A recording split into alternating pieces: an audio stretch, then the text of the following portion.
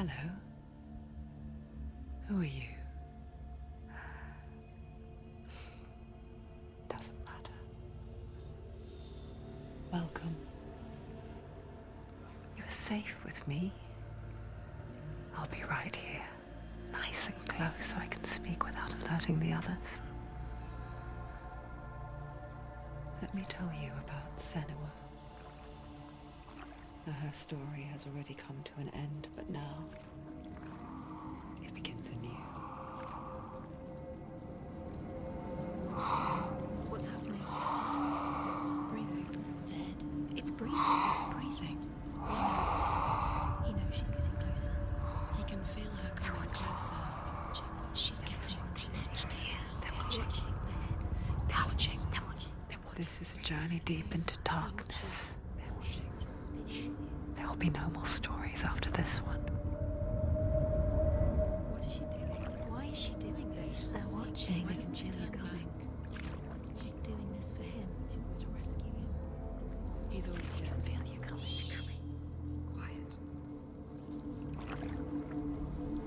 Oh, how rude of me. I never told you of the others. You hear them too, right? They've been around ever since the tragedy. Well, that's not quite true. Some are old, some are new, but they've changed. I think the darkness changed them, just like it changed her. Can you see them? Over there. Why isn't she looking? Why aren't you looking? He's in hell high. Look, up ahead. Hell high. You see it too? You promised you gave. Yes. It is real after all. She's finally arrived in the land of mist and fog. The place the Northmen call Hell. Turn back. Go back. Go back. It's not safe. Go back. It's not safe. It's there. They're here.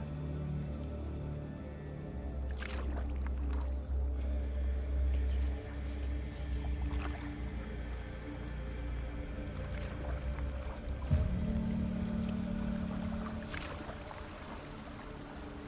Look around and you'll see them. The drowned, the sick, the slain. Here they lie, rotting in the fields and rivers of hell. But the dead don't always lie still here. This is not a place of rest. You can't do this. Go back. Go back. They're going to do that to you. Can you see them? Can you see them? They're going to do that to you.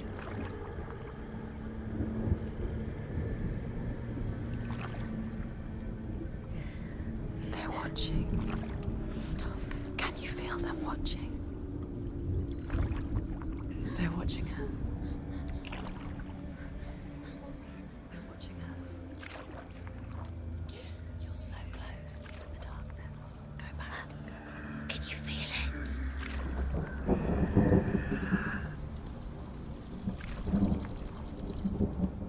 What is she thinking? I can tell you. She's afraid. Wouldn't you be? You'd think she would get used to it by now after so many years. But the darkness, it just builds onto itself, growing stronger, towering over her. You might try and ignore it, turn away. It's always there, just out of sight, where you're most vulnerable. It's like it knows that just enough light is all you need to see its suffocating power.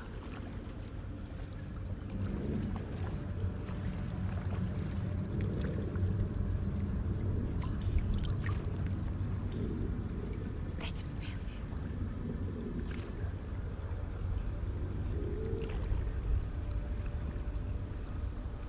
you. You might think she's brave to go on this journey on her own, but it isn't bravery that drives her.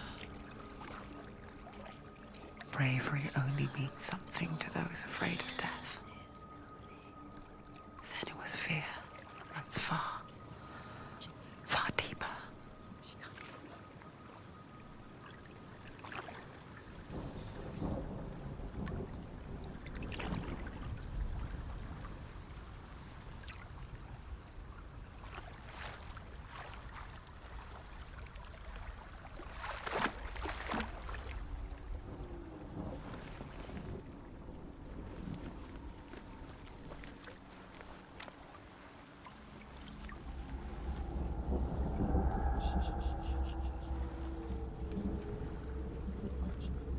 What is she looking at?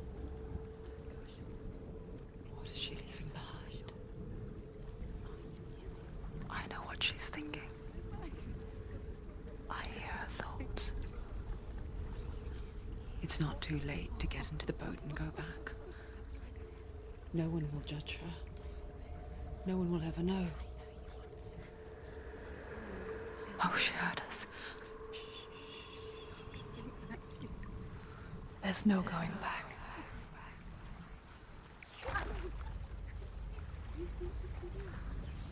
You can't do it. Senua pushes away a world that conspired to cause so much suffering. There's nothing to go back to, and worse to look forward to.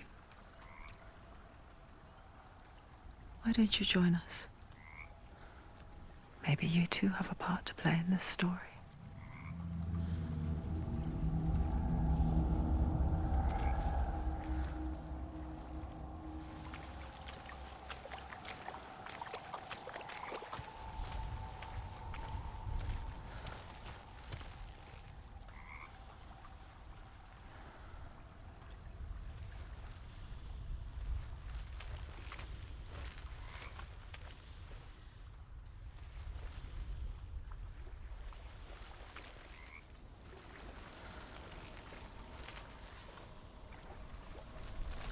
Focus.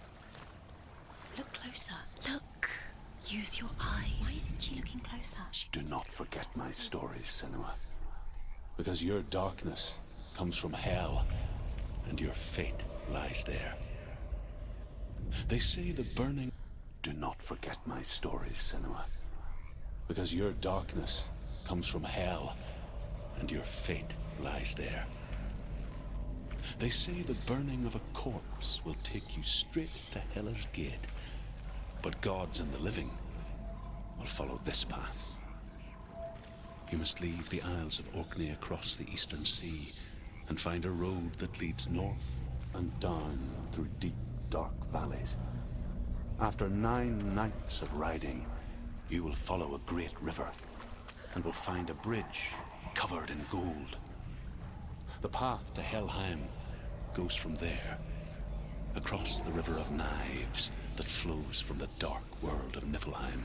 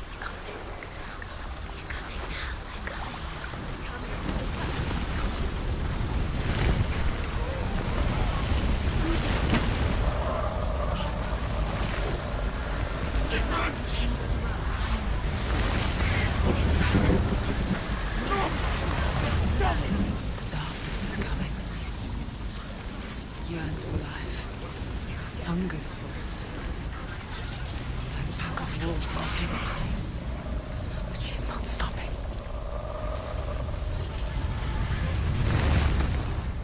Not this time.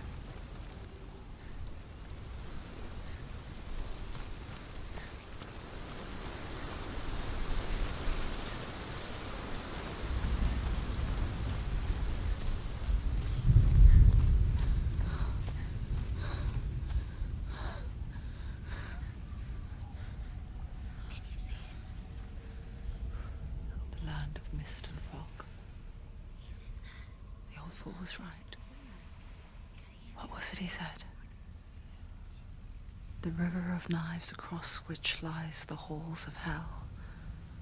The place they call Helheim. He's lost. He's lost. Where are you?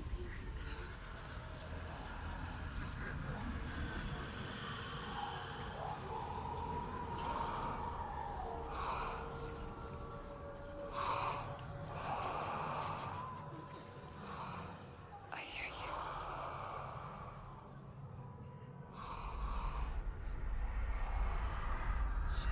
He's there, you know it. There's no doubt about it. The source of the darkness is in Helheim. And the goddess Hela holds his soul there. Her dear beloved, Dillian.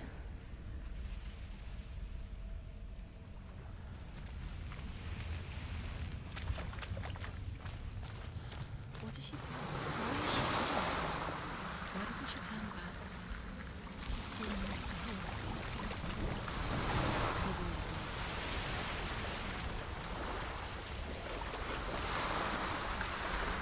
His soul still lives. She needs to save his soul. She wants her soul to be at peace. She needs to learn to rest. He's impotent. She can stay. There's nothing she can do. She'll never make it.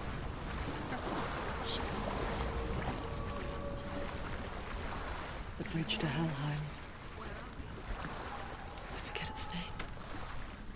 She forgets too. But she does remember that only the dead may cross it. That part wasn't so easy to forget. The old fool said there was a hidden path to it. Let's see, shall we?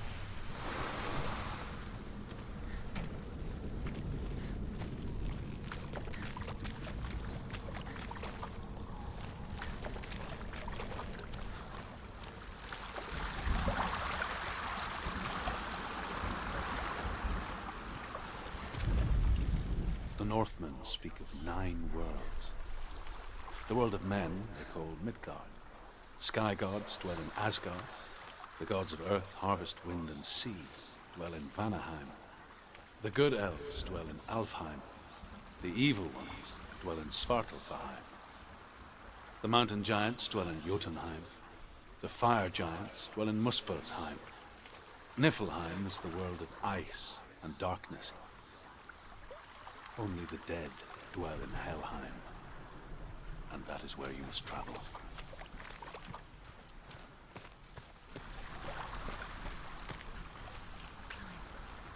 She has to climb up there. She has to climb up somewhere. What's up there? Climb up there. Look down. Look down. That's it. That's the way.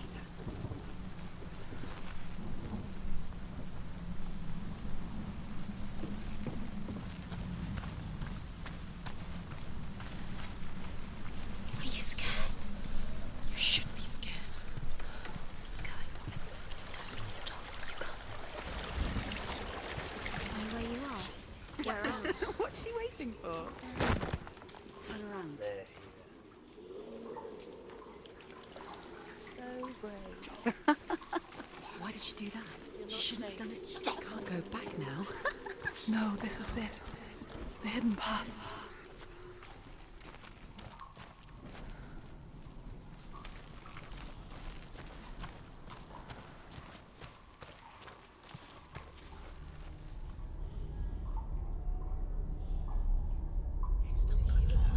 It's going to hurt you.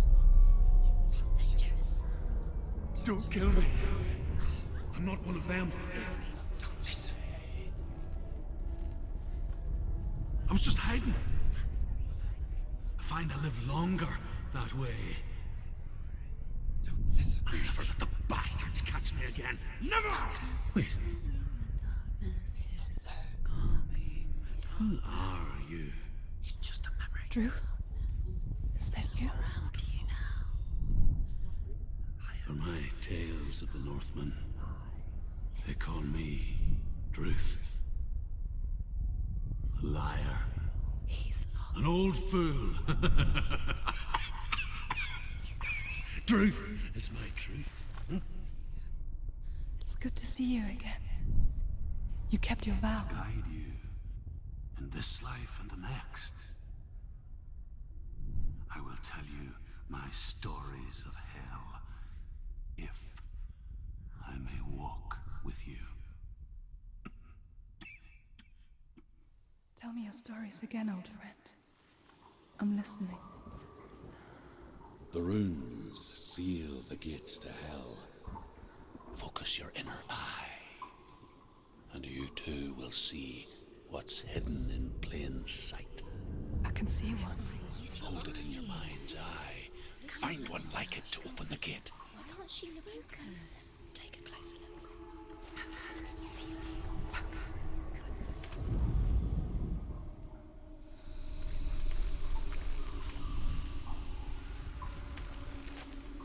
It's just like It's near. Focus, and you will find it. Look towards the gate, and the gate will open.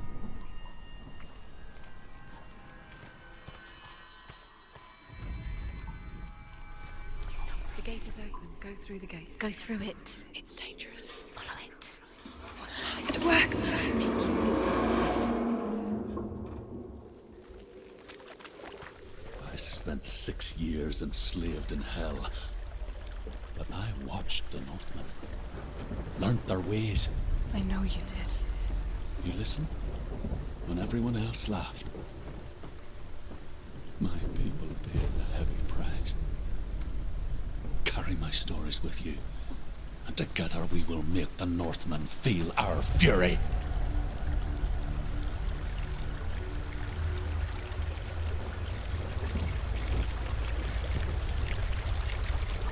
Another voice joins us. She was trying to make them go away. Pretend they weren't real. But what good is that? When we are always here.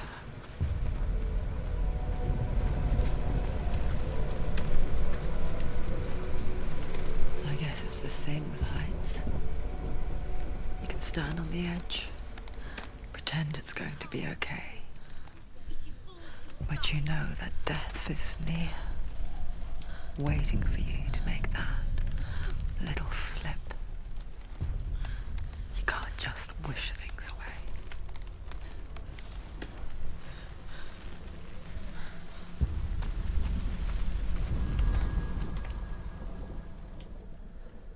The world of the dead is ruled by the giantess, Hela, daughter of Loki.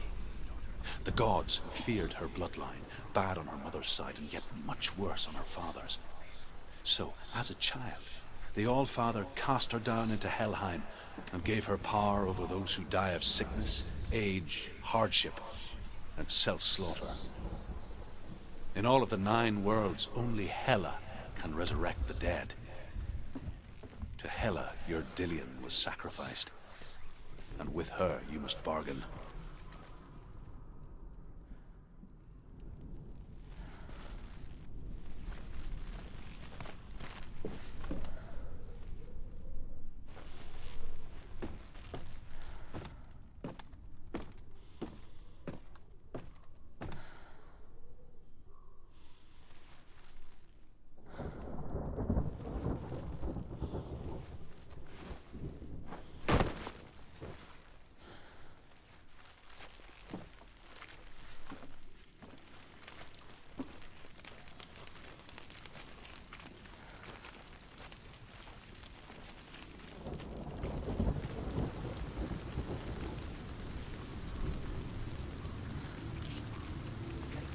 Stay back. Look at it. You have to open it. The gate to Helheim divides the living from the dead. Is that the face of Hela herself? The half-rotten goddess that rules over Helheim. Whatever horrors lie behind that door, she must find him.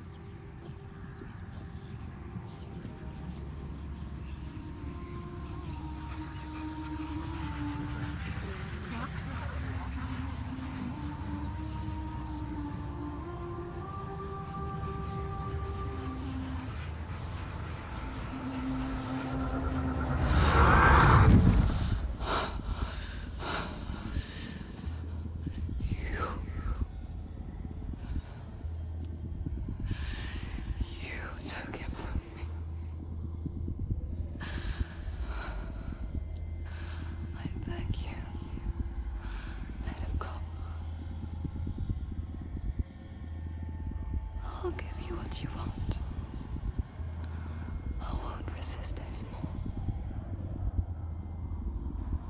Just give him back.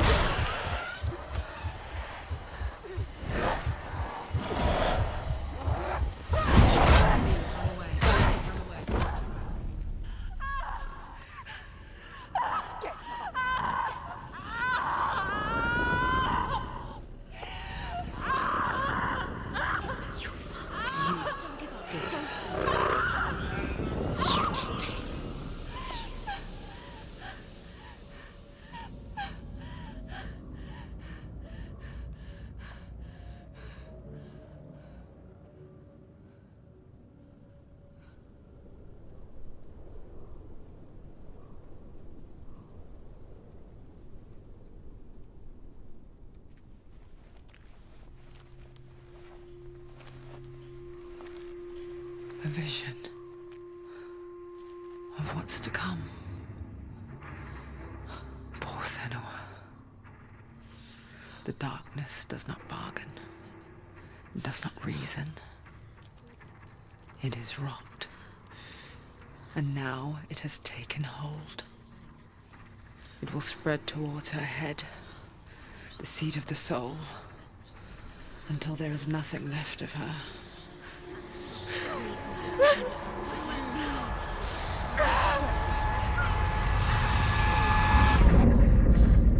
All of her suffering will have been for nothing. It's just a matter of time.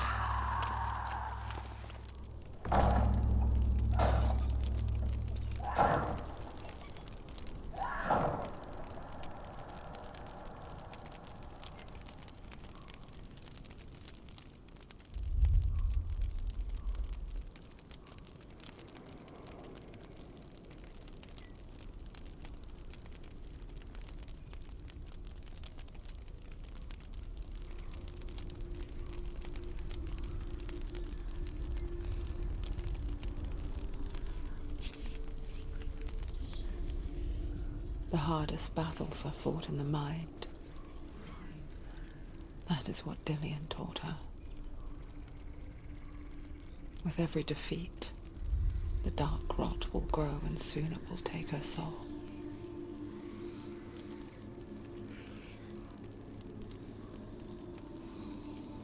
But for now, at least, she still has control of her mind. And she will fulfill her vow, whatever the cost.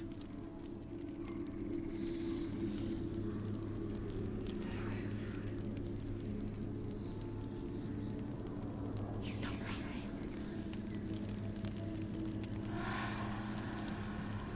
Listen to me, Senua.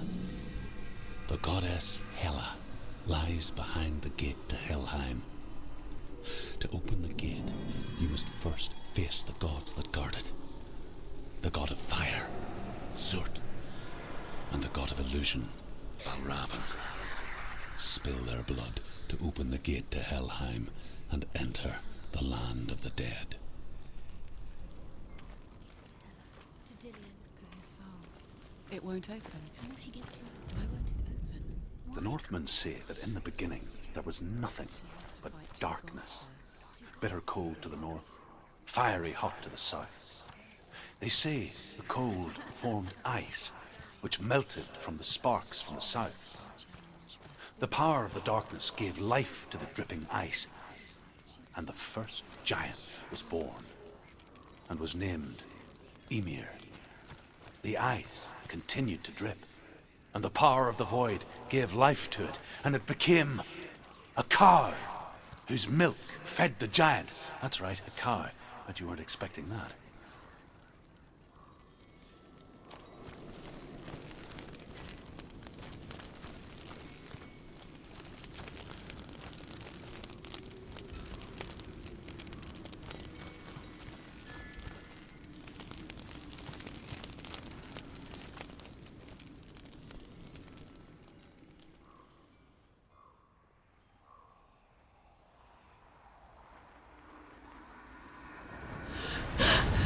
Surt, the fire giant, has answered. He comes from a land older than mankind. And the Northmen call upon his flaming sword to raise their enemies to the ground.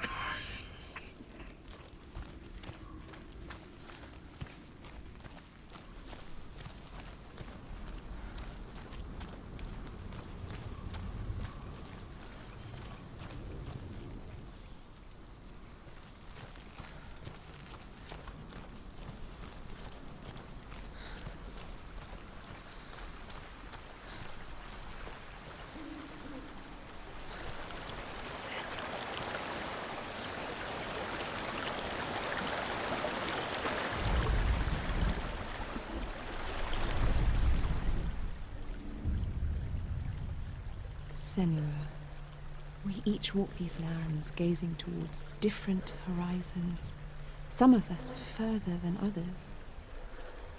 Your father cannot see what you see, but there is nothing wrong with seeing the world the way you do.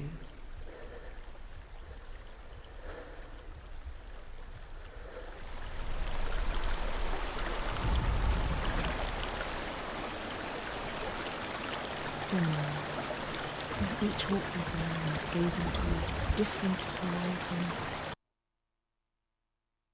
Some of us further than others. Your father cannot see what you see, but there is nothing wrong with seeing the world the way you do.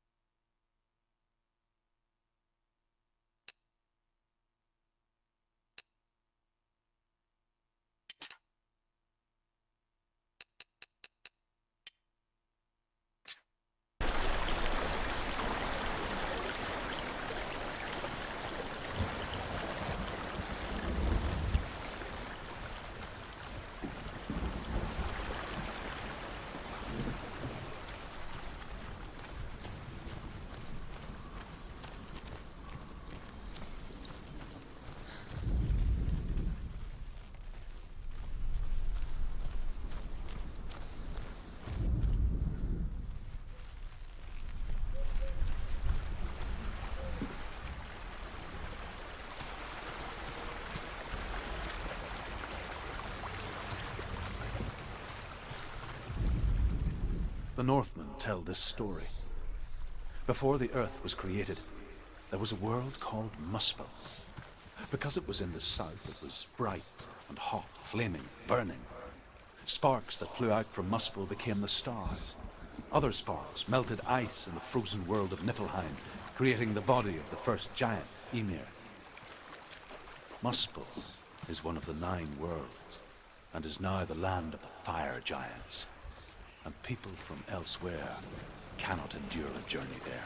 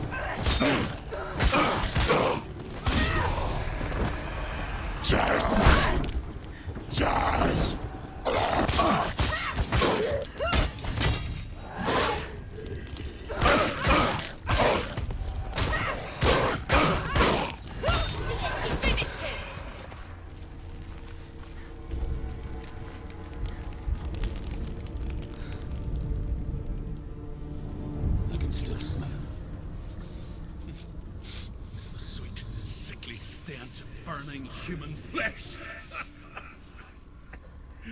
And I still hear their cries carried in the wind. You hear them too, Senua? Yes, I heard their screams, and I still hear them now.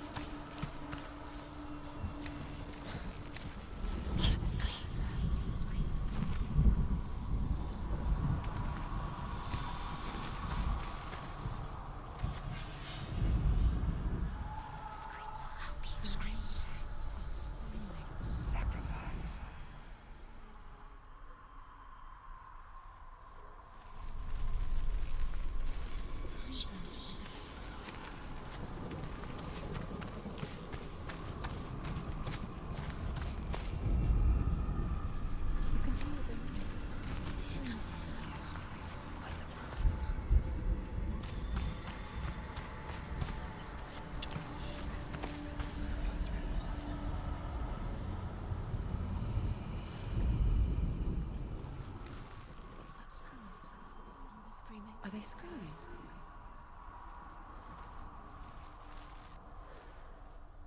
The rooms.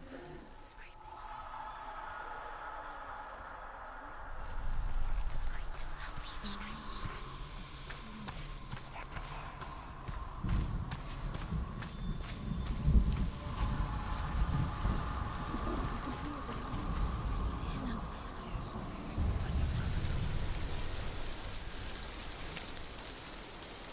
The path to Hellham is sealed for the living. But you already walk amongst the dead. Look towards the gate, and you will see that it has opened.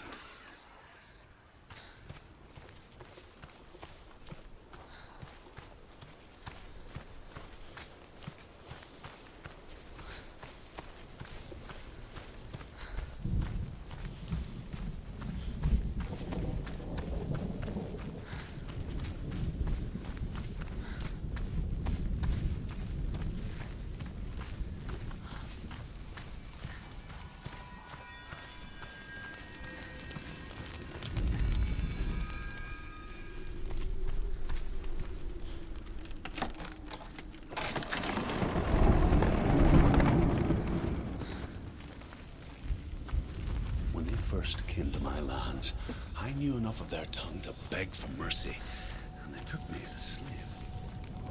I wish now that they had slaughtered me like the others. I rode their storm of fire, death, and slavery to many lands. This darkness you speak of, I know it well. And I'm still here to fight it.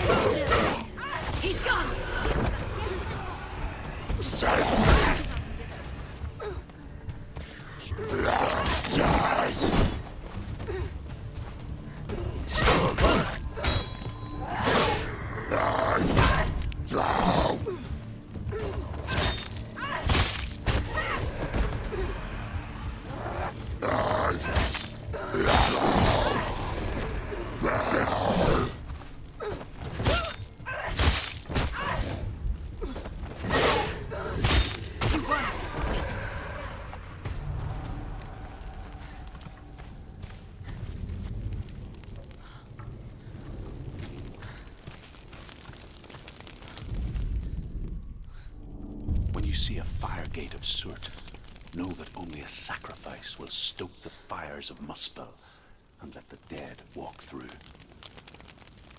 Find the fire, Senua, to follow the path to Surt.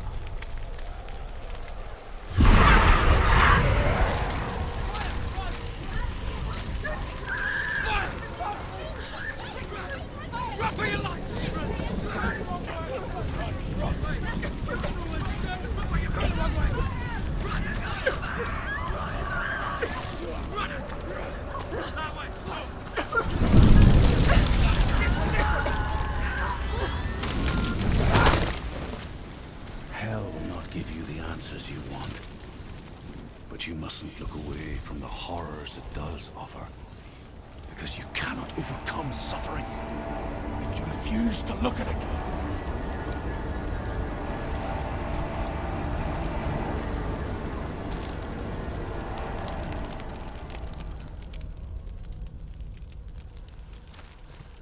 What's happening? Where's the fire gone? Where's it gone? The fire's disappeared. It was everywhere. Maybe the pyre. Cert is through there. He's waiting for her. You can't get through. How will she get through? She'll need to find another way. Truth, sound. Find your own path. There's always another way. There's always a way. Find your own way. You just have to find it. Cert is waiting for you. It was never going to be that easy. He's waiting. Cert is waiting for Can't you. get through. Find him. The pyre.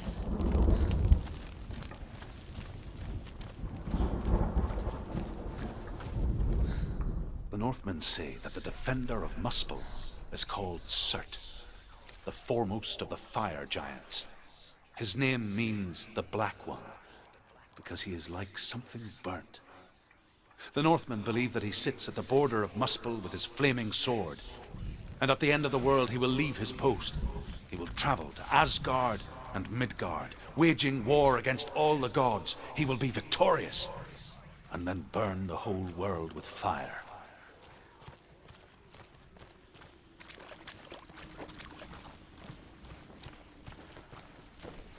Another gate. Another gate. She needs to find it. Another fire sacrifice. Another fire sacrifice. Find the fire, Senua, to follow the path to Surt.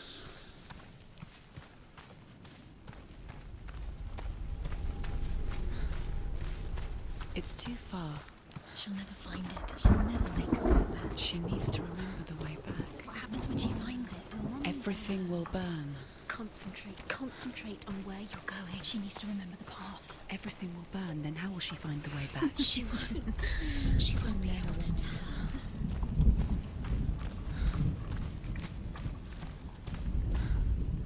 The Northmen believe that the world will be destroyed someday. They call it Ragnarok, the destiny of the gods. Asgard will be attacked by Surt and the fire giants. A monstrous wolf will swallow the sun, and the gods will fight in vain against their enemies. There is nothing they can do to prevent it. But Odin ever seeks knowledge and magic, hoping to find a way to postpone that dark day.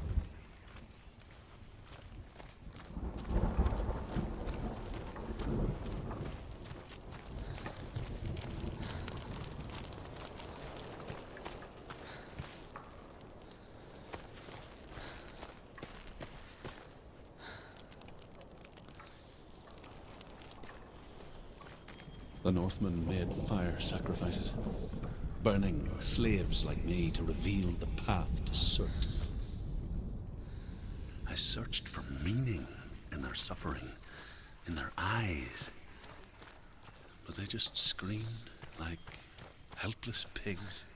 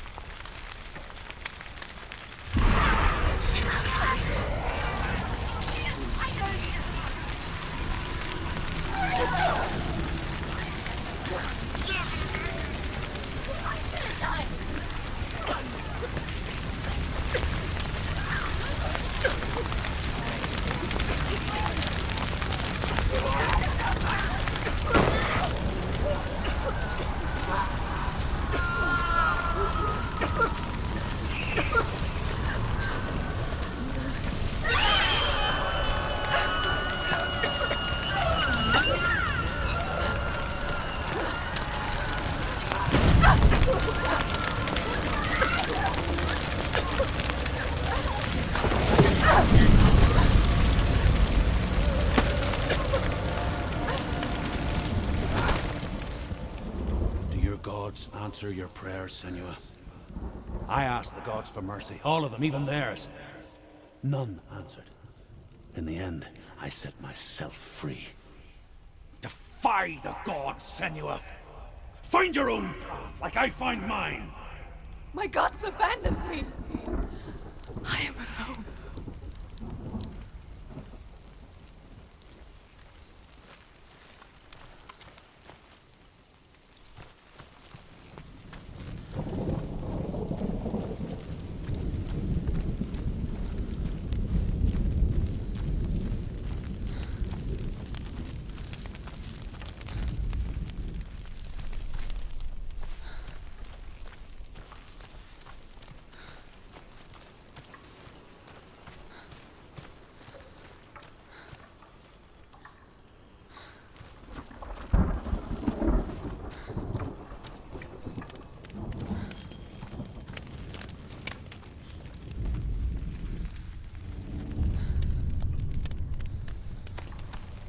The Northmen of Hell worship the Devourers, insatiable gods of darkness.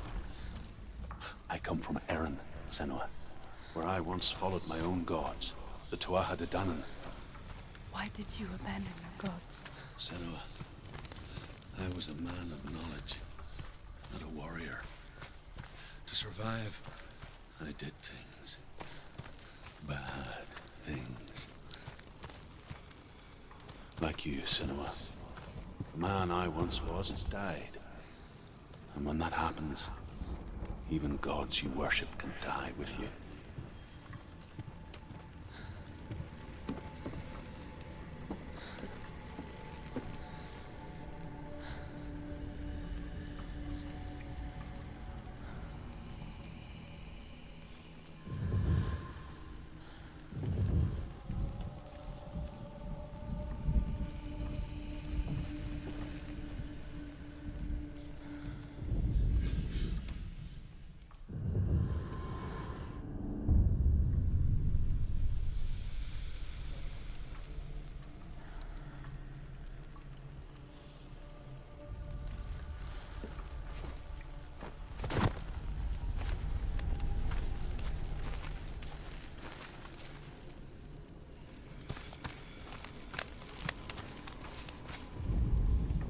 The Northmen say that at Ragnarok, the sons of Muspel will travel to battle in the ship called Naglfar, the corpse ship. And when the sons of Muspel leave the ship and ride to battle, it will be as though the sky had split open, and Surt will lead them. Wherever he goes, flame will erupt before him, and fires will burn behind him.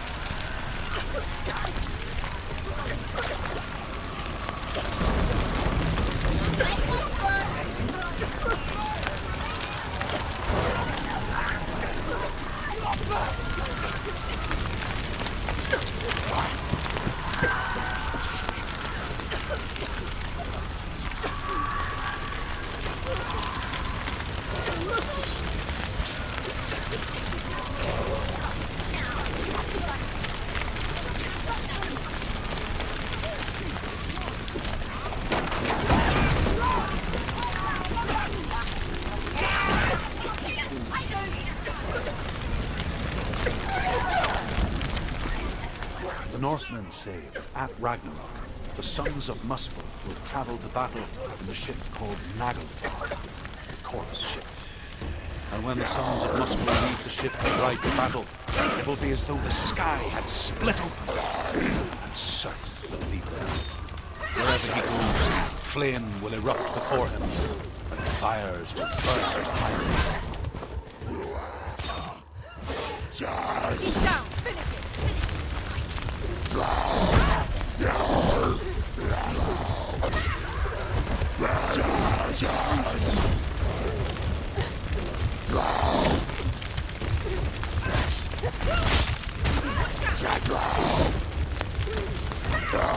Surprise him!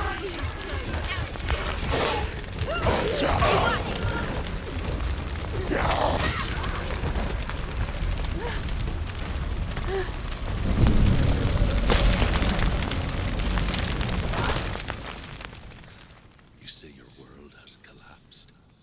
Good. Let it collapse, and have the courage to shed your tears. Raise your world to the prime! My world is dead. Only then, as with a newborn, will you see the world anew. No, I see nothing now.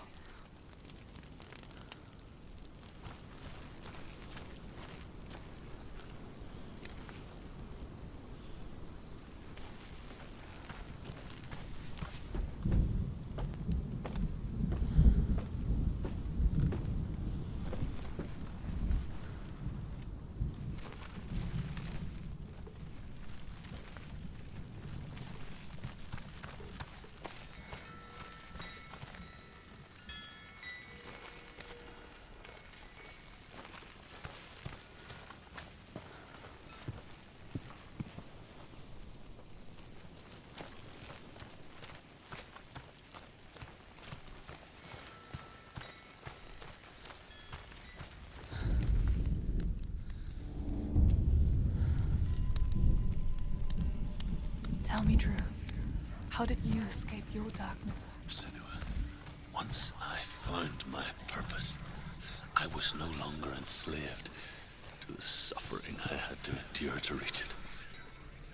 Unclouded by fear, I could see it clearly in others. Even my captors feared the fire of Surt. And so, during one raid, I took my chance and ran, knowing that they would not follow. The fool ran into the fire. They left me for dead. Maybe they were right to. But here I am. Free. I'm glad I found you in the wilds. I wouldn't have made it without you.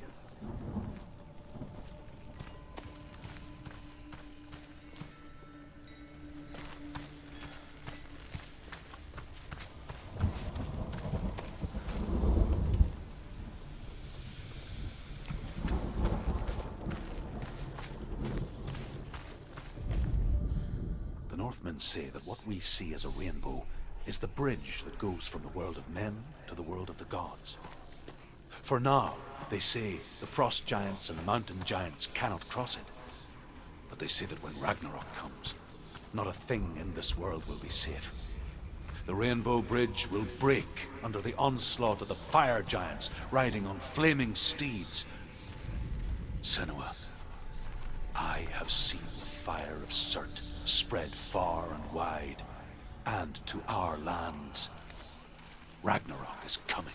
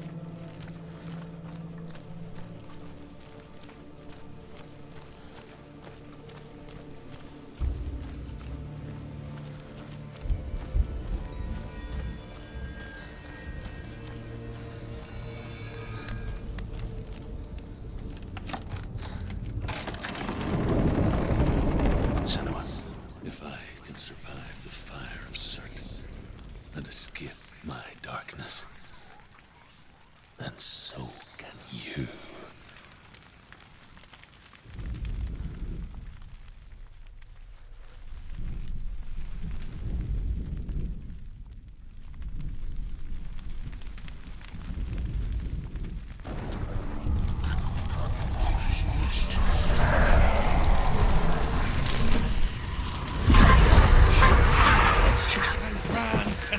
Run!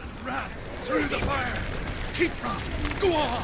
Nothing will stop me! Run, Senua!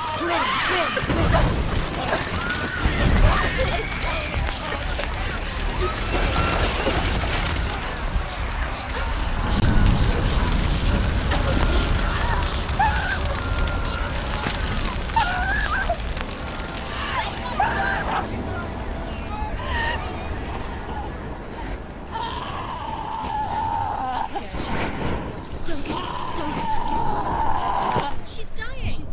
It's him. It's him.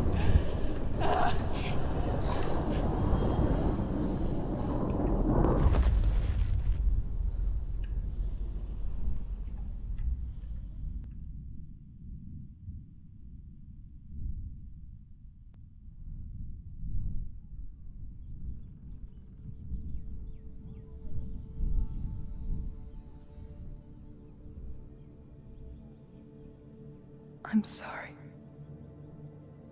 I'm so sorry.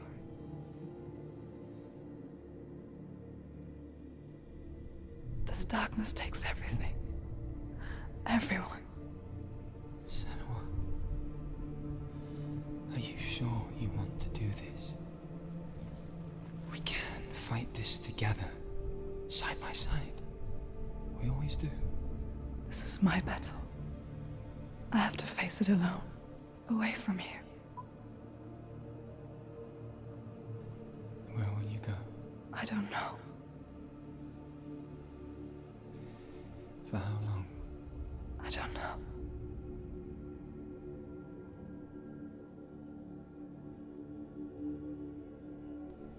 I believe in you. You know that.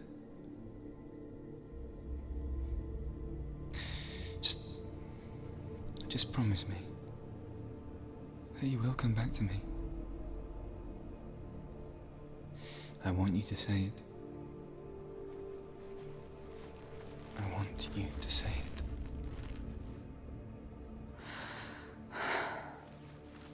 I will come back to you. I promise.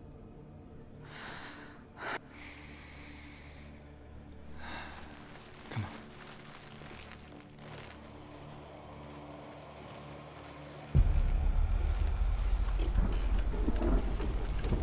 Spill the blood of Celtic. Take his mark, and I will cheer you from the underworld and forever be in your debt. You destroyed everything, everyone, but not me. Fight now!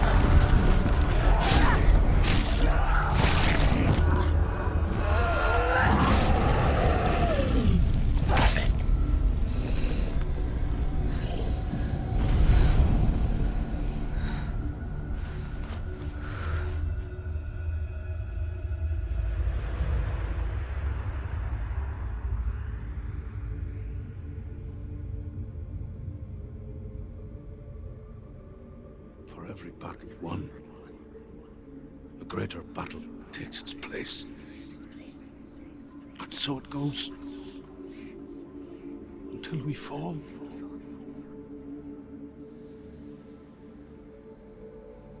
And in the end,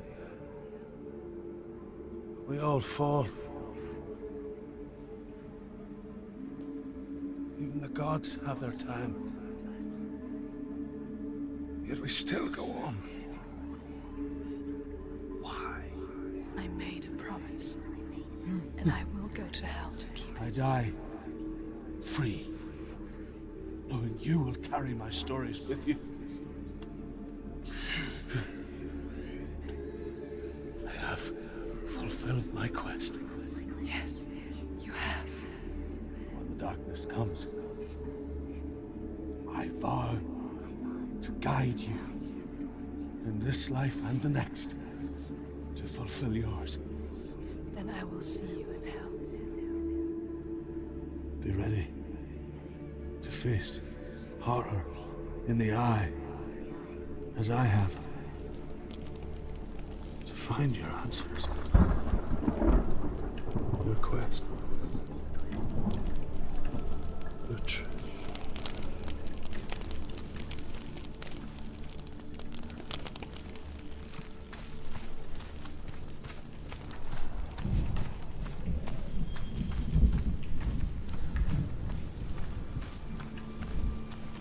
Druth was a troubled man.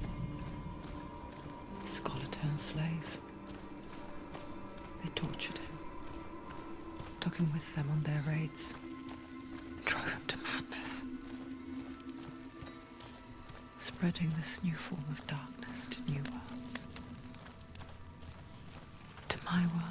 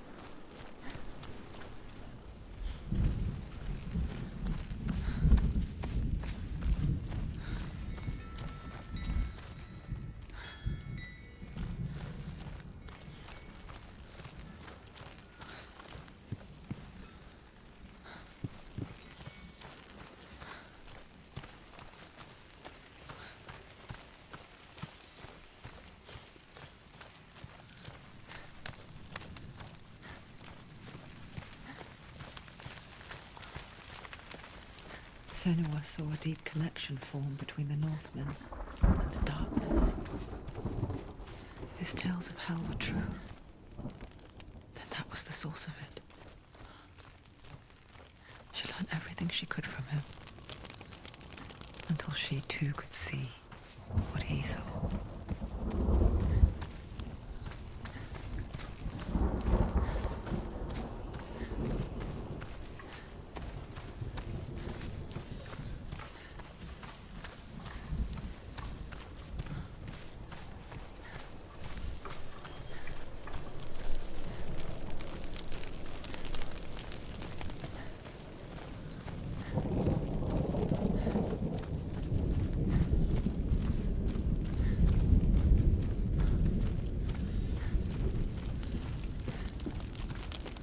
Have you ever died before?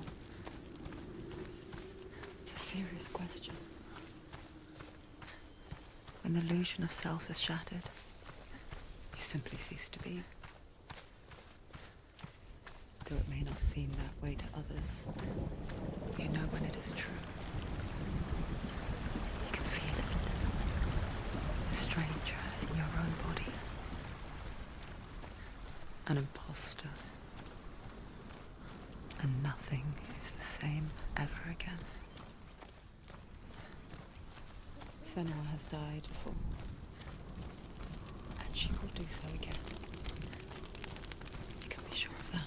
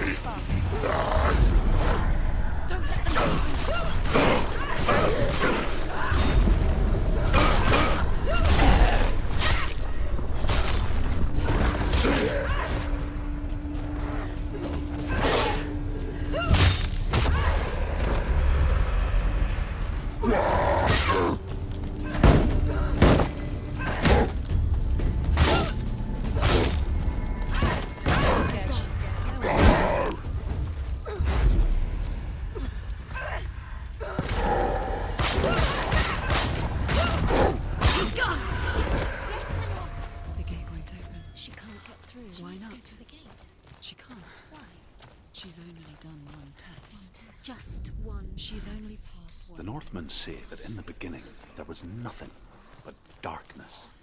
Bitter cold to the north, fiery hot to the south. Valravan, ancestor of the seers and master of ravens. He hunts his prey with his powers of illusion and feasts on their remains.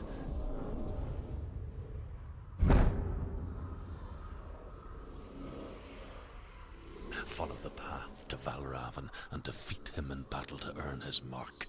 The gate to Helheim cannot be opened without it.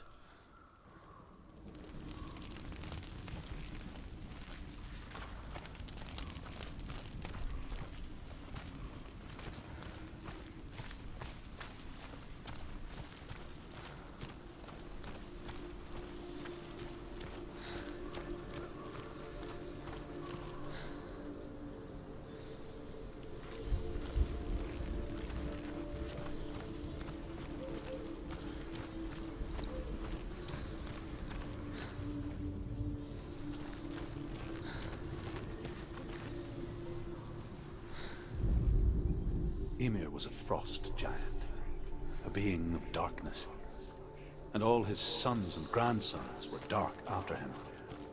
Of his daughters and granddaughters, some were monstrous, but others fair. But there was another who came from the ice. Buri. In shape, he was like a man, big and powerful.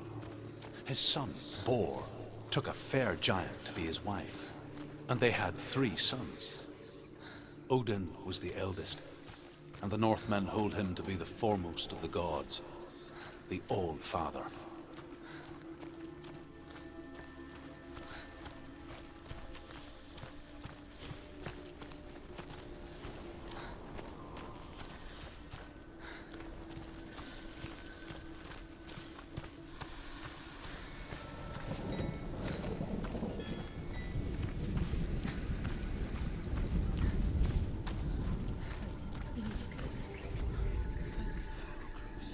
Illusion hides the path to Valravan.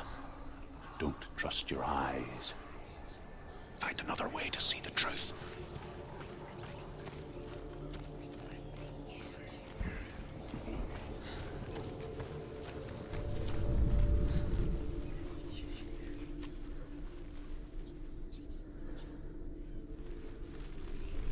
What's that? It's a door. Push it. Push it. Push it. Come on. Come on. Push it. She did it. She did it. She did it.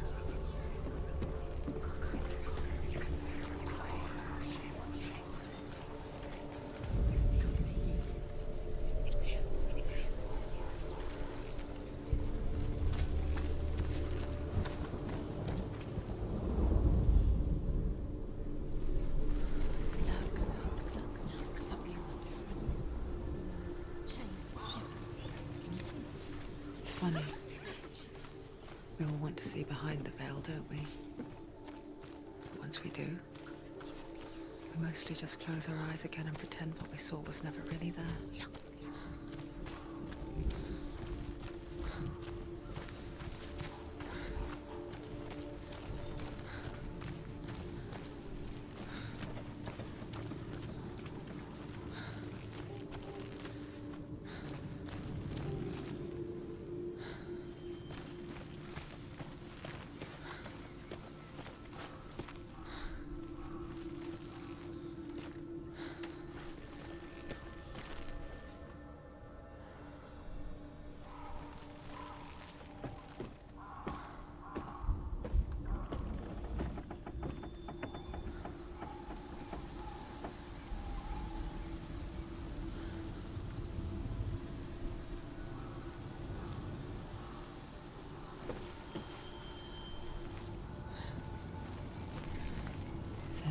Could close her eyes, however hard she tried, begged.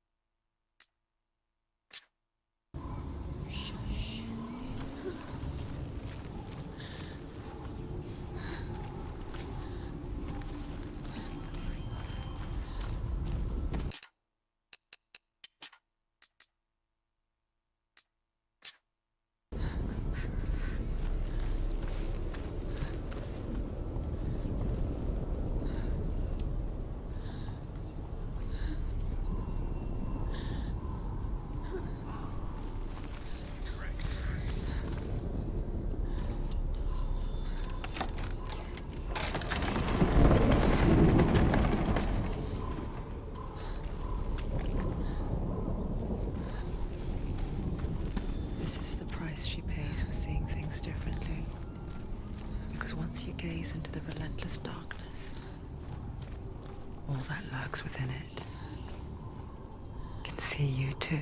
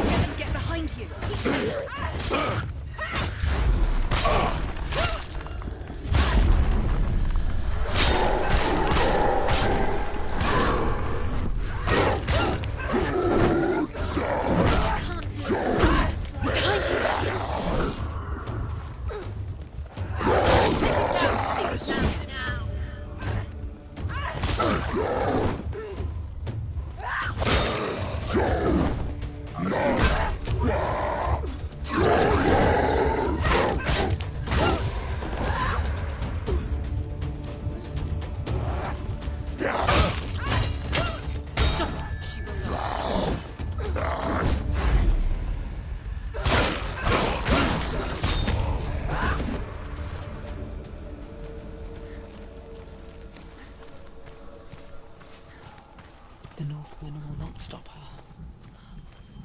She will find what she's looking for.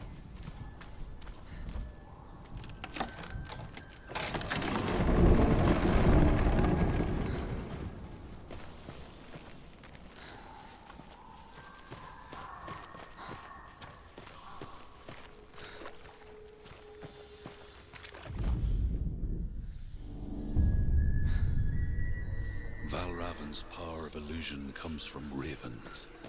Align the ravens to break his magic seal. Show me what you have seen, Truth. Look how much it's changed. It's all different.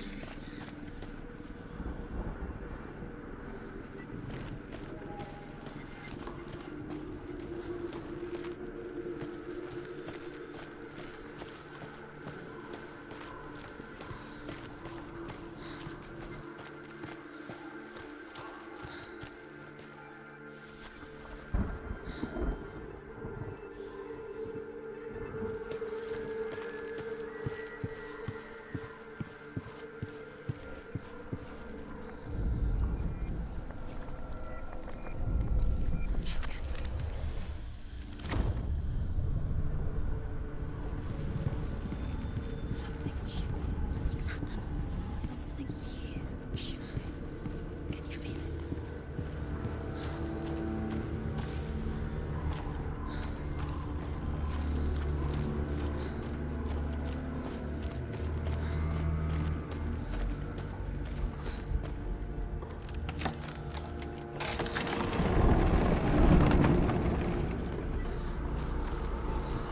Do you feel it too? It's like crossing into another world that looks the same but feels different.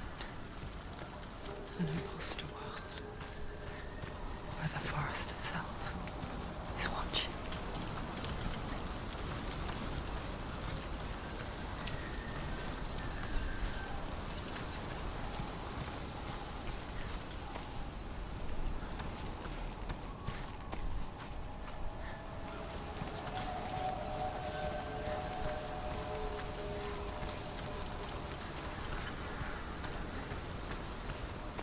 Another gate. Another gate. You know what to do. Stay back. It's not safe. Don't listen to them. Listen. To break the seal, align the ravens with the mark of Valravan.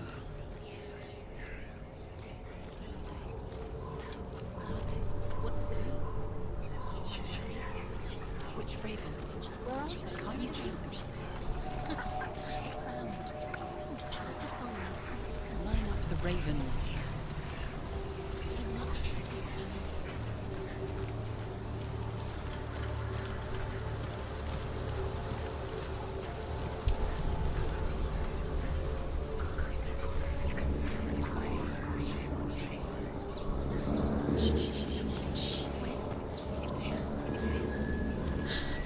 I hear something. If you hear the song of Valravan, follow it, and it will lead you to him. But be aware of his illusions. You can't always trust your eyes.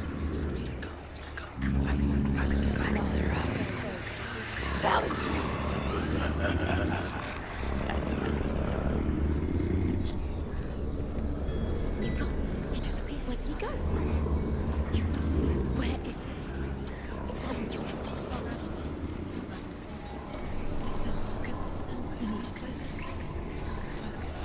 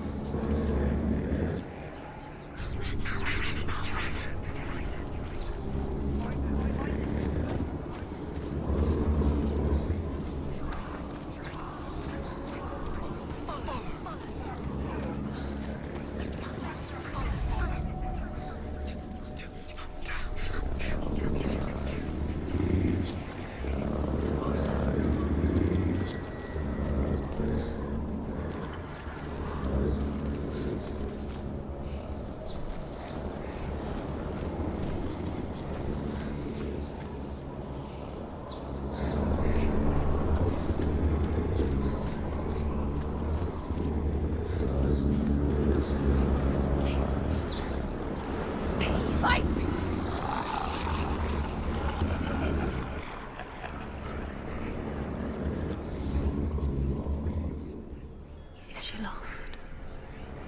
Wouldn't be the first time.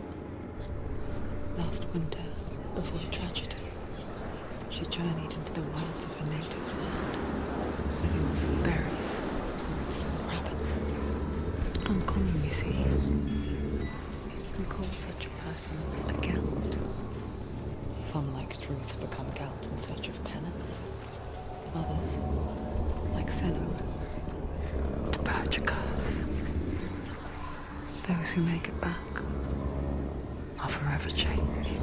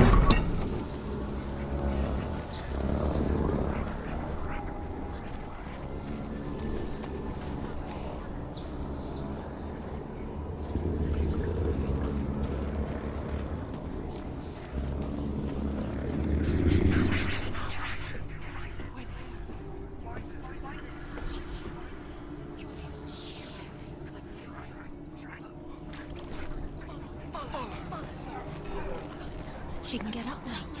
What's happening? She can get up now. How can she get up? Must be magic. Dark magic. A trick. Raven. Tricking her. Raven. How can she get out? Bait. It's him. Dark magic draws her closer. Raven's magic. It's not him. He's helping her. It's not him. It's a trick. She's doing it on her own. He's not tricking her. It's magic. It's an illusion.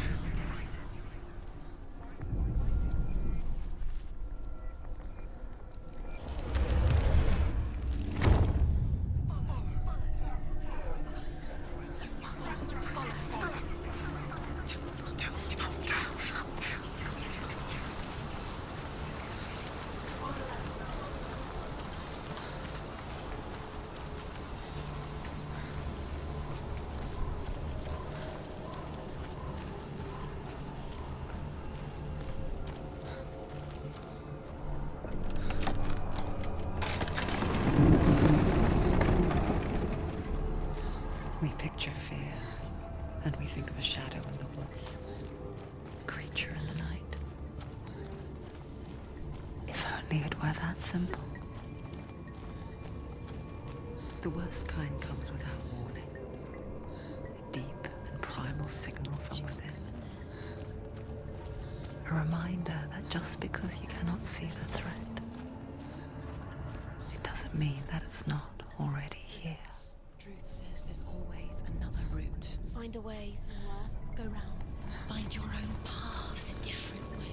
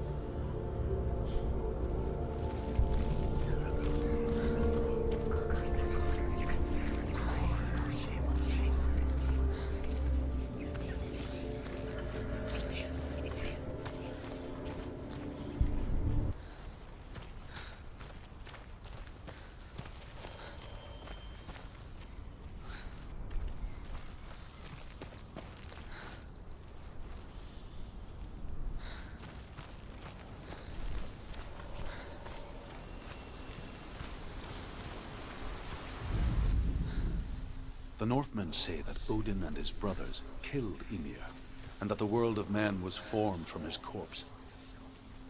They made his bones into stone, and his flesh into earth, and his blood into the salt sea.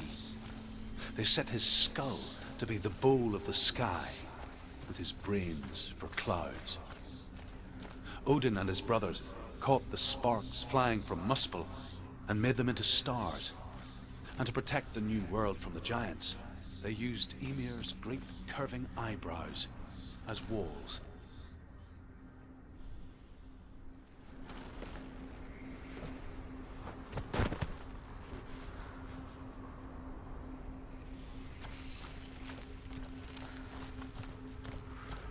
Do you know what it's like to leave everything behind? Your home, loved ones, to head deep into the wilds, perhaps never to return. Senua does. Because when darkness speaks, it changes everything. Turning home into a foreign land and loved ones into strangers. Exile makes sense when you realize that you were never really home in the first place.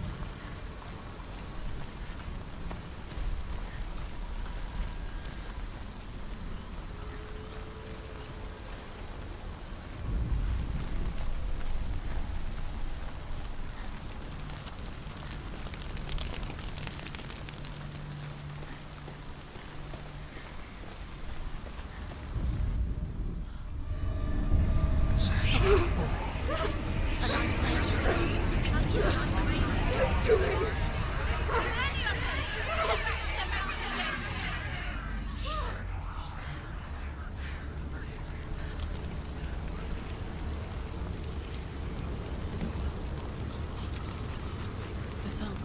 Valravan's song. It's over here. It's over here. Is that?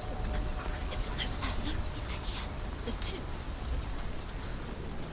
Listen, focus. Listen. It's magic. It's magic. This reminds her of somewhere. The forest. Where? Which forest? The forest in the wilds. The wilds. She left Delia. She went to the wilds a long time ago. Why did she go to the wilds? She wanted to fight her own darkness. She thought she could beat her own darkness. Did she beat her darkness? No. It nearly killed her, but she tried. Druth helped her. If it wasn't for Druth, she'd She'd be dead. She can't beat her own darkness. She wanted to marry Delia. She came to beat her own darkness and marry Delia. But it didn't work. She thought her curse would affect him. She thought her curse would spread to him. She thought she'd bring the darkness to him too. She nearly died. She thought the curse made her tainted. Druth helped her.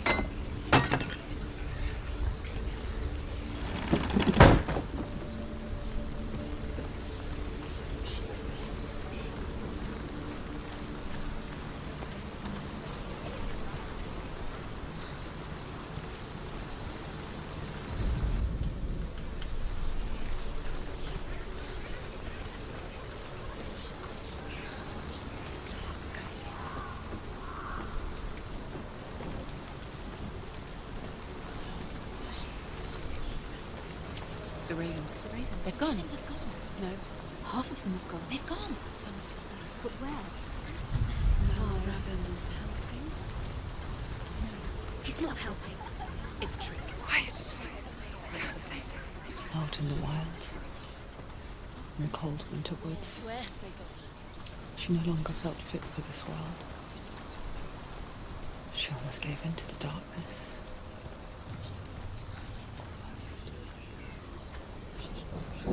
She remembered Dillian's words. She remembered her promise. She resolved to fight on and kill that which had become a part of her.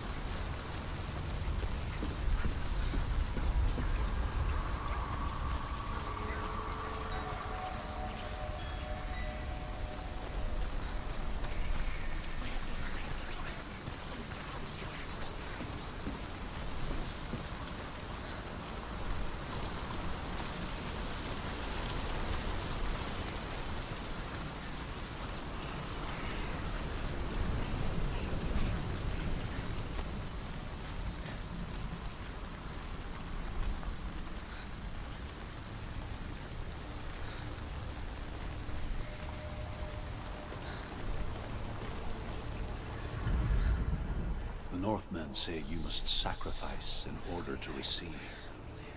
They tell how the runes were revealed to Odin only in sacrifice. He hung himself from the world tree, and he stabbed himself with a spear, and he dedicated the sacrifice to himself. For 9 nights he hung on the tree without food or drink, and at last he saw the runes below him. He gave a cry and gathered them in his mind and learned their meaning. Then he fell from the tree.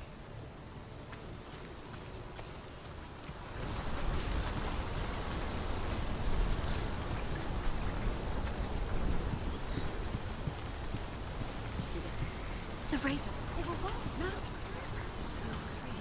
There's three. Where have they gone? She did it, doesn't he? Looking back, I was so naive to think she could banish it on her own. The further she saw into the darkness, the more she struggled to see anything at all. And the gloom, the smallest hints of shape, sound, thought, grew in strength until they consumed her whole. Before she knew it, the darkness had her in its claws.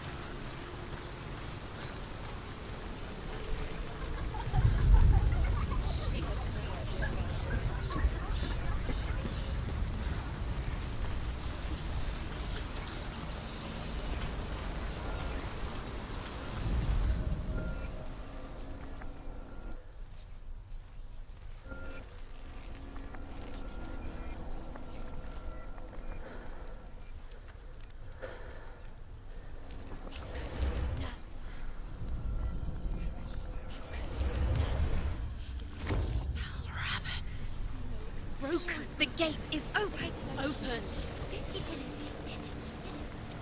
There is no such thing as victory when it comes to the darkness. It's like it doesn't want to kill her. Yet, it will gnaw at her, biding its time. Only when she is at her weakest will it strike to kill. Will she find Dillion before her time comes?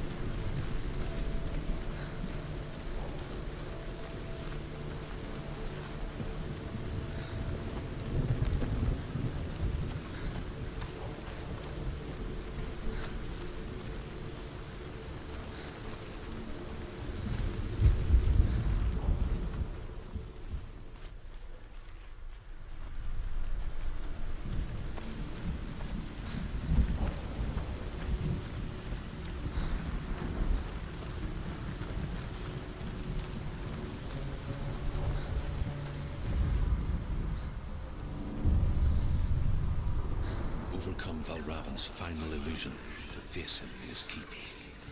I know you can do it, Senua. You have the sight. We both see the darkness. We can fight it together.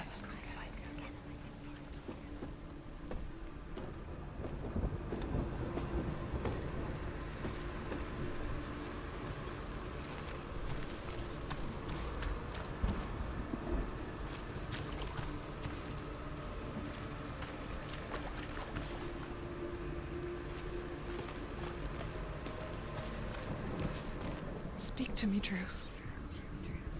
Tell me a story. Senua, listen. I will tell you the tale of a man called Findan. The Northmen captured Findan's sister, and his father sent him to pay for her release. But they took his gold, put him in chains, and held him for a day and a night without food or water. Then they released him. I don't know why. Upon his return, his father's enemies in Erin set fire to his home. His father burnt to death, and his brother was killed. But he escaped with sorrow in his heart. His father's enemies offered redress for his loss and invited him to a feast. It was at a hall near the sea. But when he went there, they betrayed him to the Northmen, who enslaved him and took him to hell. 6 years later, his slave masters landed on the shores of Orkney, burning all before them. And into that fire, Findan made his escape. What was Findan burnt away that day. But from the flames, a new man stepped forward, and Druth was born. Druth, the man that I am now. And though Findan never set eyes on his dear sister again, I, Druth, have found you, Senua. I wish you could have seen my home before these dark times.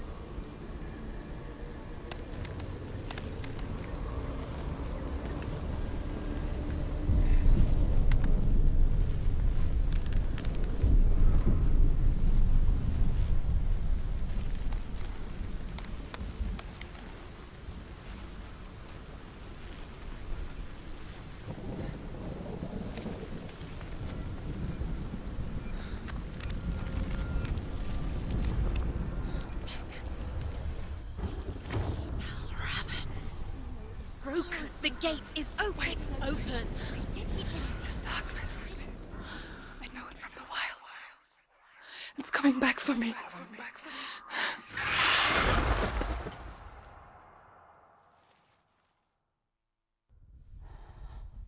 I'm still here.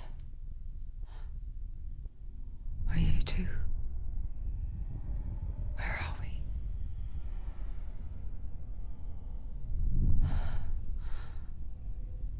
I remember.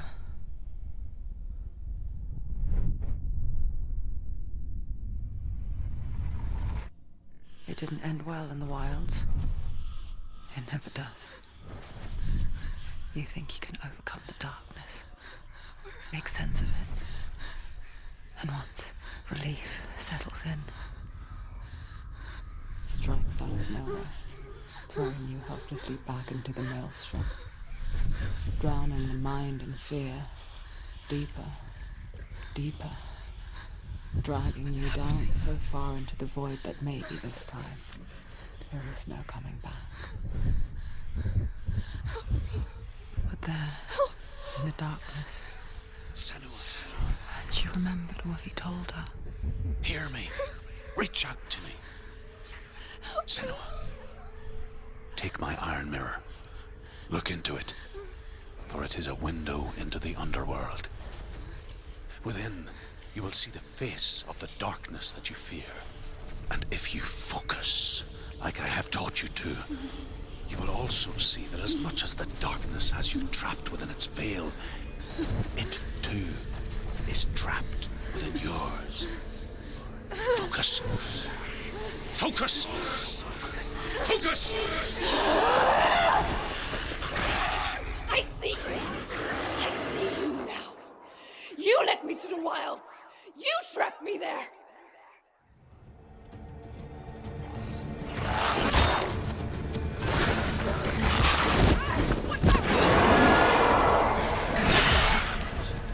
Defend yourself.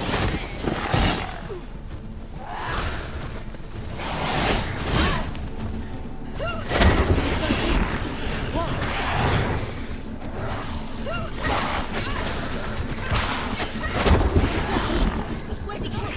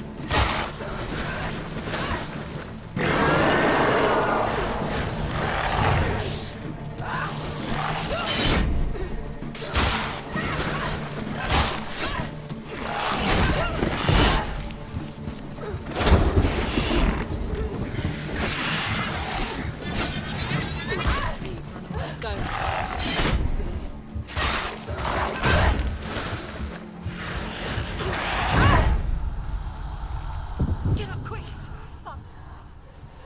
It's not over. It's not over.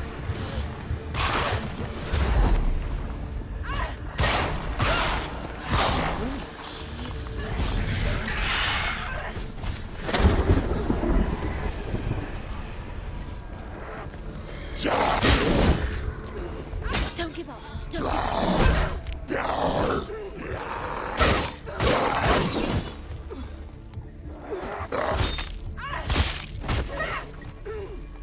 You can do it. You're close. You're the better fighter.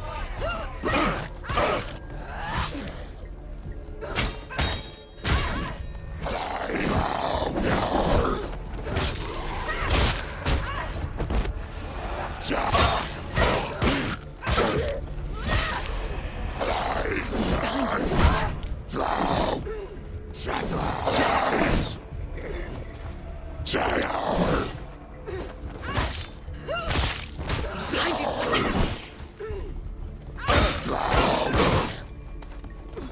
Finish this. End it now. He's finished. Too slow. He's hurt.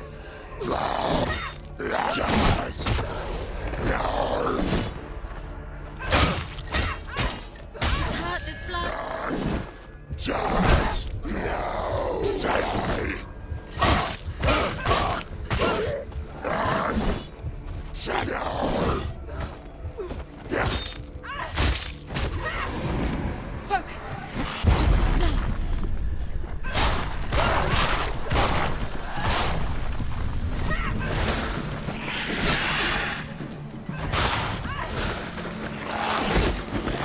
Defend yourself. Stop there.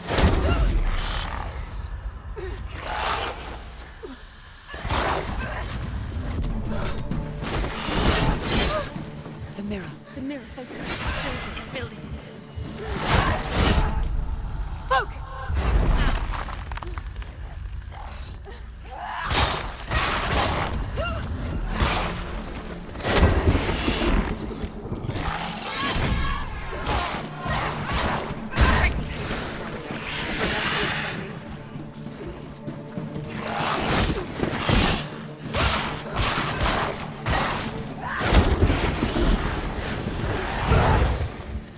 The mirror. The mirror.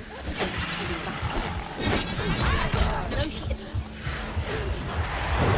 Focus!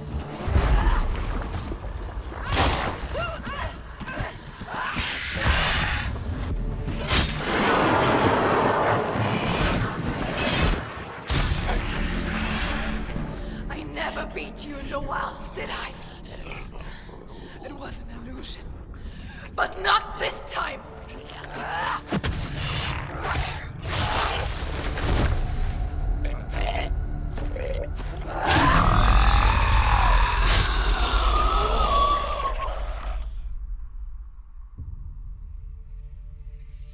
The Mark of Valravan, one of the keys to the gate to Helheim. Hold it in your mind's eye. With every battle, the darkness grows stronger. Every victory bringing her closer to defeat. Unfair, isn't it? In those dark winter nights in the wilds, there were times when she considered letting go. If it weren't for Druth, a chance encounter in the wilds, she would not have heard his stories of the Northmen. And she would not have this chance to find Dillion's soul. I'm coming. I still hear you.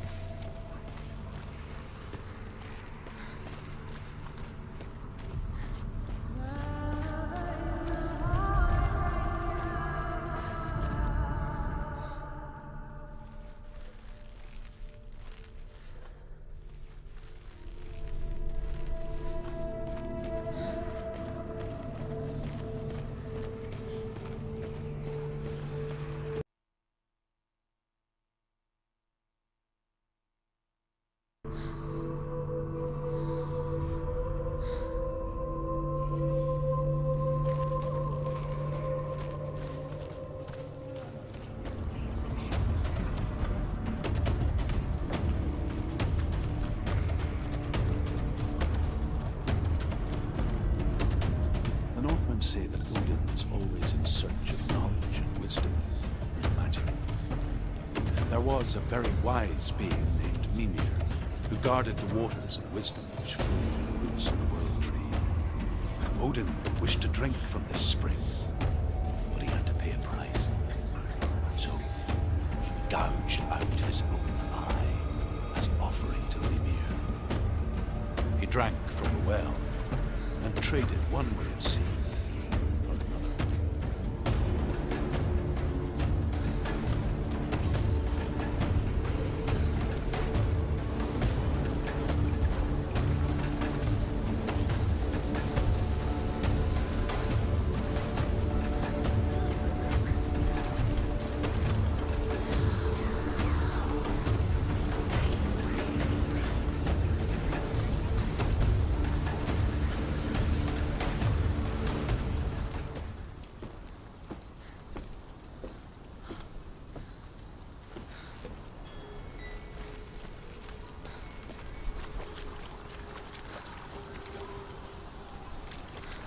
She can get up now.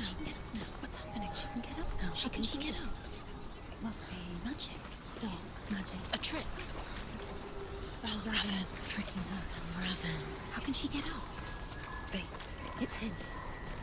Dark magic draws her closer. Raven's magic. It's not him. He's helping her. It's not him. It's a trick. She's doing it on her own. He's not tricking her. It's magic. It's an illusion.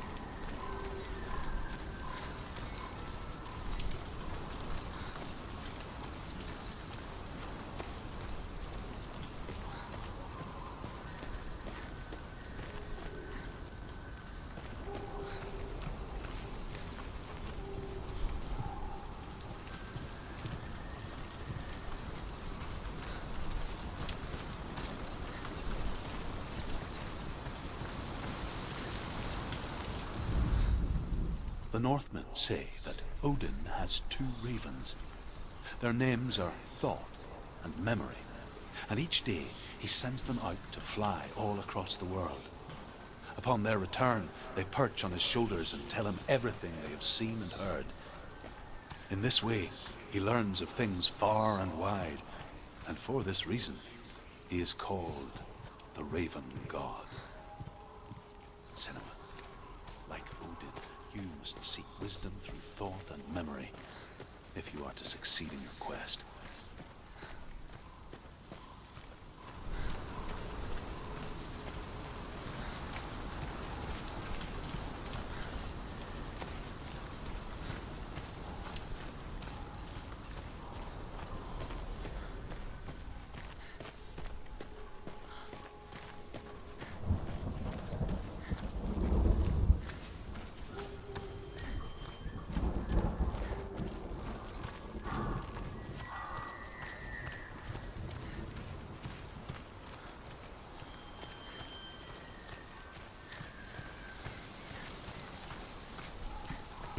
Mother.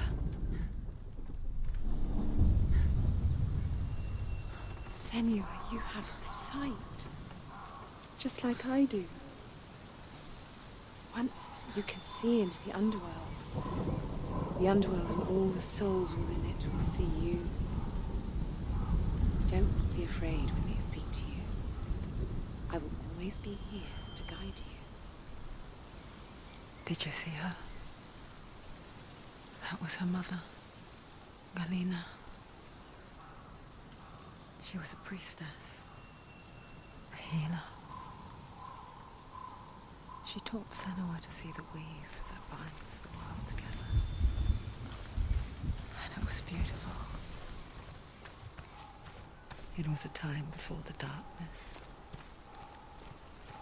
But when it did come, it first came for her mother. Senua still sees her face from time to time, hidden in the world. Like she's still watching over her.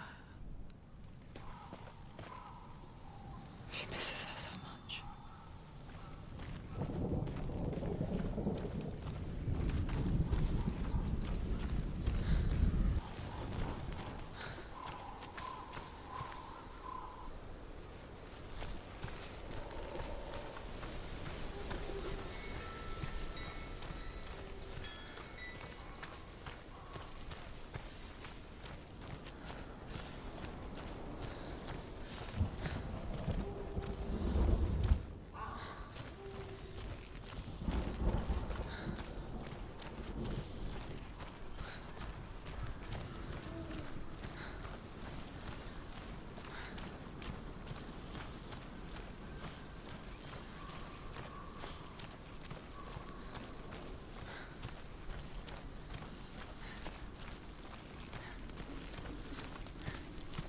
With the mark of Valravan and the mark of Surt, you may cross the bridge over the River of Knives to Helheim.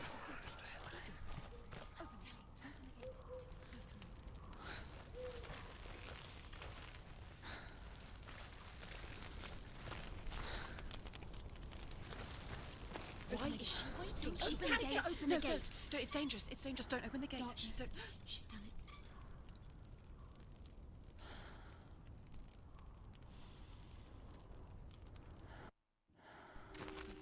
So dark. It's dark. The darkness. Only the dead may cross. Only the dead may cross Only into the hell. dead may cross.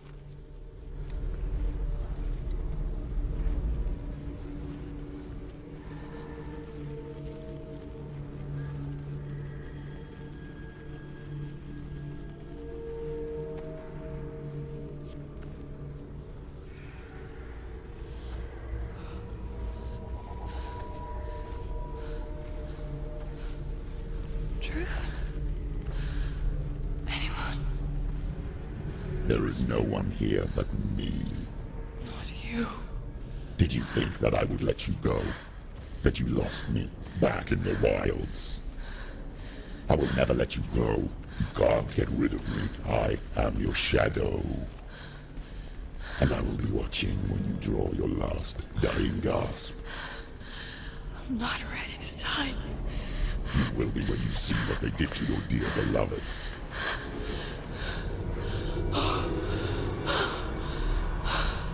Damien!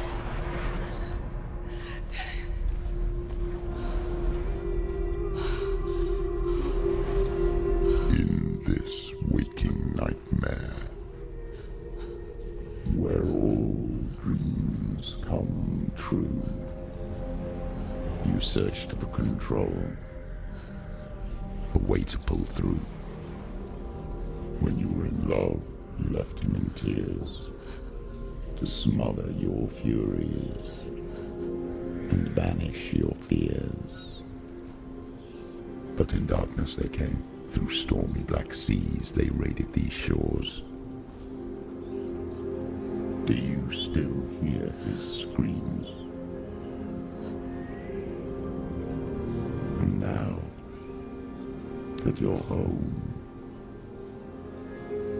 he's so far away. They've taken his soul. To these gods you cannot pray.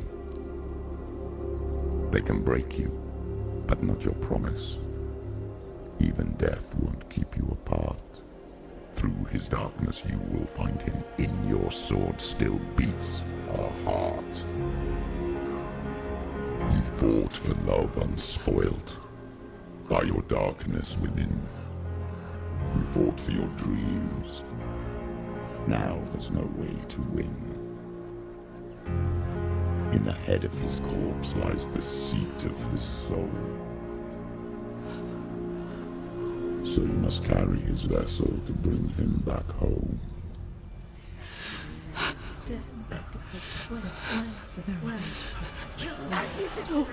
You did this! No!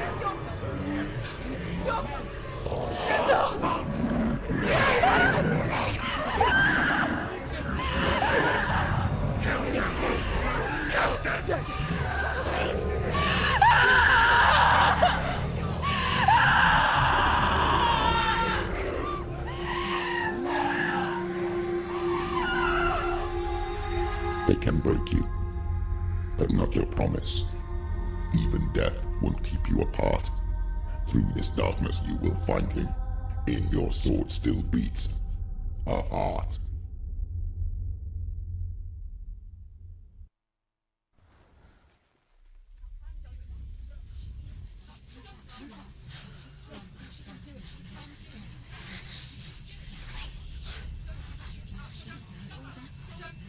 The darkness touched you. Everyone could see it in the hollows of your eyes. A gaze averted from life. You ran from it but brought it nearer. Led it to him. An endless suffering worse than death. And you wanted to surrender. Abandon and to find peace with the gods. No. The darkness won't allow it. So you will walk into the lair of the beast. Look it in the eye, and you will go to war. This is your mission. This is your quest. There is nothing else left.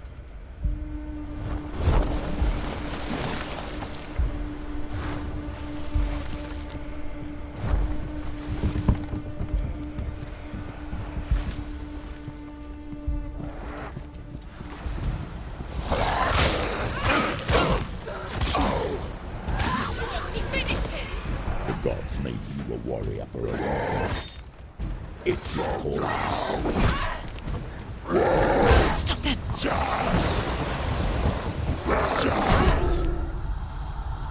Quickly get up! They're coming! She's injured. She can still do it.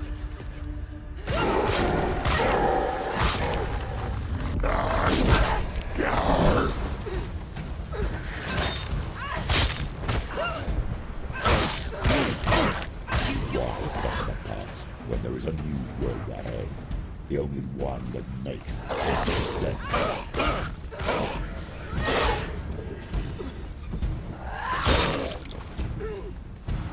They're winning.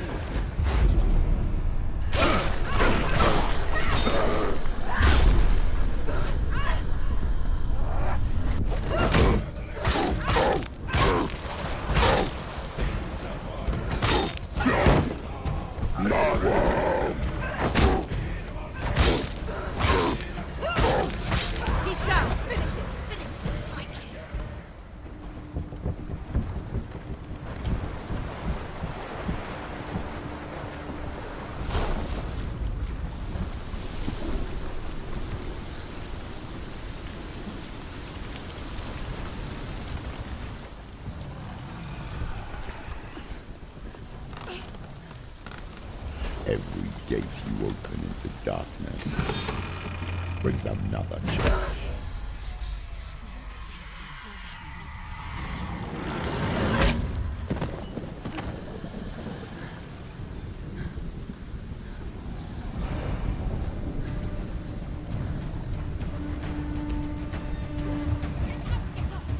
She's hurt. She's injured. She won't make it.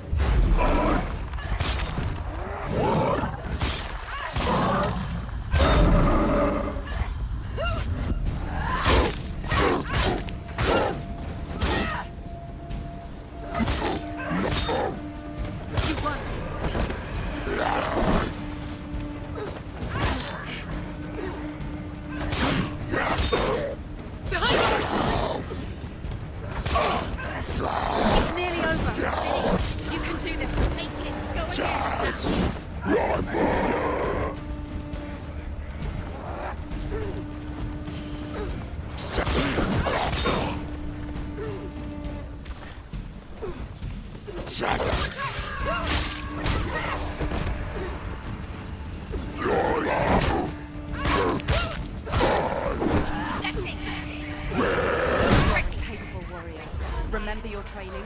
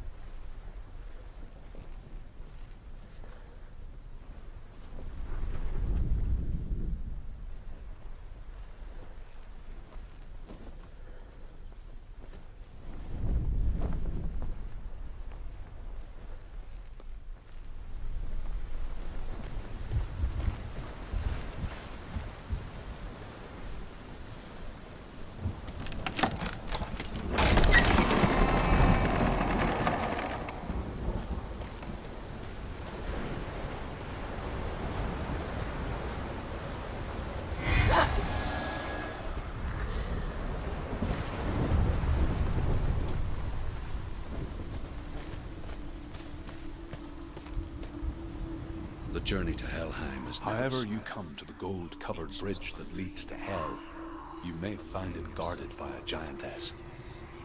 She will ask your name. She will ask your lineage. She will ask your business. The Northmen tell of the warrior woman Brynhild, who leapt into fire and rode to Hell to join her slain love Sigurd, and is challenged by the giantess.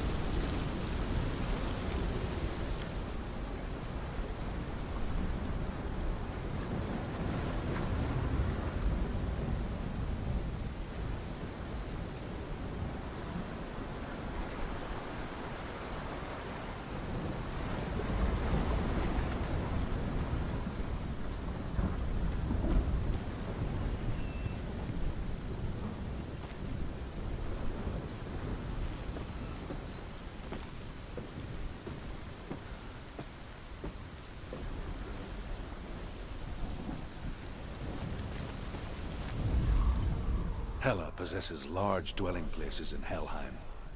Tall are her walls, high are her gates. The name of her dish is hunger. Her knife is famine. On her threshold all will stumble. Her bed is called sick bed, and her bed hangings are called flames of a funeral pyre. They say she is easy to recognize, half black and half the color of flesh, and her face menacing and grim.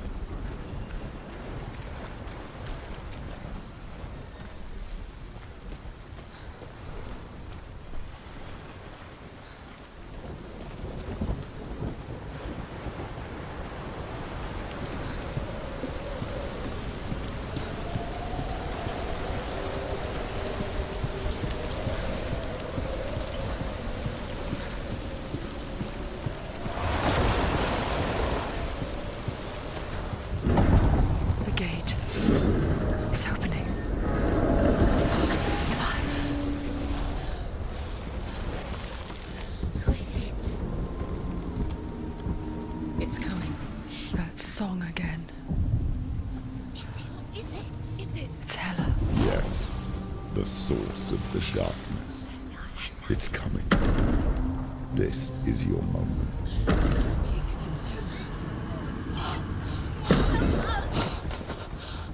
I'm sorry.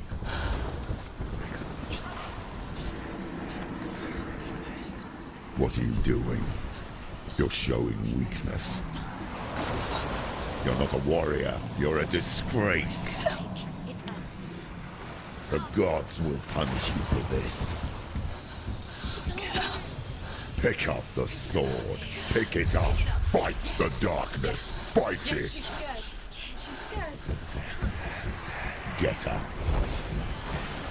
Get up. Get up and fight.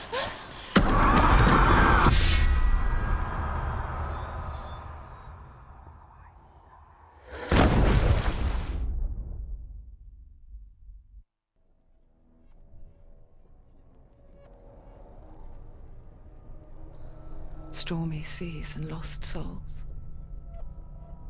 She's dreamt of this before.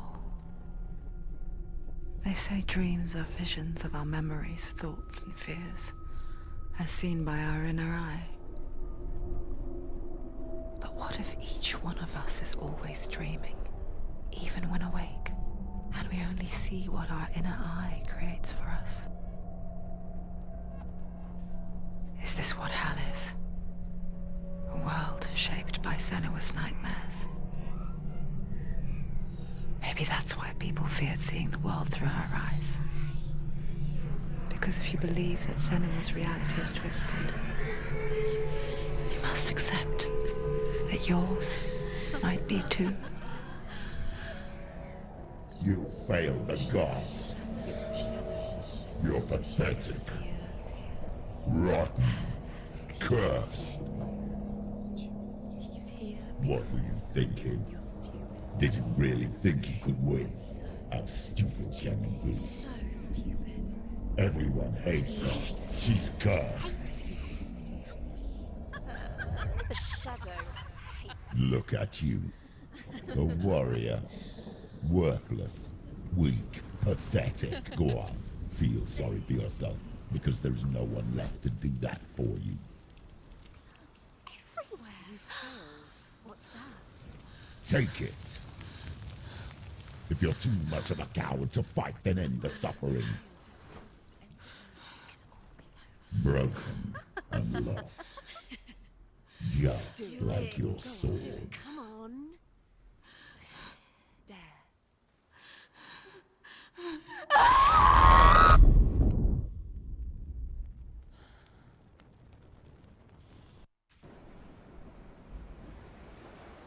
Why go on when you give everything and face that which torments you, only to find that it is worse than you could have imagined? Why go on? Is it really so weak to ask this? Or are we just so afraid of the honest answer that we do not dare pose the question? Sometimes the answer lies in a memory, a feeling, a song.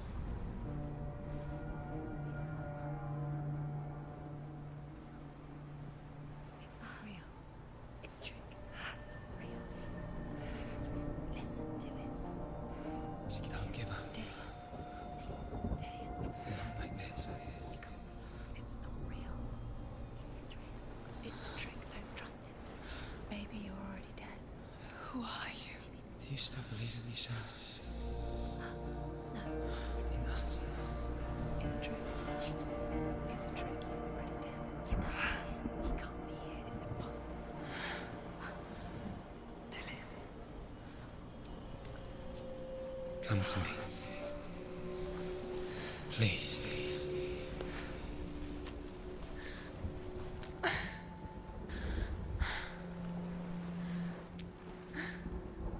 The light. Go towards the light. It's him. There he is. It can't be him. It's just a trick. It's in your mind. No, he's here. It's in your mind. It's real. It's happening. Go towards it.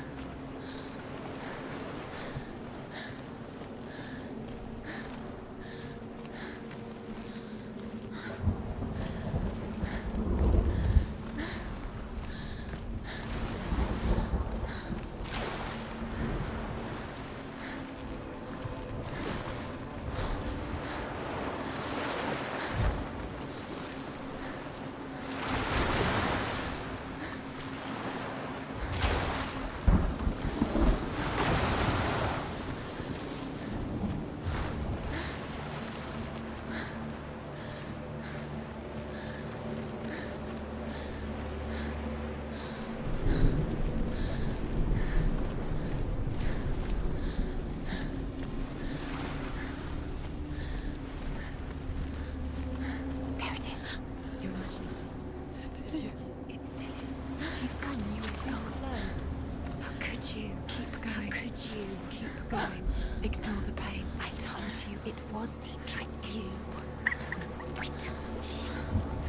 Where are you going? See, there's nothing to follow. Come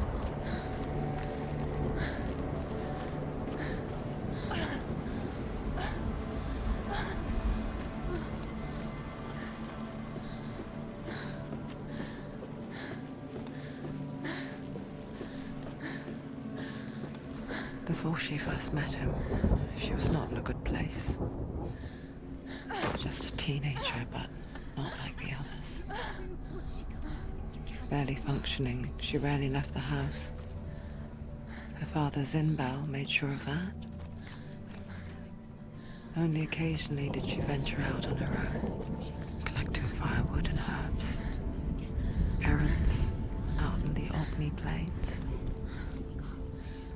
That was her world. Like this one. Barren and lonely.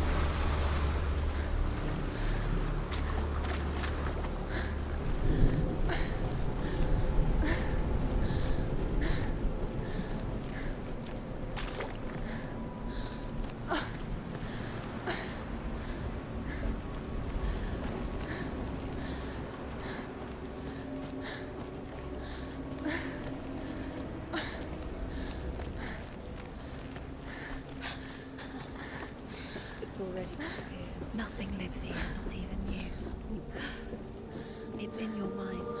You think you can see it, but it's in your mind. There he was, the lone figure of a boy. Sword play under the shade of a tree. She remembers the first time she saw him. To her young eyes, he moved as if dancing, and the world danced with him. The gloom lifted. For the first time in years, she felt a ray of hope.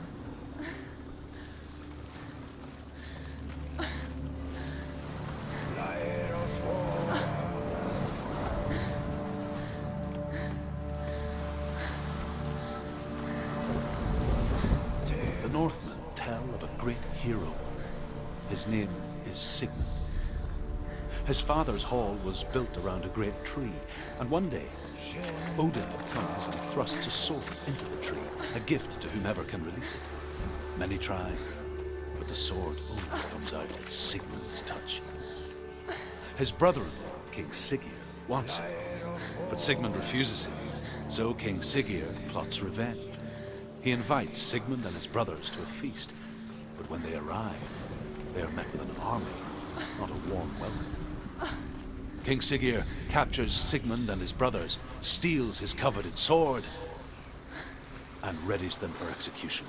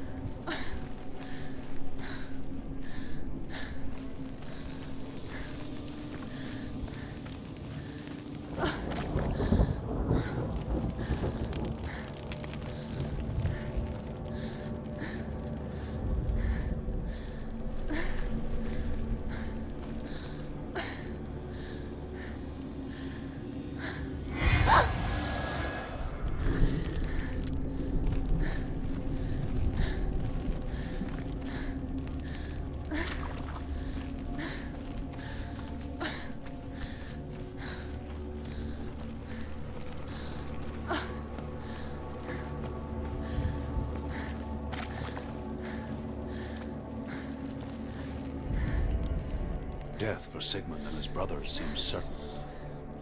But the king's wife is Sigmund's sister, and she begs for mercy and implores the king to chain them up instead. He agrees. Not for mercy, though, but because he plans an even more cruel and lingering death. Chained to a tree in the forest that night, a she-wolf comes and devours one of Sigmund's brothers. She returns, ravenous, night after night, until only Sigmund is left. The next day, Sigmund's sister sends a servant with honey to smear on Sigmund's face. But to what end?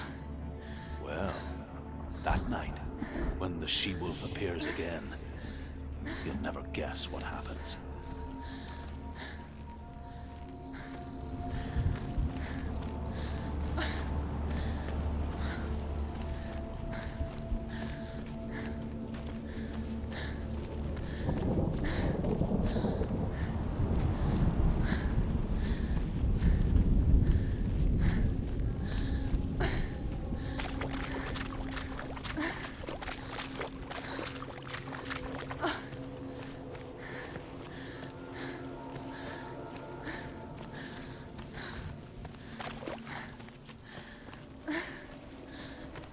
Day after day, watching from afar, she mimicked him, perfecting her own secret dance,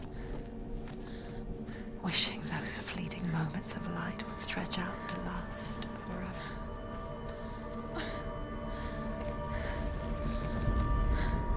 As the she-wolf licks the sweet honey from Sigmund's face, he bites the wolf's tongue. The she-wolf pulls away, but Sigmund holds on. The chains break, and he is free. After his escape, Sigmund lives like hidden in the forest. His enemy, King Siggeir, believing him dead, as his sister plots revenge. And for vengeance to succeed, even the great Sigmund needs help. So she sends her sons to him. But their blood is weak and corrupted, and they're put to death by Sigmund. So his sister hatches a new plan, one that is cold of heart and pure of blood.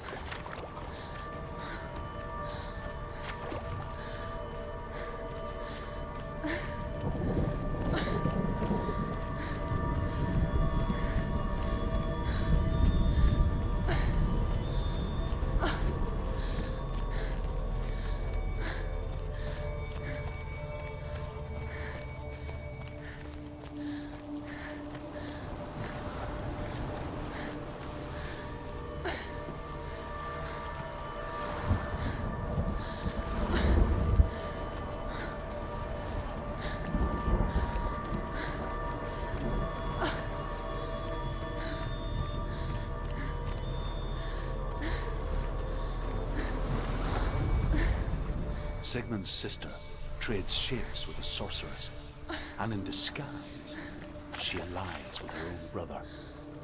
She gives birth to a son named Sinfjotli. After a time, she sends him to the forest to Sigmund.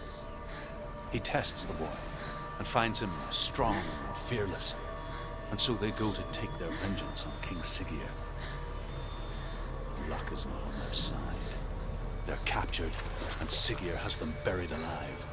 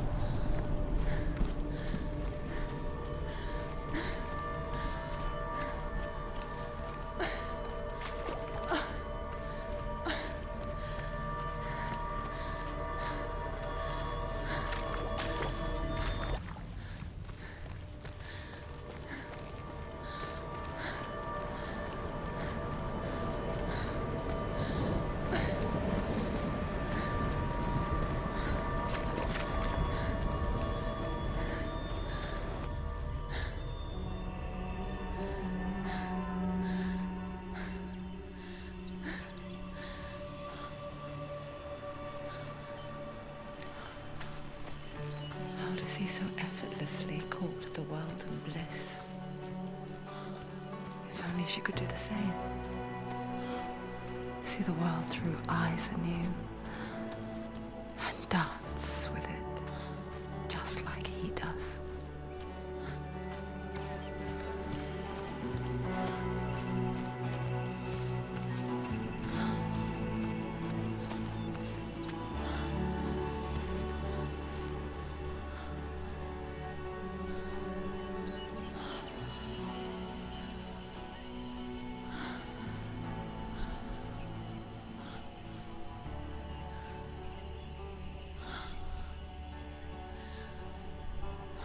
What's your name? Senua. I haven't seen you before. I don't leave home much. Oh, Zeno's daughter. I have to go. Wait. Who taught you to fight like that? No one. No one. Well, I watched you, and You learnt all of that from watching me? You should become a warrior, you know. me? I'm Dillian.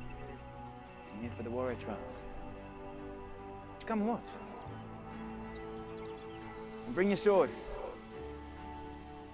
You can't put it into words. That moment when you look into the eyes of the one who's supposed to reassure you, make you feel safe. It only takes an instant. Fear swallows you before you have a chance to make sense of it. And darkness becomes a part of who you are. You killed him. But her world changed the day the Northmen took him from her. Senua knows that there's no going back to how things were. That there's nothing to go back to at all. Stay still, stay quiet, hide, don't tell her. Their gods can see into your mind. They will use this power to destroy you. They won't stop me. I can still feel him. Whatever's left of him, they will never let him go. I'm not gonna let him rot here. You're the one rotting here. Leave me alone. You will die here. No. And all your suffering will have been for nothing. Shut up!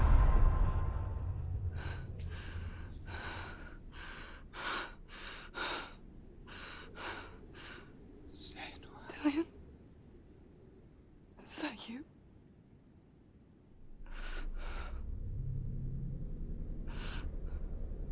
I'll find you, my love. I promise.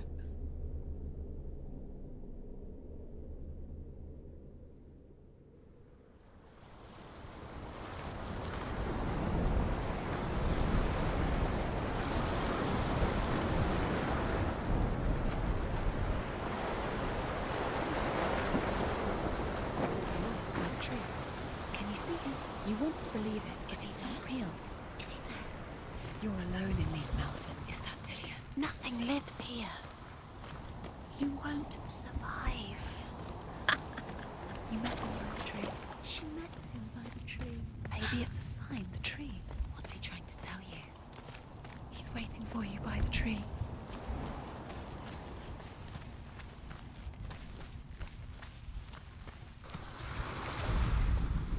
As Sigmund and Sinfjotli are being buried alive, Sigmund's sister throws an armful of straw into the grave mound. Hidden in the straw is Sigmund's sword, the gift of Odin. They cut their way out of the grave mound and set fire to Siggeir's hall. The king burns to death. Sigmund calls to his sister to come out so that she may live and be honored. She does come out, but only to tell him the truth. That she had slept with him, her brother, to beget a strong avenger. I am not fit to live, she says, and walks back into the fire. Strike vengeance from your heart, Senua, as there is always a heavy price to pay.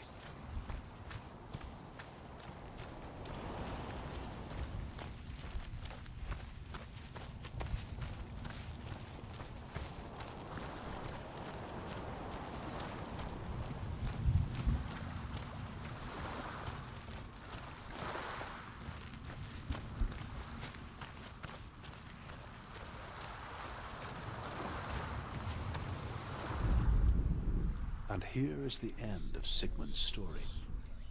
He was a fierce and great warrior who fought many battles. But one day, an old man came onto the battlefield. Although shadowed by a hood, Sigmund saw that he only had one eye. The man raised his spear, and Sigmund struck at it with his sword, but the sword shattered into pieces. Sigmund then knew that this was Odin, and thus that victory could not be his. He bowed his head and accepted his end. Dying, he tells his wife that she is with child, and that her son will one day make a great weapon out of the fragments of his sword. The sword named Gram.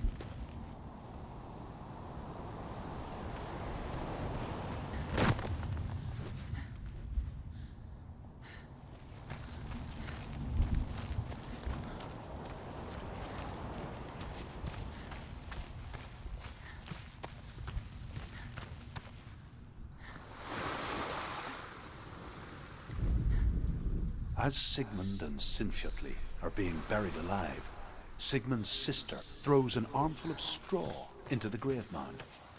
Hidden in the straw is Sigmund's sword, the gift of Odin.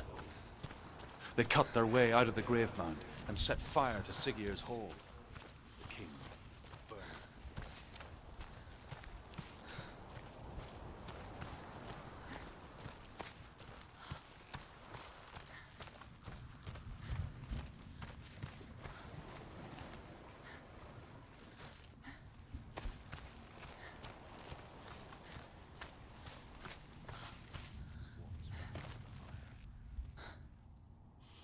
Strike vengeance from your hearts, as there is always a heavy price to pay.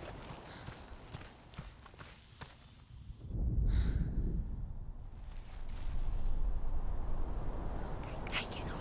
A sword. Take it. Dillian left it for you. Take it. Take it. Take it. It's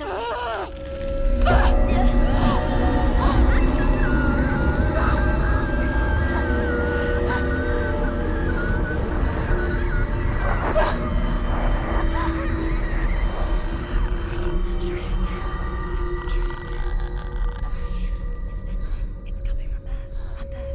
Oh, what are they? Look. Where's it coming from? She started something. Oh.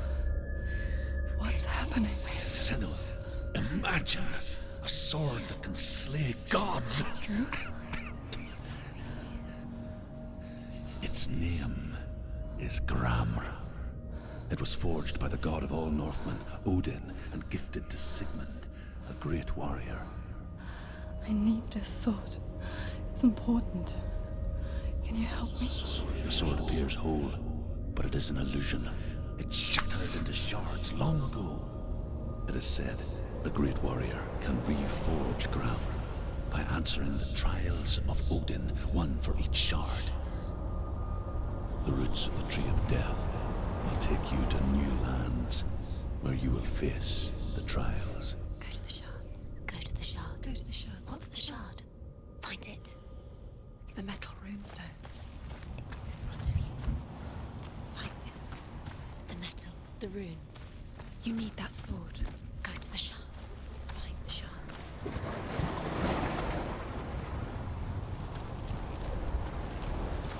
Where is it? Find it. There it is. Focus. There's the shard. Focus. Focus. Use your eyes. Look. Get closer. Can you see? Go to it. It's not safe. Don't be lured. Move closer. Go. Come on. Can you see? It's in your mind. You can see.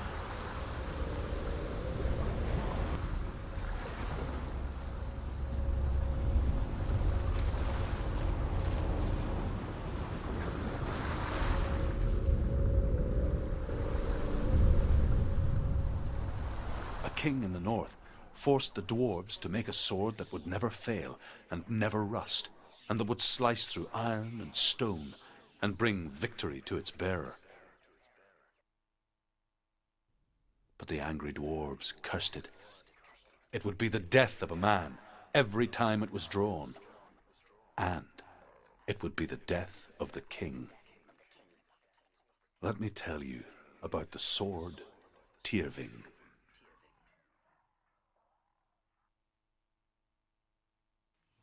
I don't recognize this place. Where are we? Where is she? It feels wrong. Where are we now? Burial mound. So strange that we go to such lengths to bury death. Something so very ordinary, inevitable. It's as if we conspire to hide death, because we have no answer for it. But when it comes and forces itself onto our friends or loved ones, then comes the reckoning. The dead in the air. You can feel the dead. Why would Dillian do this? Turn back. Why would he bring her here? It's not safe here. Why would he do something so dangerous? He would never bring you here. Dillian would never do that. He would never risk her life. He cares about her too much. He loves her. He doesn't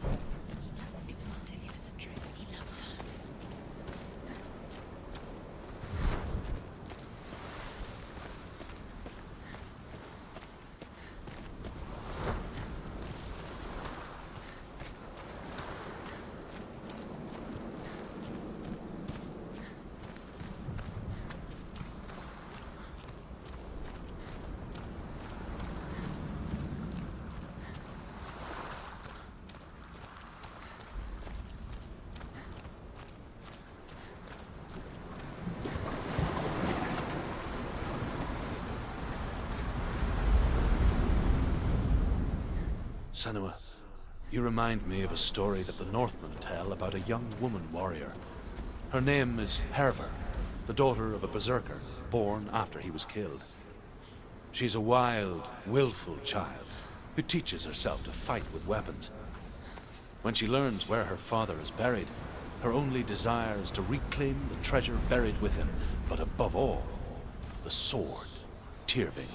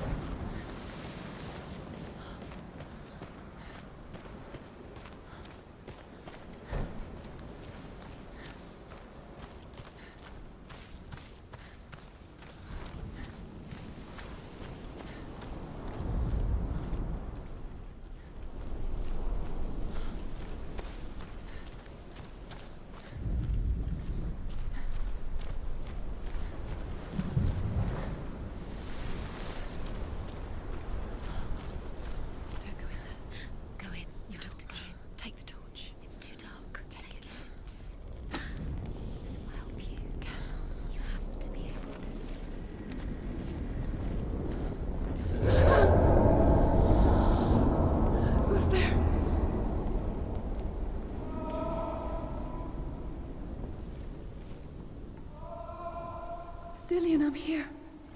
I'm here for the trials. Like when we first met, remember? I'll find him.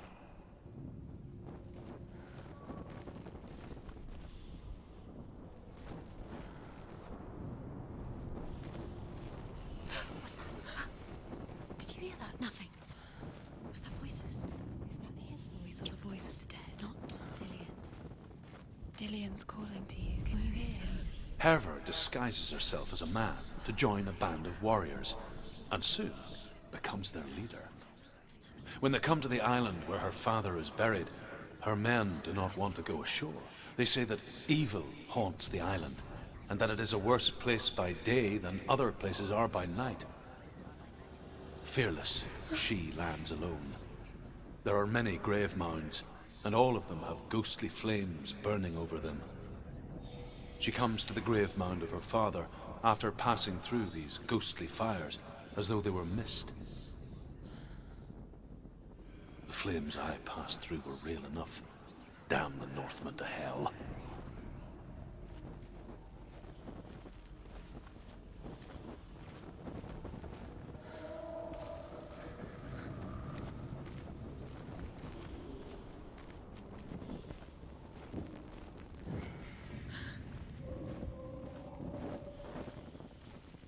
Don't touch the walls. You don't know what they might do.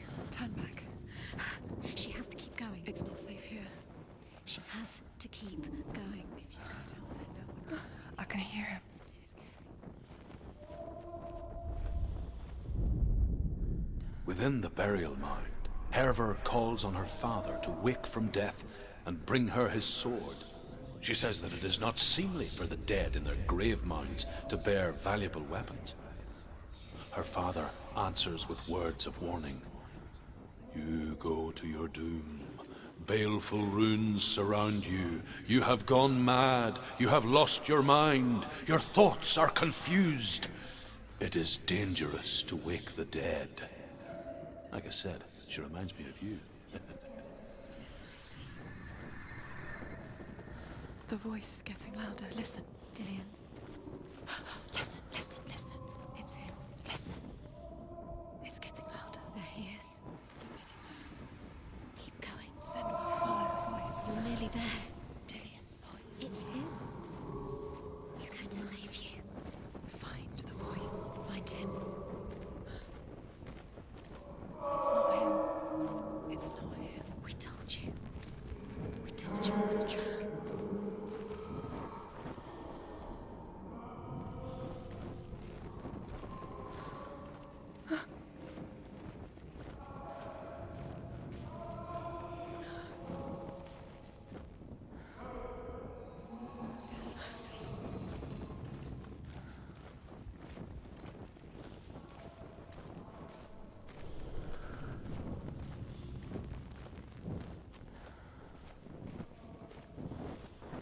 doesn't sound like Dillian. What's happening? It's not him, it can't be. What's that sound? The voice is changing. What's in there? What's in there? What is it? A secret room.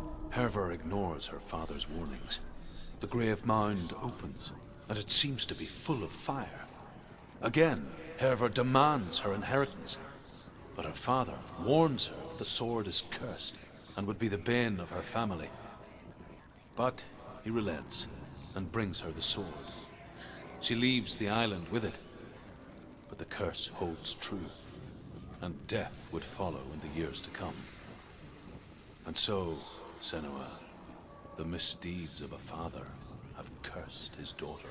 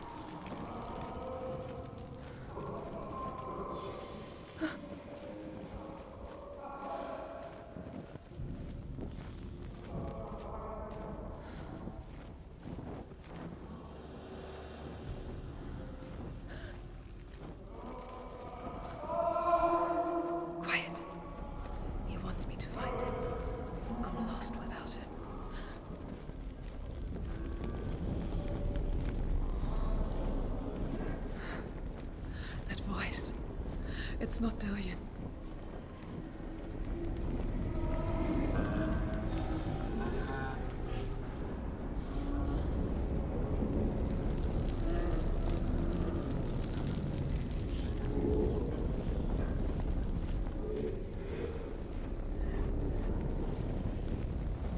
Find another way. It's not working. You have to use your mind. Where can you go? You're failing. Find a think. Think. Focus. Use your mind. Breathing disappeared. You let him slip through your fingers once again. Think clearly. You have to recognize it. Don't doubt yourself. You'll never find it. She doesn't recognize it. Yes, you do. You know when. She doesn't. Listen for his voice. Listen. Dillian. Where are you? Listen for his voice. Dillian. She can't hear it.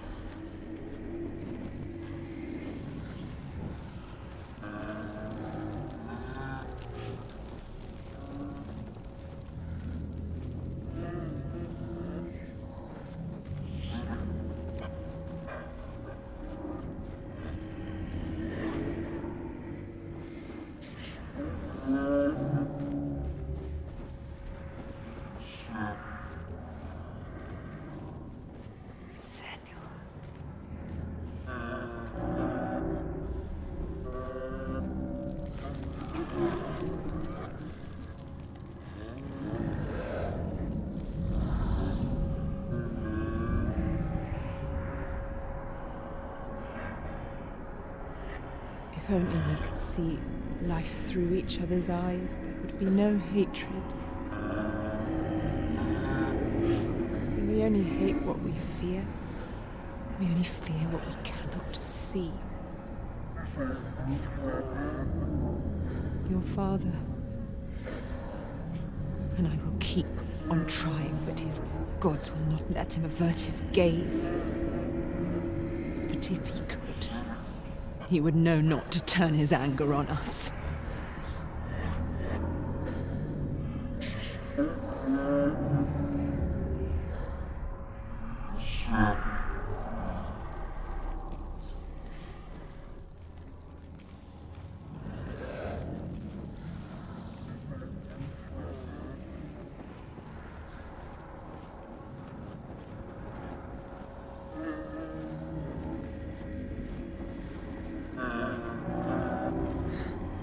Dillion wants me to face my fears.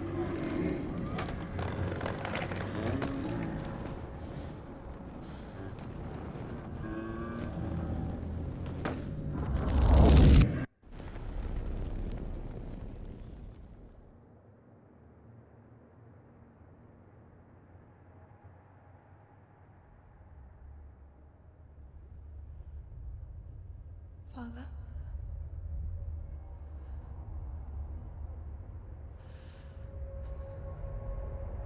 I'm leaving. I've decided. I think it will be good for me.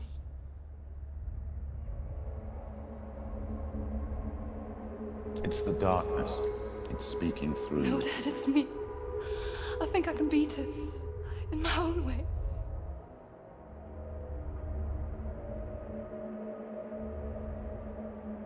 I can see the darkness in your eyes, child. I met a boy. Boy. A chieftain. No. He said he could help me. It's a trick. He said I could be normal. Normal? Yes. No boy is going to save you. No one can. When they see the rot growing inside you, No! they will turn their back on you. The gods can only fix you through my hand. You're going nowhere. No. You will not defy the gods.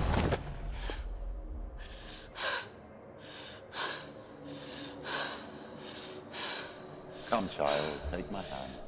Come. Senua. I am leaving! You cannot escape the darkness. Your curse will make everyone suffer. You will have blood on your hands!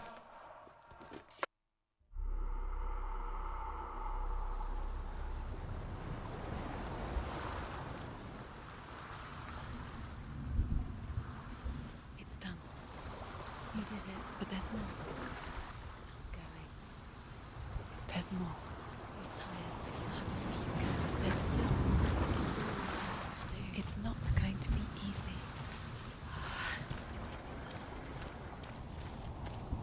Can you do another one? It's too much. Have you got the energy? She hasn't got the energy. No. Too much to do.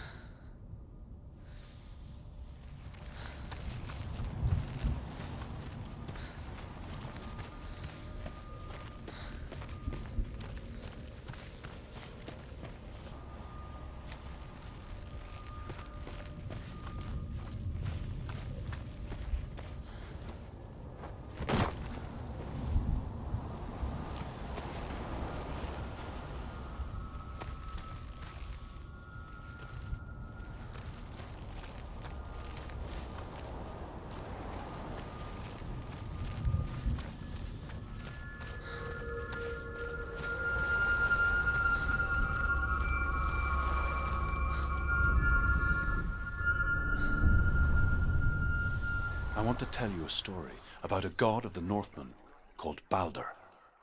the second son of Odin. He was beautiful, good, and wise. He was fair of feature, he spoke fair words, he gave fair judgments. Light shone from him. Only good things were told of him. Yet he was the first of the gods to die.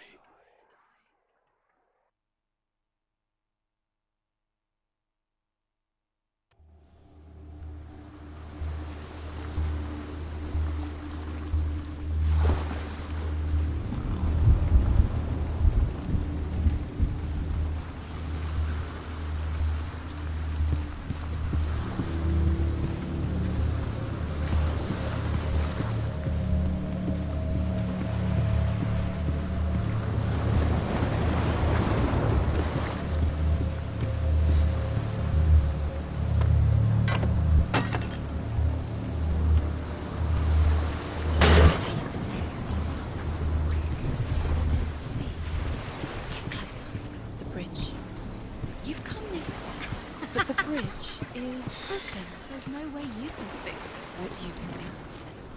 It's dangerous. Don't go near it. Don't go there. Don't go too close. Don't go to the mast. You don't know what will happen if you... Where are we? What is this? It's the same. It's another world.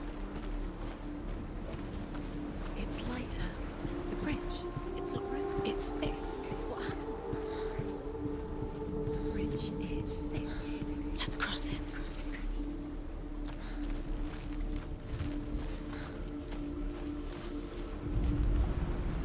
The Northmen tell this story about the death of Baldur. It begins with dark dreams.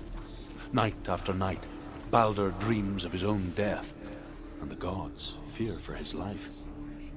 So Baldur's mother makes everything in the world: fire, water, iron, stone, earth, wood, beasts, birds, serpents, poison, sickness. Swear an oath not to harm her son. One by one, they each make their vow. Neither weapons nor wood will injure him, Baldur's mother boasts. Only Loki, father of Hela, the mistress of death, is not amused.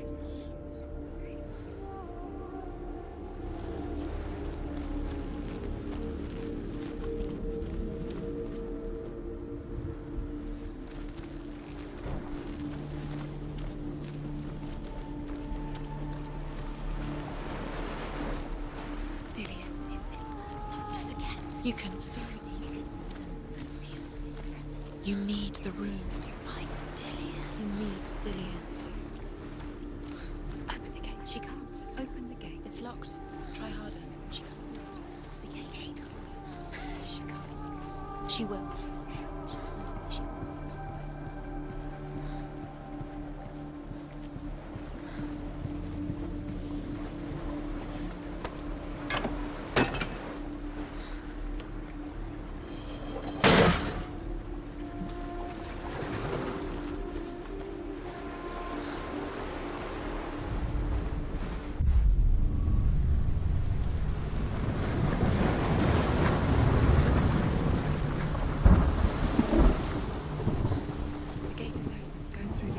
Through it. It's dangerous. Follow it. What's behind the gate? Where will it take you? It's not safe.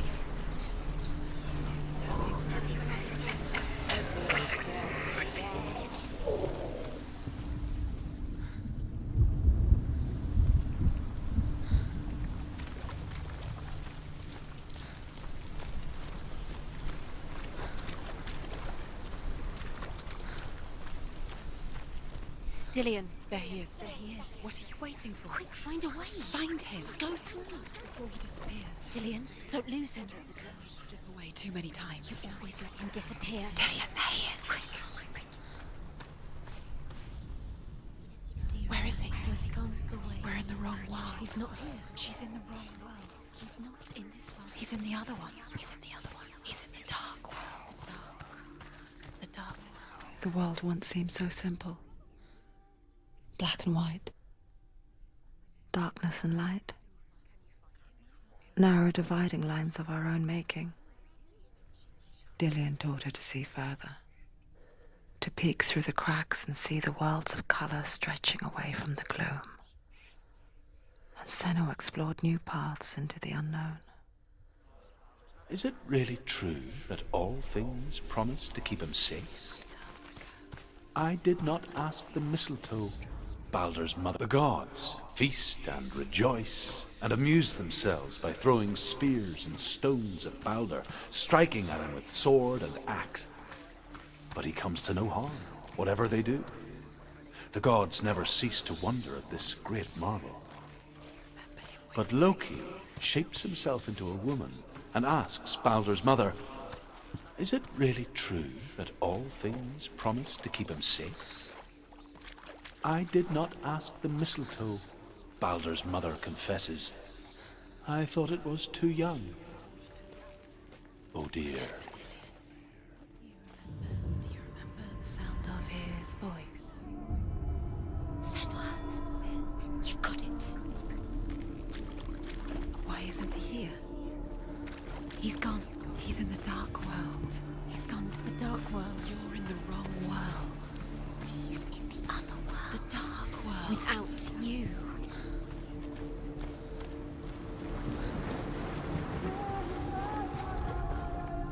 He led you astray.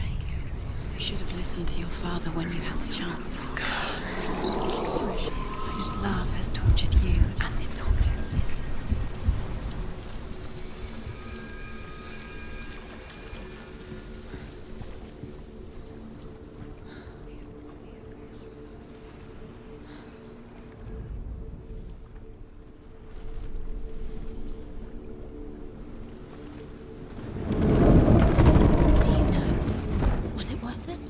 You're still alive and Dillian's dead. He doesn't deserve to be dead. How does that make you feel? There he is. Where are you taking He's me? up there. He's up there. How do you get up there? There's a way. There is a way up there. Find the way. She can do it. You're nearly there. She Just can find the way. Doesn't know who killed him, but we do. Loki makes a dart out of mistletoe and goes to the gods as they throw things at Baldur. The blind god, Huth, was there. Loki asks him why he wasn't taking pollen. Huth says, I cannot see where Baldur stands, and even if I could see him, I have no weapon. Loki replies, here is a wand. I will tell you where he stands. And Huth throws the mistletoe at Baldur. It pierces through him, and to everyone's horror, Baldur is killed. And for this, Huth is slain. Nobody will love her now. Can you remember what love feels like? Look what happens to the things she can't. loves. She destroys the things she loves. Nobody will love her now. Can you remember what love feels like? She destroys the things she loves.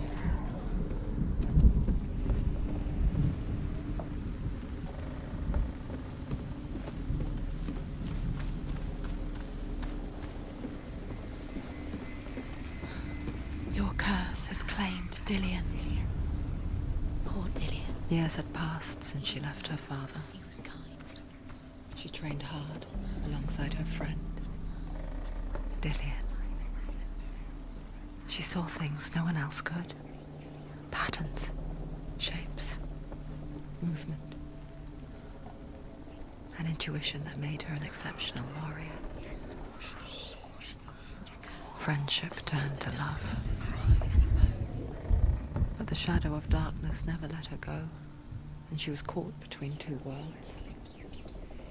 That of Zinbel and her past, and Dillian, her future. Two realities tearing at her soul. The Northmen tell how the gods mourned Baldur. His body was to be burnt on his ship, but they could not manage to push it into the sea, and sent for a giantess to do it. She comes riding a wolf and has vipers for her reins.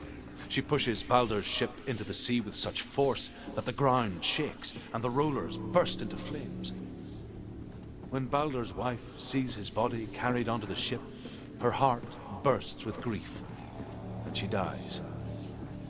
She's put next to her husband, and the pyre is lit, sending the dead to hell. The curse can But even so, the gods cannot accept his death.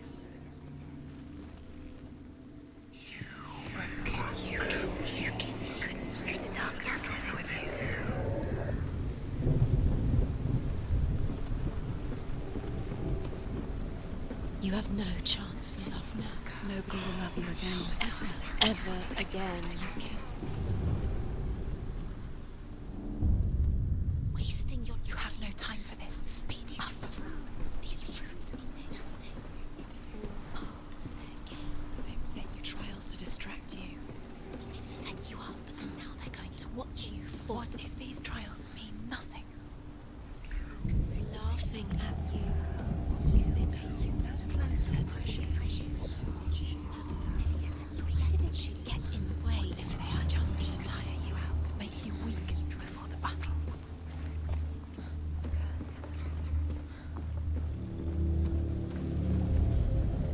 The Northmen tell how the gods mourned Baldur. His body was to be burnt on his ship, but they could not manage to push it into the sea, and sent for a giantess to do it. She comes riding a wolf and has vipers for her reins. You kill the things that are most precious to you.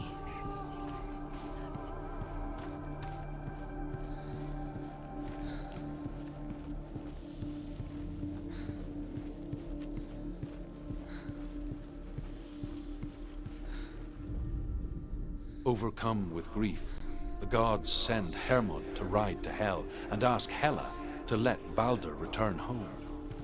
All the gods are weeping, he says. Are they? Asks Hela. We shall see if he is truly missed. If everything in the world will weep for him, he shall go back to the gods. But if even one thing refuses, Baldur stays with me. The gods send messengers everywhere. Weep for Baldur, weep him out of hell. And everything wept. Men, beasts, earth, stone, trees, metal, everything. Except for a giantess they find in a cave. Baldur was never my friend, she says. Let Hell keep what she has. The Northmen say that the giantess must have been Loki in disguise. She's alive at all. She thought she knew best. She thought she had light within her. She is pure darkness.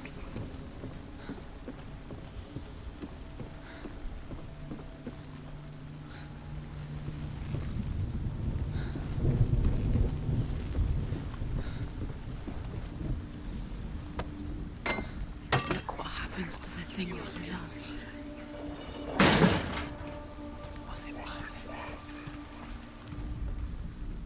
Do you remember how he made you feel?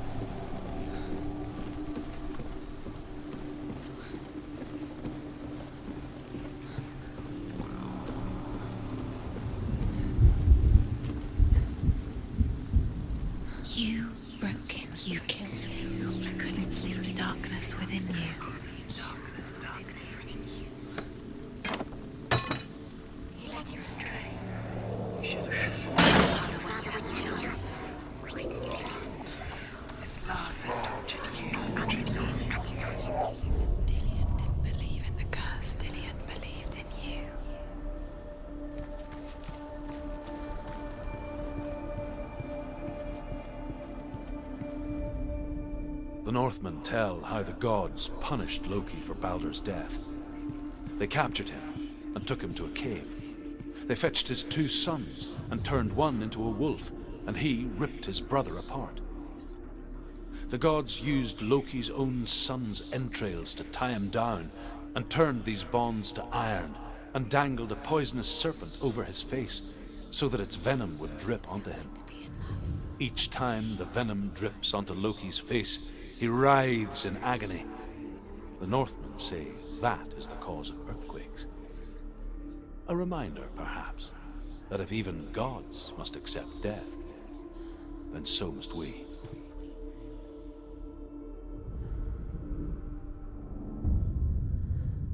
What if this is pointless?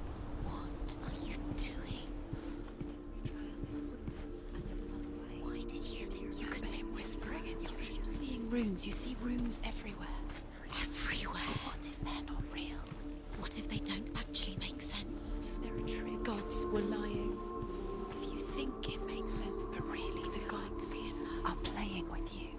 It makes sense in your mind, but it doesn't make sense in the worlds. The gods have moved, but it doesn't mean anything. You can't read this language, you don't understand. Sinbel was right. You wasted time. You're cursed. You'll never succeed. So, quicker.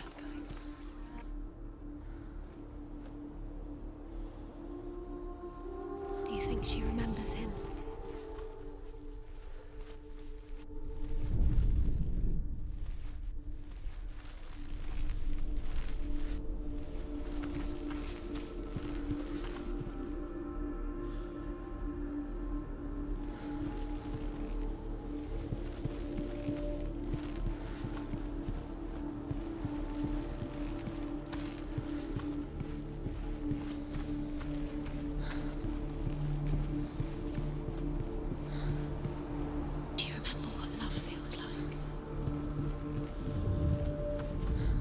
Do you remember the way he stroked your hair? What if they're all about wasting your time, just delaying minute by minute by minute? What does she think she's doing? You're special. She thinks she... They mean nothing. She thought she could be special. Why a waste of time? It will be a waste of her time. The gods are just... What if the gods are laughing at her? Messing with her. It wouldn't be the first time.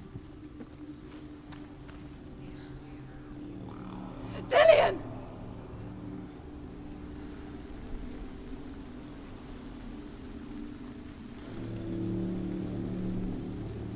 Be very, very careful. Dillian never much cared for the underworld, and looked dimly upon the druids, like her father, Sinbel.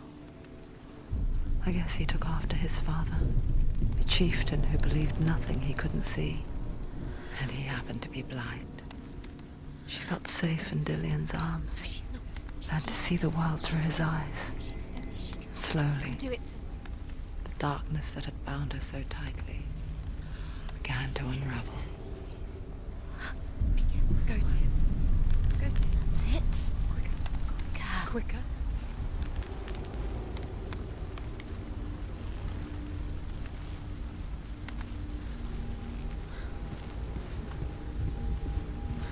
No! No! Where's he gone? It's your fault. He's disappeared. You've lost him to the sea. He's gone. You've lost him to the... He's gone to the water. He's drowned.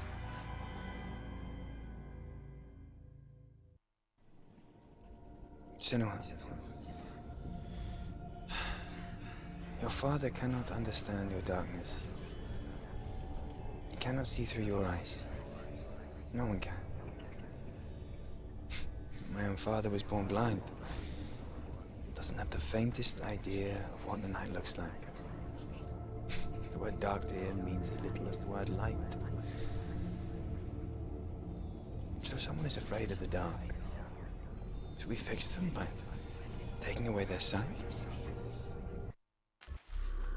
Would you give up the beautiful world that you, and only you, can see just to be rid of your nightmares?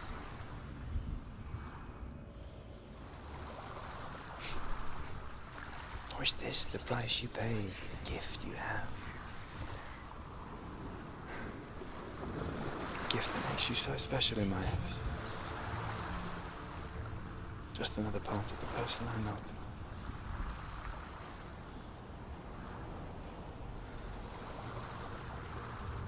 I left for the wilds to protect you from my darkness.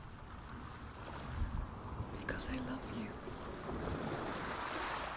But it made it worse. I'm so sorry. What if this is pointless? What if you're wrong? What if this has nothing to do with the soul? What if we're wrong? The soul will never be yours. What if this is the end? It's just a trick.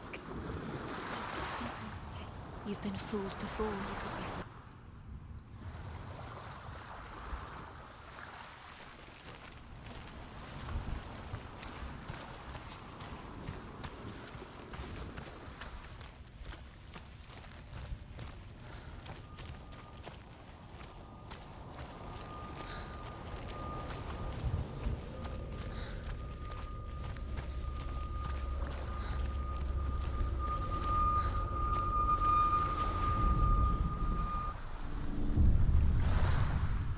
I saw once a plague strike northern lands of ice. It was so terrible that not the oldest man among us could remember the like. Hundreds died. The sickness took nearly every person younger than 40 and many older, and where dying mothers gave birth, the marks of the plague were on the babes as they came out of the womb.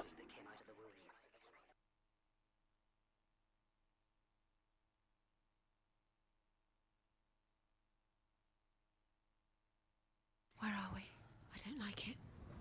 This place feels... What is this place? This place feels... It's... creepy. It feels wrong. It feels strange. Where is it?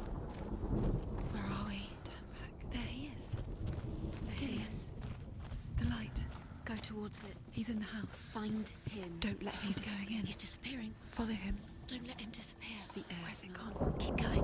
How do you find it? It's just... It's a test. Like the old warrior trials.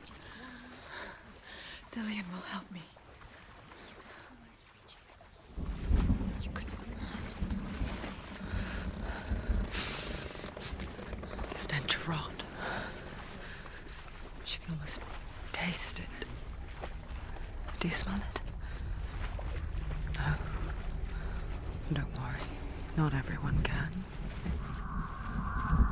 It was a warm spring day when she went to the river with Dillian and the others. But the water. She could taste the rot. But no one else could. She knew something was wrong. Something sinister. She begged them to leave, but they just laughed at her. But soon enough, as the bodies piled up, no one was laughing. And they knew that she was not like that. to fix it. You can't get to the house until you have to find him. Quick, get to the house. Get to the house and finish this trial. It doesn't finish until you get to the house. Before he disappears, Senua, you have to get in.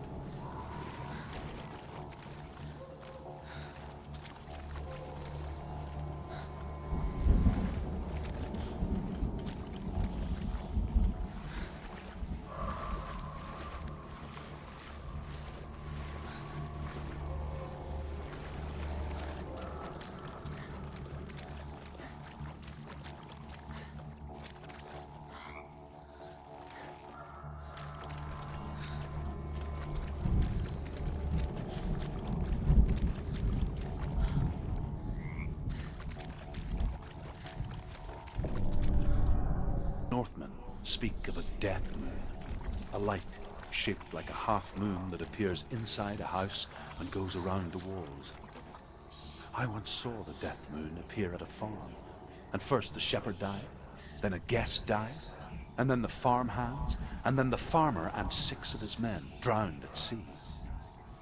But that is not the end of it, because the dead return to haunt the living.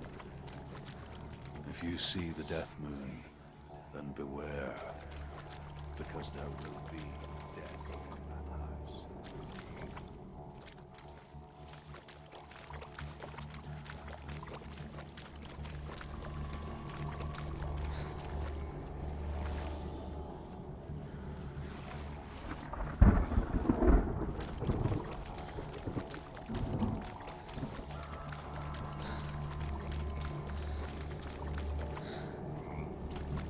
We found a way to climb the tower. The ladder.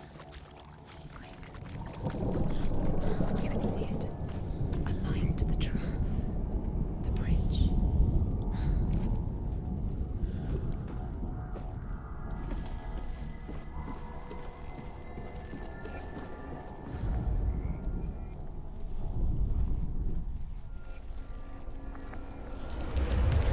She did it. You fixed the bridge. You fixed it. You passed the trial. Get to the house. You succeeded.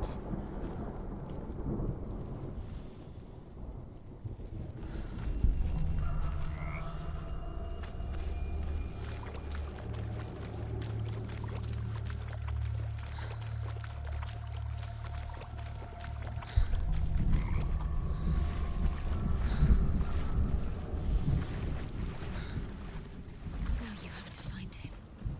Quick, get to the house. Get to the house and finish this trial. It doesn't finish until you get to the house. Before he disappears, Senua. You have to get in. Senua! Come to me! Where are you? I'm here. I'm right here. Are you in there? You have to find There was a him. Northman called Grettir, big, red-haired, immensely strong, but he was afraid of the dark. It happened one night that an undead creature came to his house to drag him outside into darkness and kill him. He resisted with every ounce of his strength. He clung to the doorframe, but it gave way, and they spilled out of the house, and the monster fell back, and the moon shone down on its ghastly face. Grettir, terrified, cuts off its head, but is cursed forever. From that moment on, wherever he was, he would see those hideous eyes staring back at him. Sometimes we allow our own fear to haunt us to our grave.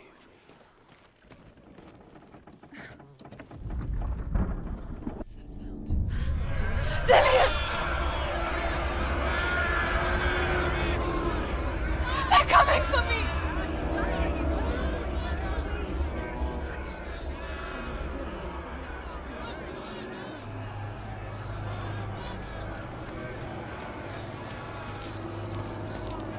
There it is. It's close. It's close. Move away. Senua, move away. You feel it. You'll die. Run! Run now! Run! It's not safe here. Run! Senua, run! You don't run. Have your sword. You came through the wrong door.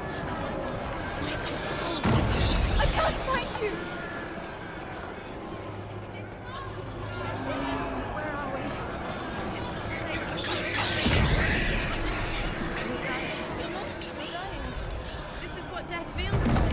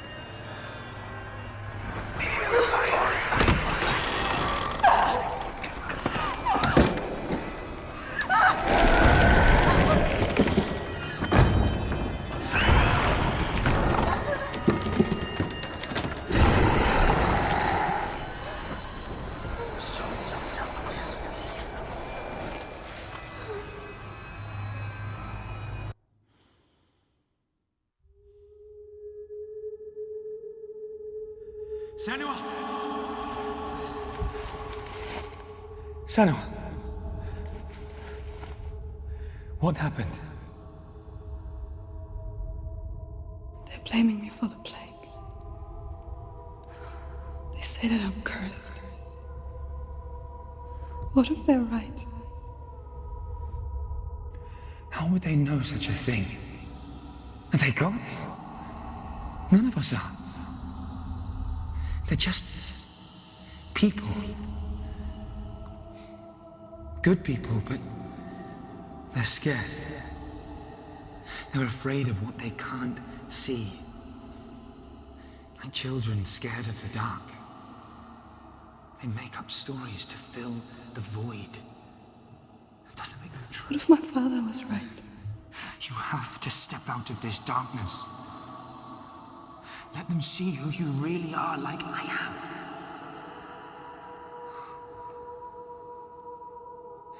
You're not a monster.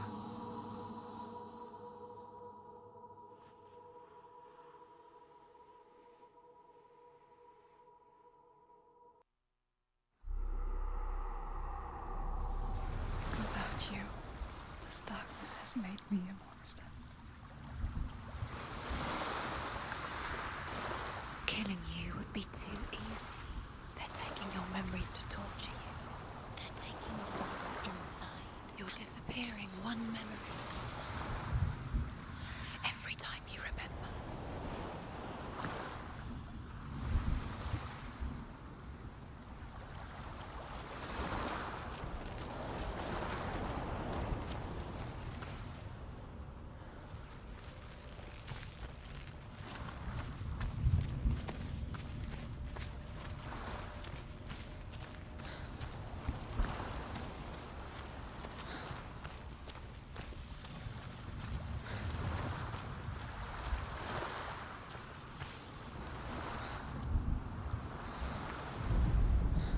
And here is the end of Sigmund's story. He was a fierce and great warrior who fought many battles. But one day, an old man came onto the battlefield. Although shadowed by a hood, Sigmund saw that he only had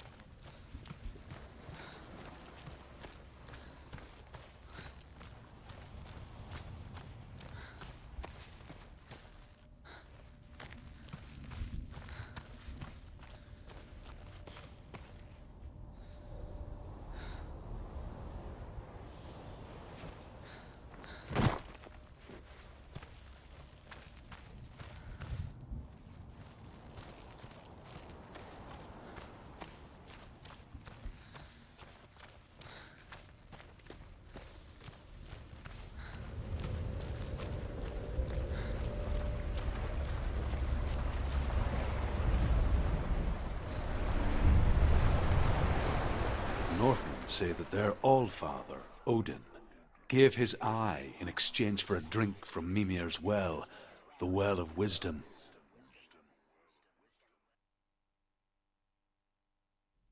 In blindness there can be wisdom.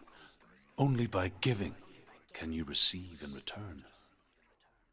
For this reason, I give my life and pass on my stories of the Northmen to you, Senua.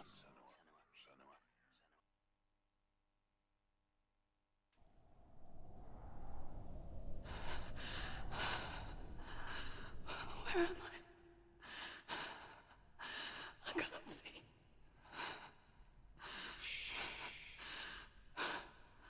Who's there?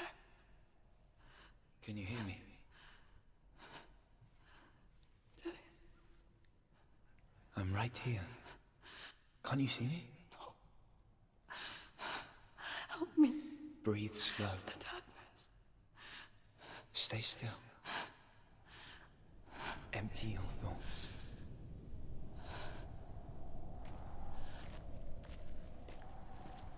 Tell me what you feel. A breeze. Good. Then there is a way out. I can't tell where it comes from. Yes, you can. The others. The voices. They've gone. I'm still here. It's so quiet. So dark. It's okay. Listen to your own breath.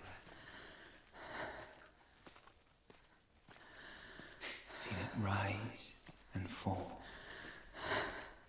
Good. Be aware of everything you hear and feel. Let your senses guide you.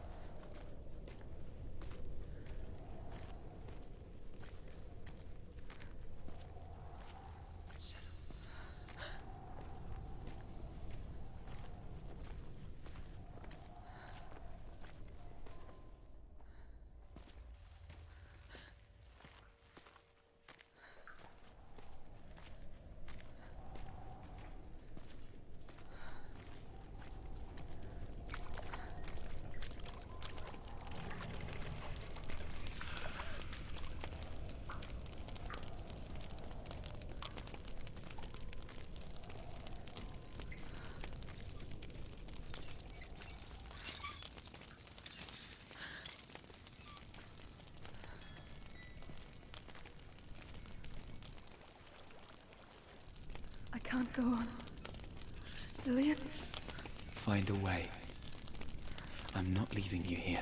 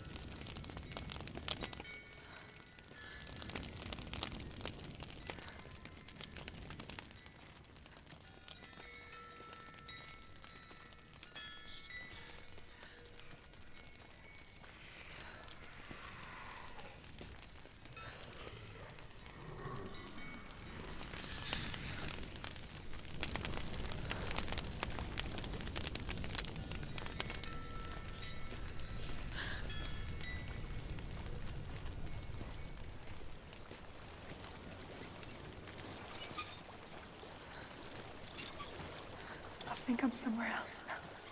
The breeze has gone. Use all of your senses. Let the world speak to you. What do you hear? I hear water. Good.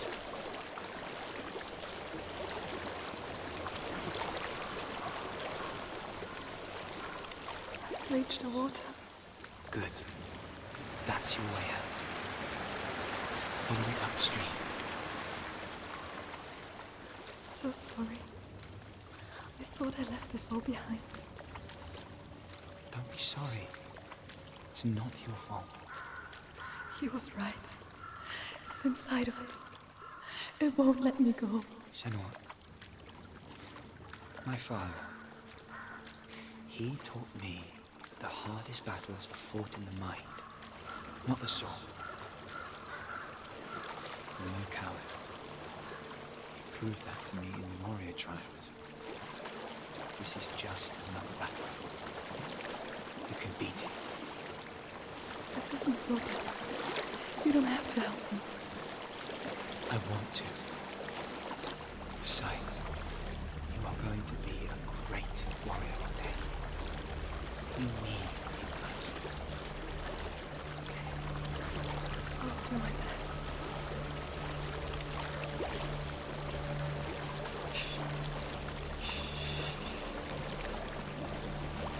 I know what you're thinking.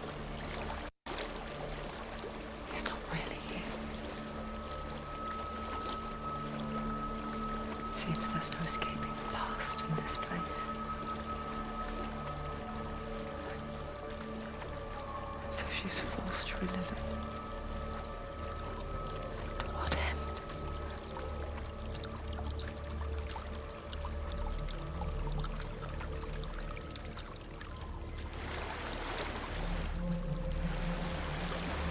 There's a waterfall. I can't go on this way. Then look for another way and tell me what you find. There is a house.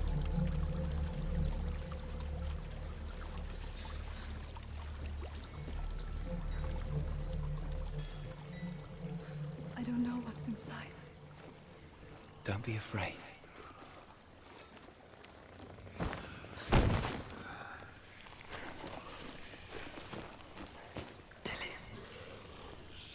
There's something in here. Do you see it? No. Then it cannot see you. Quietly move past it, one step at a time.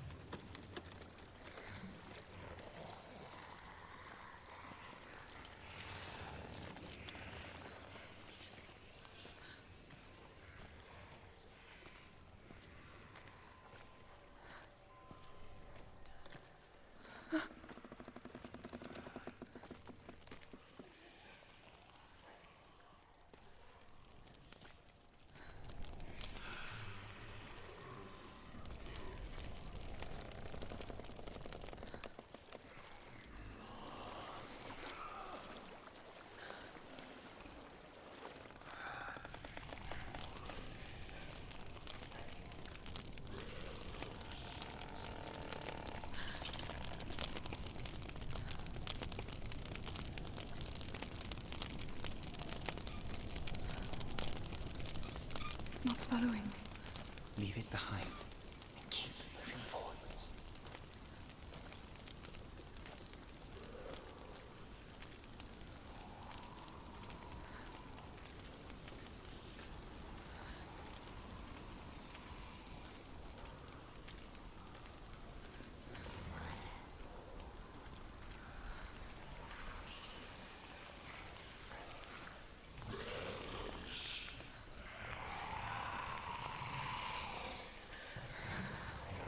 There's more of them. I think they're moving. You're breathing too fast. I'm scared. Listen to the sound of your breath. In and out. In and out.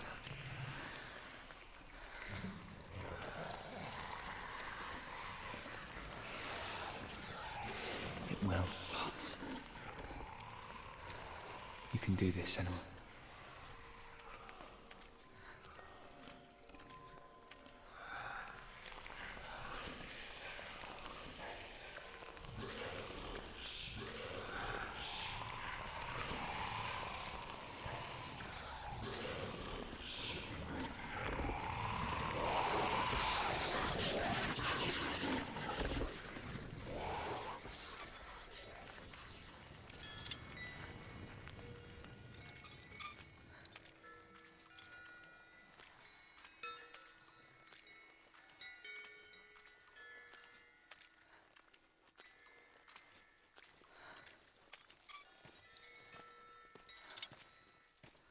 I think I'm in a house.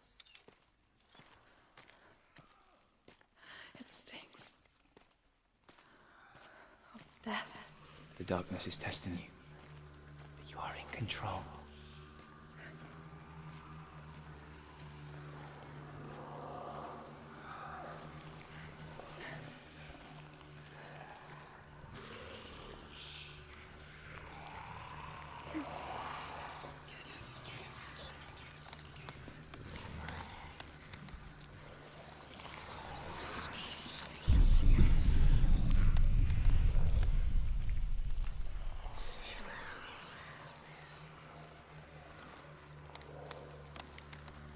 A well.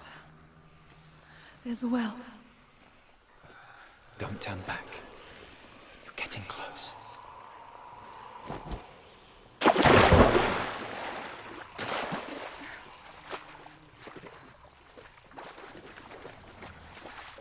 Did you? Help me.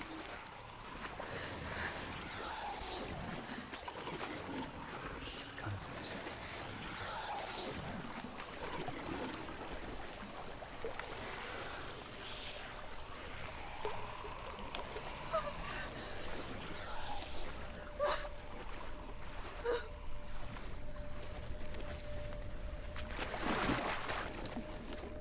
Lillian, is that you? I can see a light. Yes, I can see you too.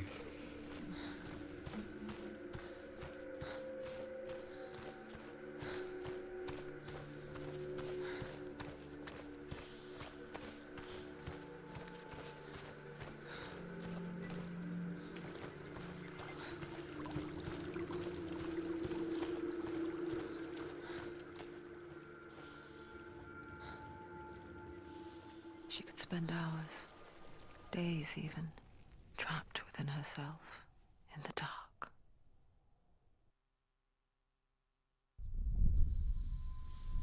You see me? Yes. Your eyes were open, but you were gone. And when it finally let her go, she could be anywhere, with no memory of how she got there. When it comes for me, I have no power over it. But here, for the first time, someone was there to help. But I heard your voice. You brought me back. You found your own way back. All you needed was a little help. A little hope.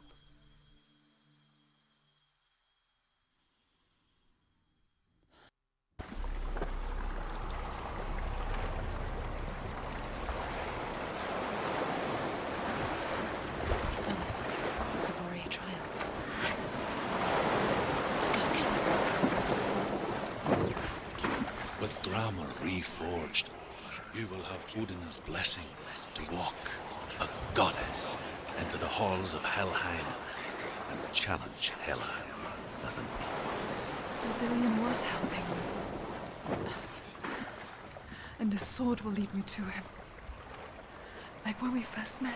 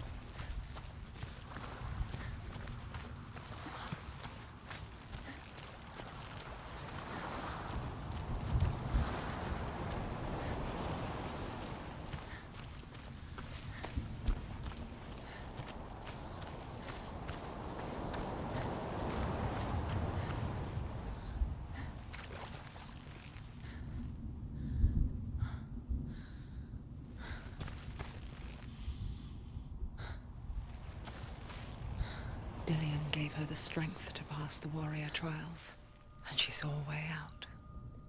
To leave her past behind and become a warrior in Dillion's clan. The sword is tainted by the gods of darkness. Leave it. No. He left it here. He wants me to take it. You will pay a price for this.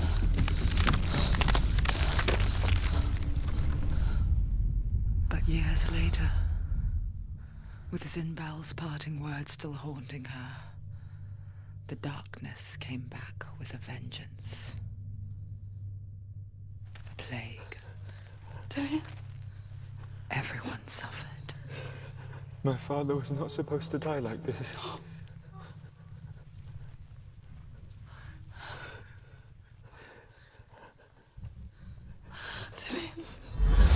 Do you see it clearly now, Senua? The suffering you've caused. This is your fault. You brought this plague to us. You have blood on your hands.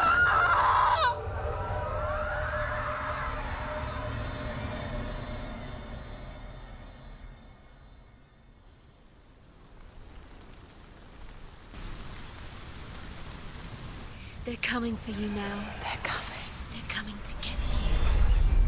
Hold your heavy strike. Hold it! Hold the heavy strike. Hold it.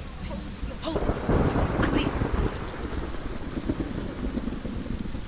Must remember, she can feel us inside her. Jesus Christ. She can do it. It's coming back.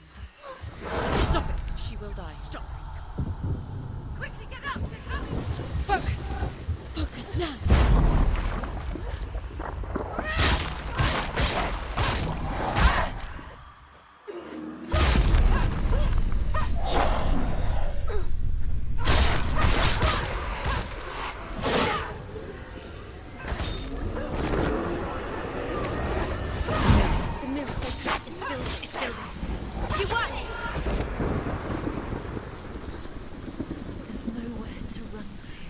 In the sea of corpses, the corpse waved through itself over the ones I loved.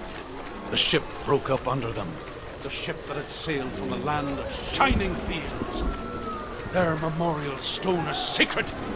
Come not here in the sun. Come not with a sword. Come not crying over a naked corpse. Come not with disturbed mind.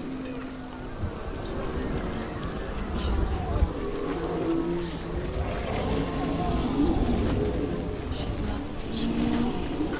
She doesn't know where she's trying to get to. Do you hear the suffering, Senua? Does your precious gift of sight let you see the souls that rot here in this sea of corpses? Do you feel the blood running cold on your skin? Do you hear their endless cries? Do you smell their putrid wounds? They were once brothers, sisters, and loved ones. And look at what you have done to them. All because you were a coward, because you ran from your curse instead of facing it. When you turned your back on your father, Zinbo, you turned your back on the gods, and let the darkness wreak havoc on your people. Why must they pay for your heresy?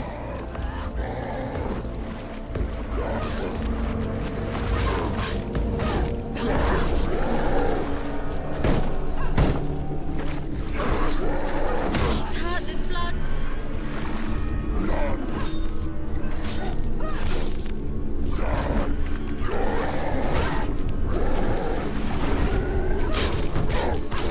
He's gone.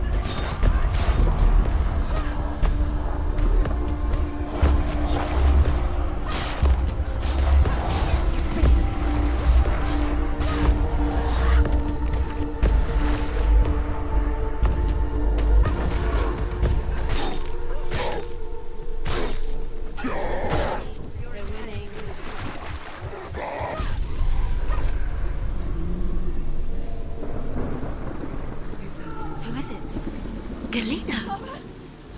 Where are you? Do you hear, Senua? Do you hear the voice of your mother, Galena? She calls for you, Senua. Go to her. Answer her pitiful call. The darkness took her life, and it will take yours. It's taking you. Surrender to the darkness. Darkness is here.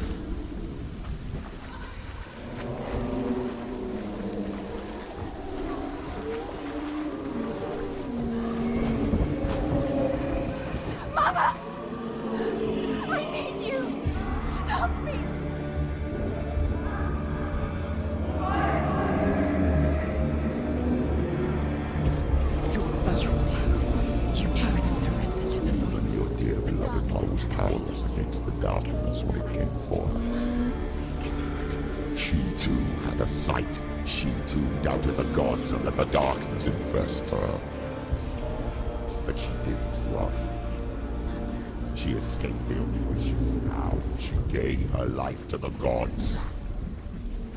If only you had done the same, the world would have been spared this horror. It's not too late. She's calling for you. Why don't you join her?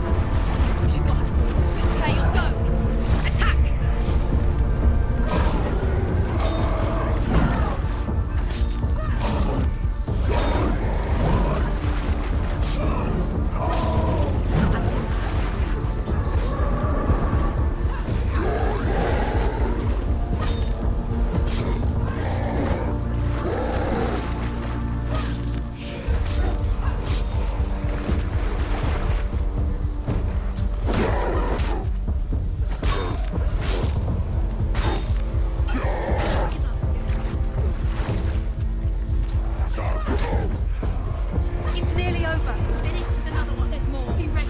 You've got to defend yourself. Keep going.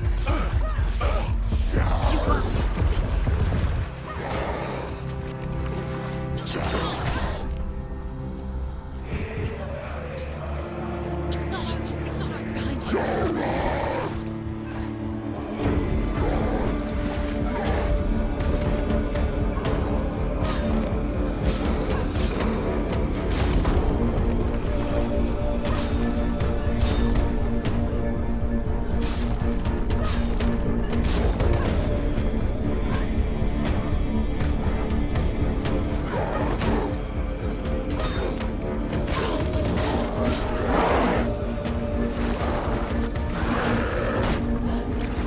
Behind you. Why do you still fight on? Maybe you too should suffer with your brethren and rot and let your blood seep into the seas and the rivers of hell. Isn't that what you deserve after all you've done? Give the darkness what it wants, let it swallow your soul and destroy all that you are. Why are you fighting for someone who is already dead? Just look around you. What hope is there for him, even if his soul could be rescued? Do you think he would thank you for what you have done to him, to his friends, to his father?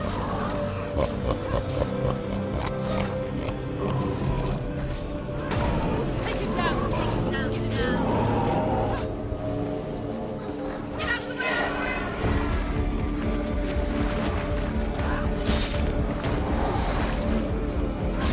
She finished it.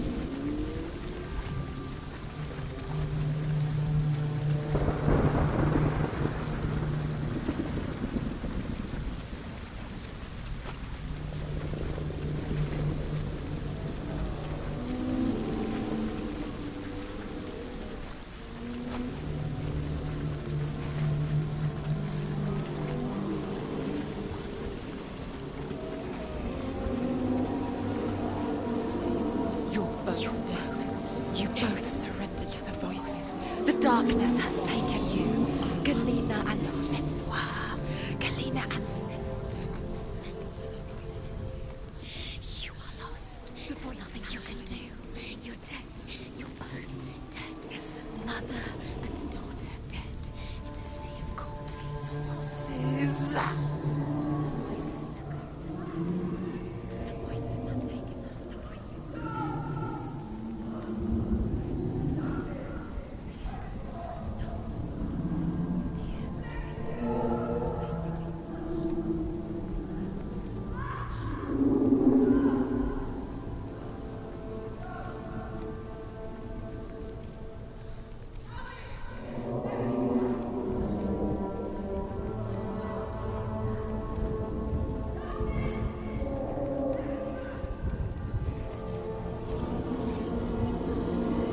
I can't fight it anymore. Not on my own. Where are you, Mother? I want to be with you.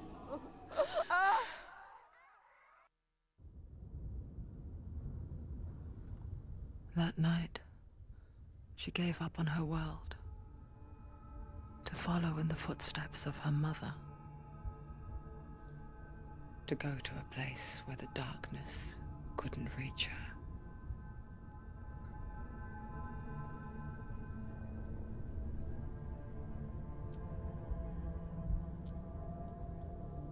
Senua. Look at me. Do you hear them? They're calling for me. We've lost so many. And I've lost my father. I can't lose you. You said it. I have blood on my hands. I didn't say that. You've done nothing wrong.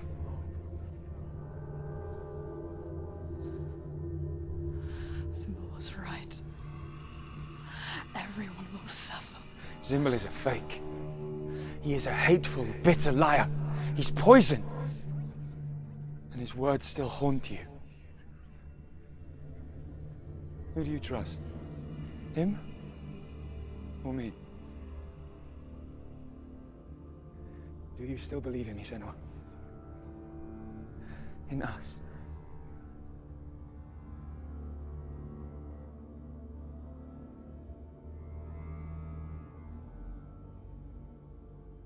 Come back to me. Please.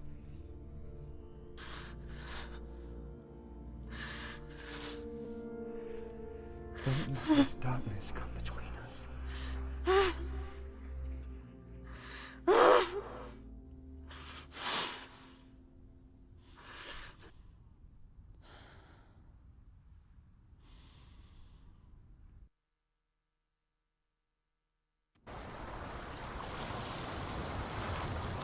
The hardest battles are fought in the mind. He gave her the sword with which to fight in more ways than one. And she gave him her word, never to surrender. All she needed was a little help. A little hope.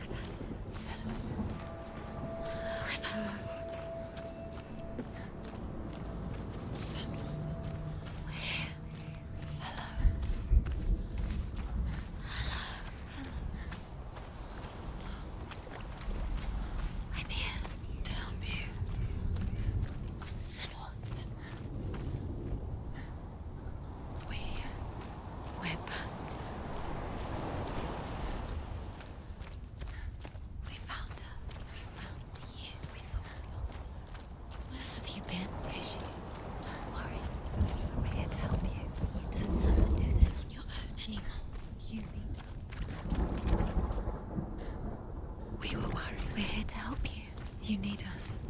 So worried. Silence is lonely. We didn't know where you'd gone. We're here to help you. Don't worry. You can trust us. There's a way in. Into the mountain. Can you see it? Shall we tell her where to go? It's not far. Go on. Look up. Just up there. Listen to us. That's it. Shall we tell her where to go? Shall we? Does she know which way to look? Does she know her way into the mountain? She's a good girl, isn't she? Look up. So clever. Did you miss us? Oh, she did. She did. Are you glad we're back? She's so glad we're back. Go on. Go up. Go up. Go There's a up. door. You can do it. You can see it. Come on, Senua. Go away. I'm not listening.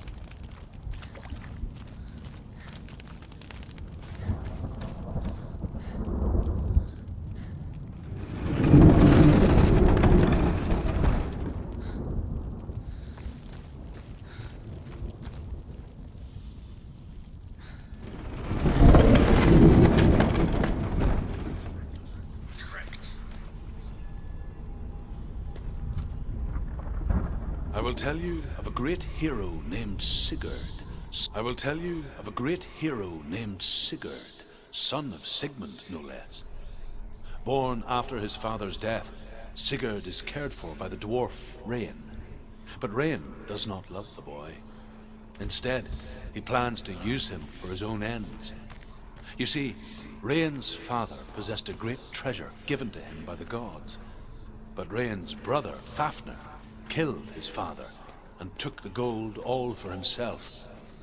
Fafnir hid the treasure out on a heath and could not leave it. And from the evil in his heart, he turned into a dark creature, a dragon.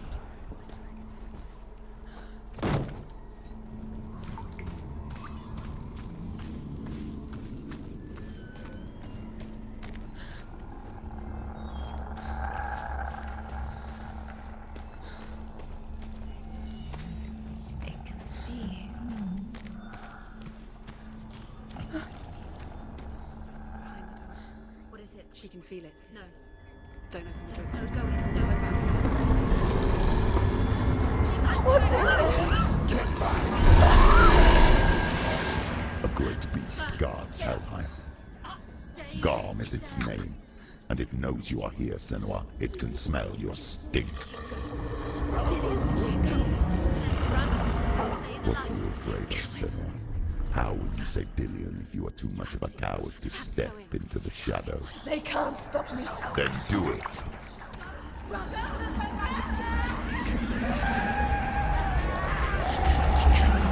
The beast is stalking you from the shadows. Your sword is useless here.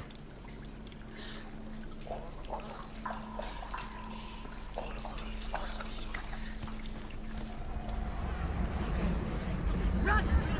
Run! Head back. It's too dangerous. It's locked. What should we do? Torch. Get a torch. Don't be fooled. The beast is still here. Who is it? Something there. It's the beast. No. No, it's not. It's a trick. She knows that voice. Does she? What is that voice? Mother, do you hear that? Don't fall for it. It's me, Senua.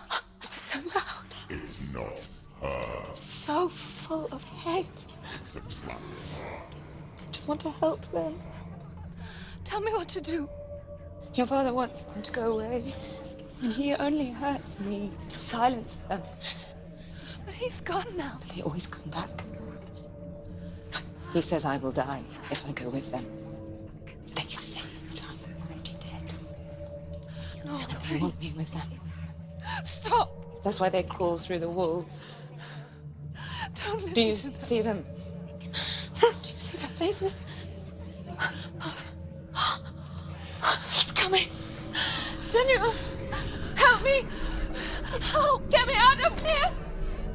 Don't go. Where has she gone? She's disappeared again. She shouldn't be here. She escaped the darkness. She took her own life to escape it. She can't remember when it started. When her mother lost her smile. her eyes gazing past her towards a world she could not see. This is what happens if you reach for the underworld, he said. It was a lot to take in for a child, and the first time she felt the cold chill of fear. I don't talk much about her father, Sinbel. I suppose I just didn't want to risk upsetting her. But it doesn't matter now, does it?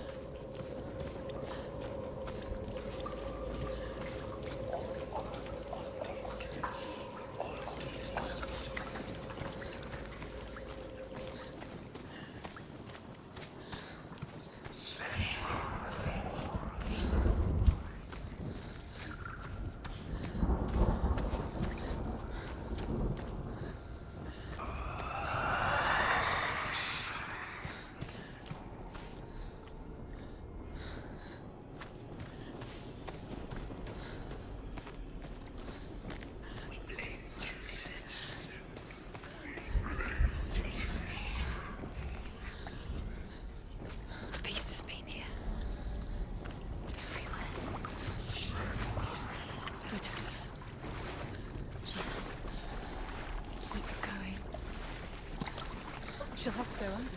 She can't. She has to. She can't. The torch will come out. Don't. Let's torch. Don't. She can do it. She can't do it. Go. The light's gone out. Run. Run. Get through it as quick as you can. The panic is here.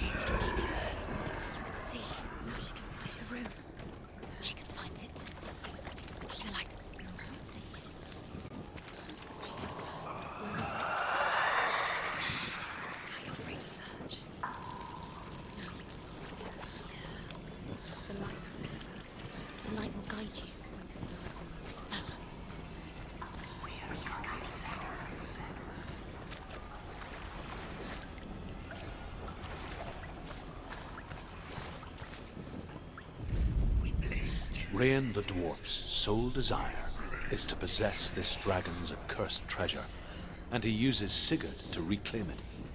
He tells Sigurd the story of Fafnir's gold, and the good-hearted hero promises to slay the dragon if Rain would forge a strong sword for him. Sigurd remembers that his father once possessed a sword given to him by Odin. Odin broke the sword to bring about Sigmund's death, but Sigurd's mother still has the pieces. And so Rain reforges the famous sword. Sigurd uses the sword first to avenge his father, and then he and Rain go in search of Fafnir.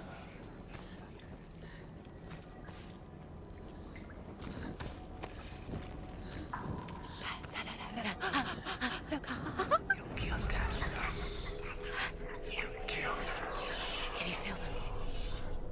Can you see them? Where are they? She can't see them. She doesn't know. Look! Use your eyes. Look. Where is it?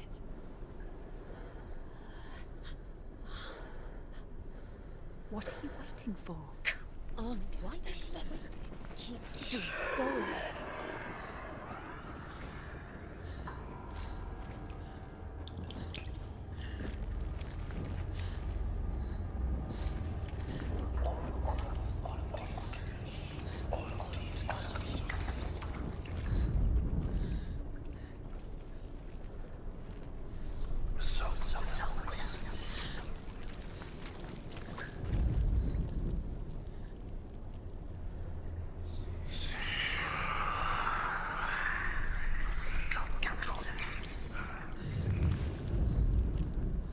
hidden in plain sight. She has it. You have it. Two more to find. The other two more to find. Why are you doing that? These pointless time. Do you think this is? Symbols are pointless. They're meaningless. Mother's here. What if you collect them and there's nothing behind the door? See, Dillian. This is just another trial. Just another trick. Just to distract her from her real mission. You think you know, but you don't. Your mother is Dillian is dead. I'm gonna say Dillian.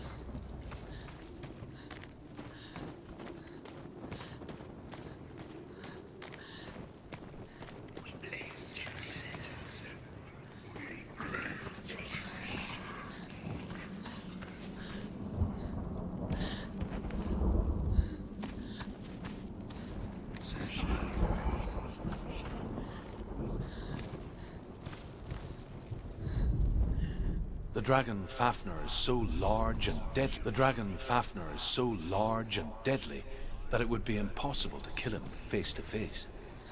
But each day, Fafnir crawls across the heath to find water. So Sigurd digs a pit in the dragon's path and lies in wait in it. When Fafnir slithers overhead, Sigurd sinks his sword into the dragon up to the hilt. Sigurd leaps from the pit, and Fafnir sees his killer. He warns Sigurd that the treasure will lead to his death, as it led to the death of all who owned it. Sigurd replies that death comes to all men, and every man would want to be wealthy until that day. And he takes the treasure.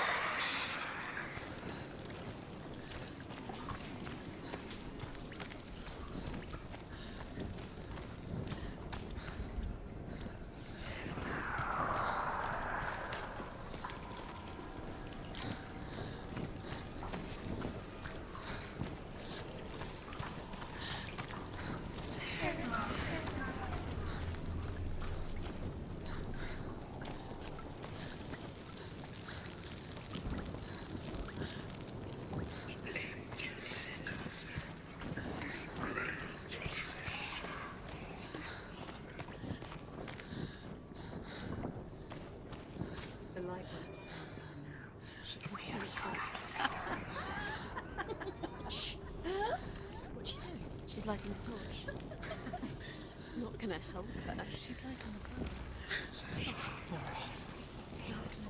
Do you think you can keep away from the shadows if you light the torch? Fight! Defend!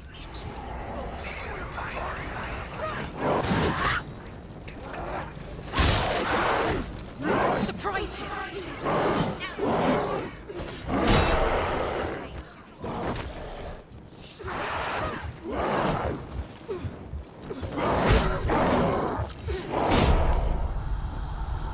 Quickly get up! They're coming! She's injured! She can see you!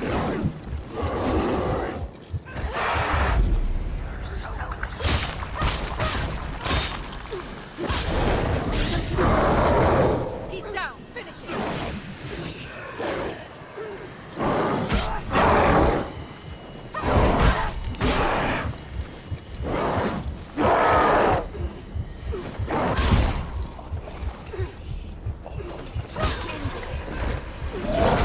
Capable warrior. Remember your training. Focus! It's the only way. You can do this. Focus!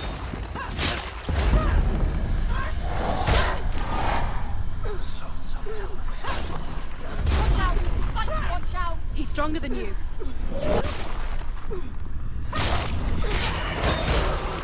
Go. She did it. You can't go anywhere without your light. Take the torch and move.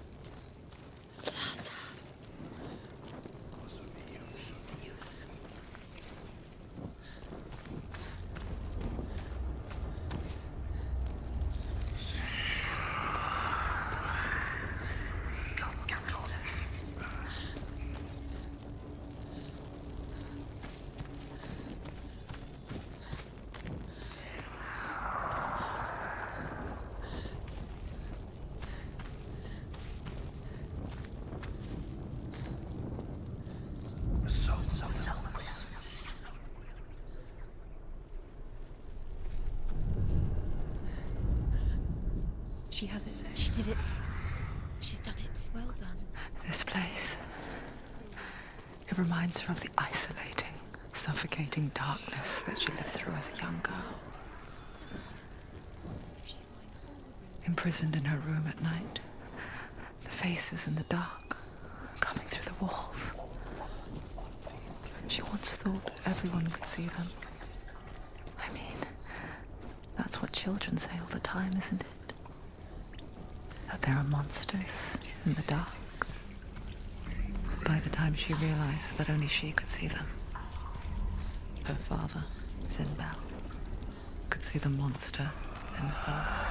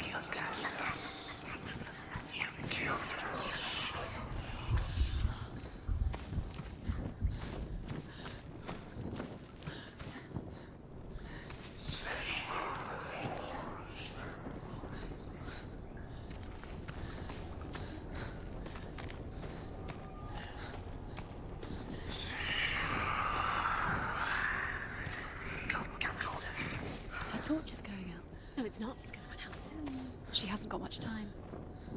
It's gonna burn out. She's too slow. It's not going to burn out. The darkness will come again.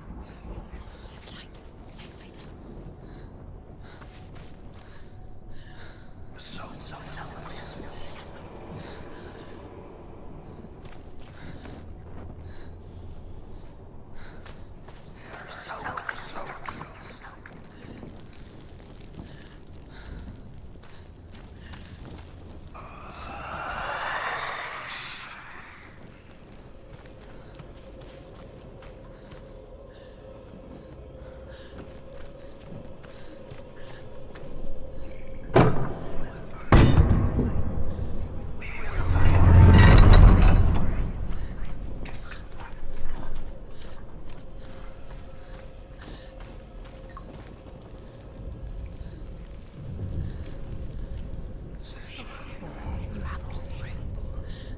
Do you feel it?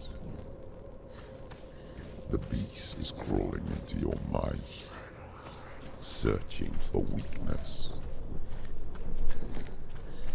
It found your mother and used her to trap you in here. Did you see her die? I don't remember. I was only 5. They told me she escaped the darkness, that she's with the gods. But what if they lied? What if the darkness took her and trapped her here?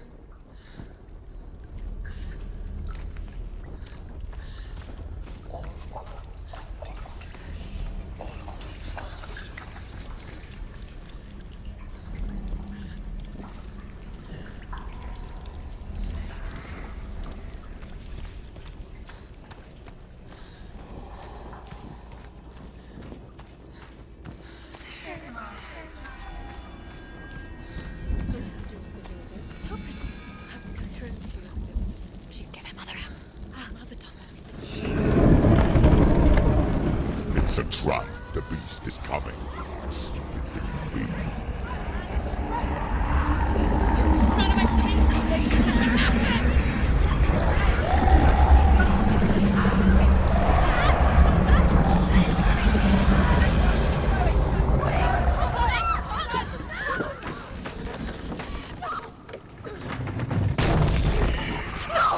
What have you done? No!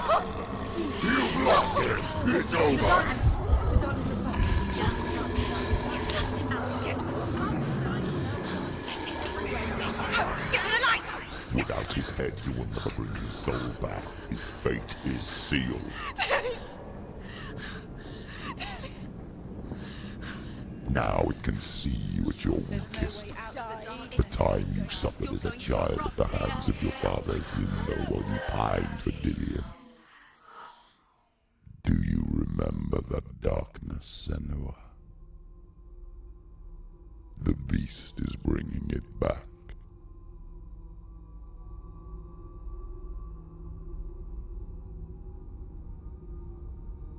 Mother, why did you leave me? This darkness, it's spreading.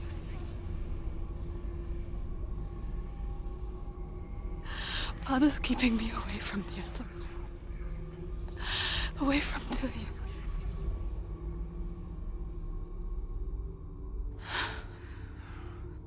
I won't give up. I'm not going to rot in here.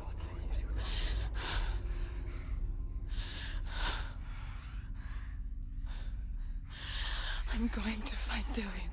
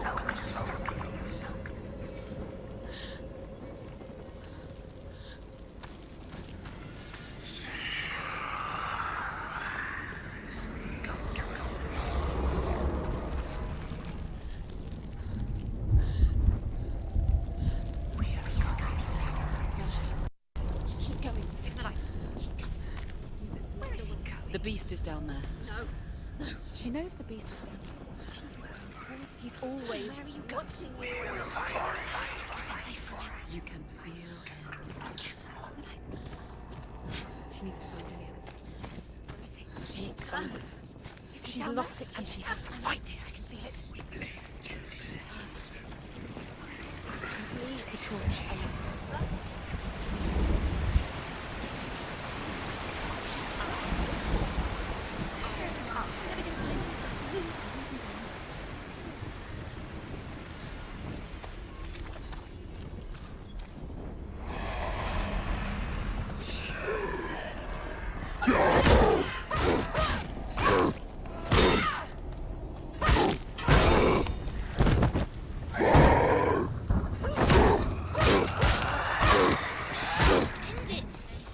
End it now. This is nearly the end. He's gone. Yes, Senua. Jazz! Behind you.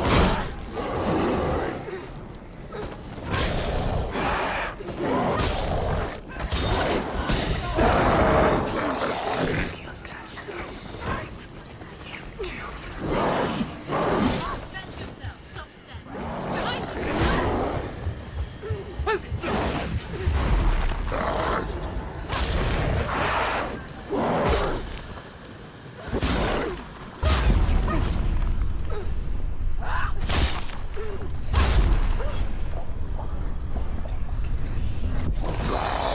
They're winning.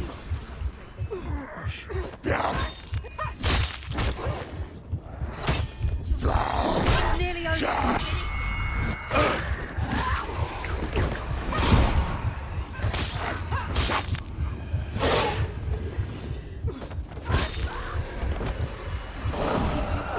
Behind you!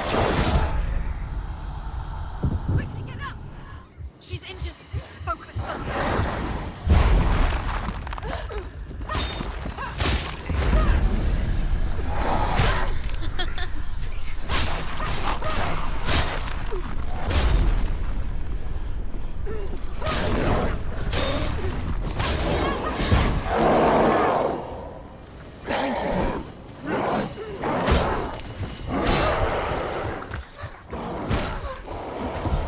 Defend yourself. Get up. It's not over. Focus.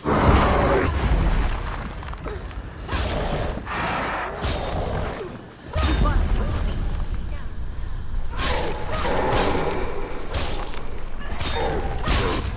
Finish this. End it now.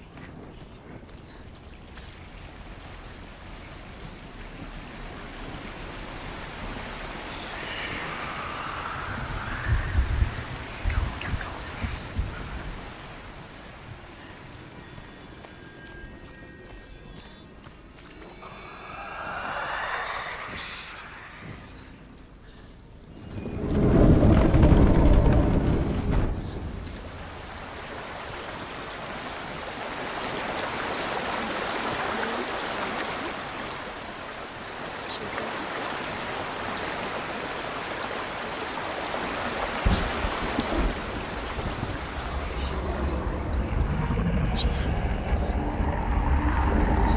Her father tried to help her, But she wouldn't listen. he was doing his best. She never, ever listens. Didn't she listen? He was trying to save her from the darkness. Zinval was right. Zinval was trying to save her from the darkness. But she wouldn't listen. Never choose. And now everybody is dead. Because of her. It's all her fault. All her fault. Weak. So weak. She should have known. She should have. Why doesn't she learn? When will she learn? She doesn't understand. Now the darkness has Dillian's soul.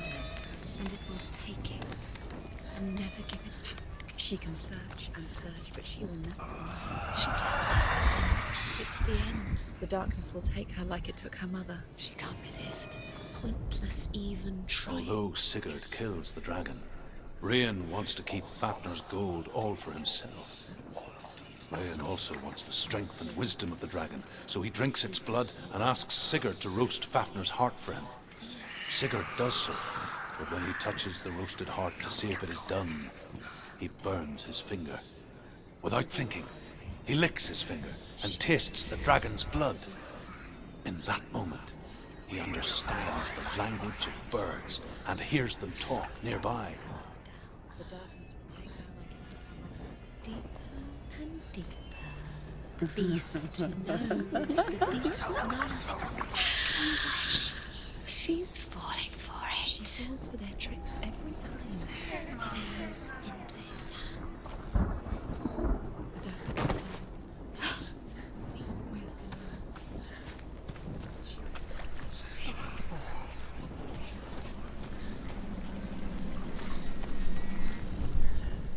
Sigurd's newfound power lets him hear the birds speak, and they say, Sigurd should eat the heart himself.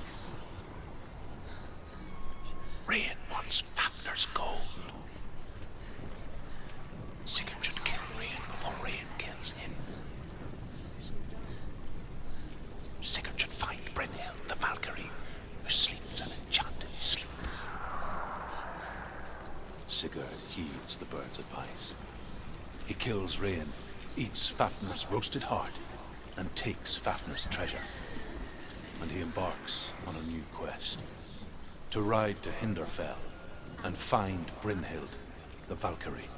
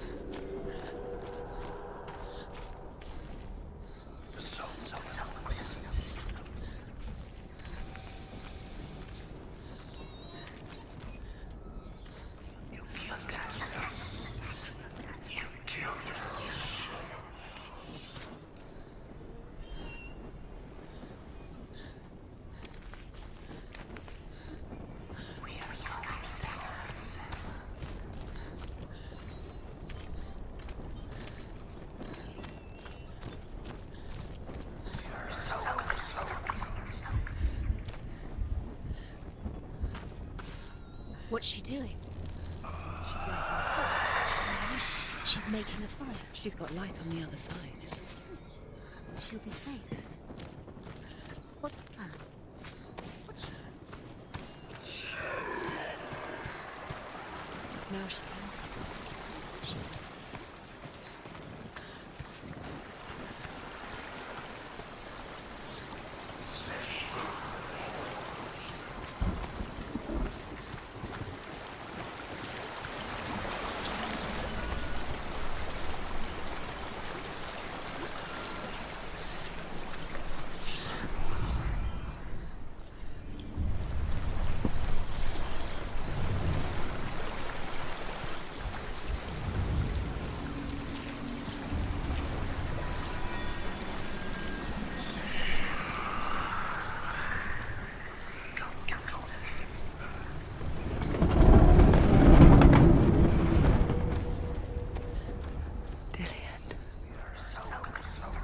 Can't help but think of him. A tender guiding flame in a world so black. The longer it burned, the more she convinced herself that there was nothing beyond its reach. How little separates us from what we fear. Rampart of burning shields. Only a man who knew no fear would ever reach her. But like me, Sigurd is fearless and passes through the flames, just as I did, and wakes the sleeping warrior girl. She teaches him the secret wisdom of runes, namely victory runes, ship runes, runes for persuasion, runes for truth, runes for healing and help, runes for perception and power. Like Sigurd, the greatest young warrior of the North, you must learn the secrets of the runes to fight amongst the gods in Hell. Light her. Don't. Don't breathe.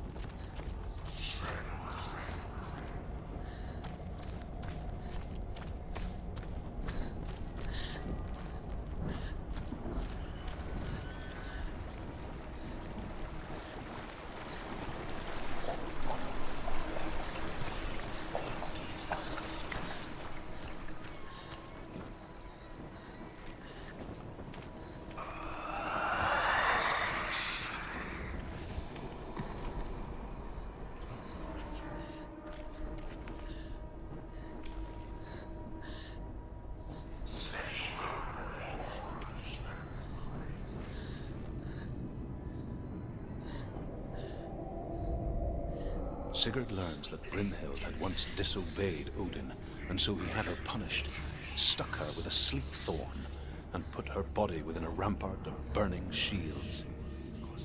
Only a man who knew no fear would ever reach her. But like me, Sigurd is fearless and passes through the flames, just as I did, and wakes the sleeping warrior girl. She teaches him the secret wisdom of runes, namely victory runes, ship runes, runes for persuasion, runes for truth, runes for healing and help, runes for perception and power. Like Sigurd, the greatest young warrior of the North, you must learn the secrets of runes to fight amongst the gods in Hell.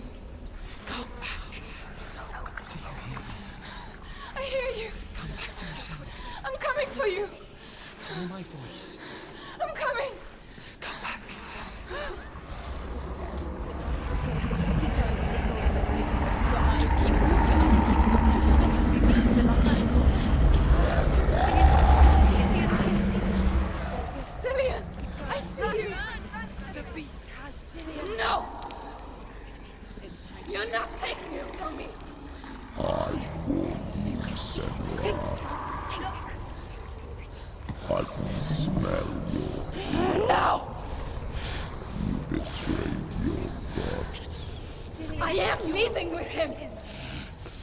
Turn your back on me. That is why Dillion will rot in hell.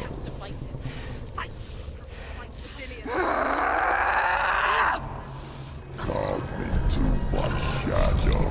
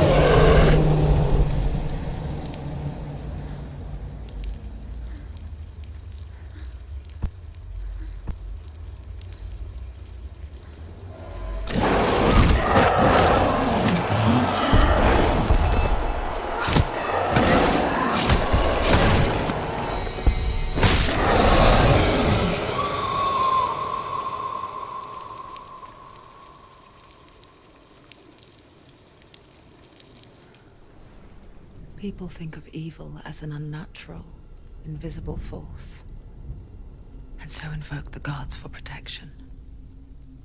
But evil can come from the hand behind the gods. A familiar hand, cold and cruel. He tried to fix her with his rituals, kept her trapped in that hole. She couldn't say which was worse. The darkness,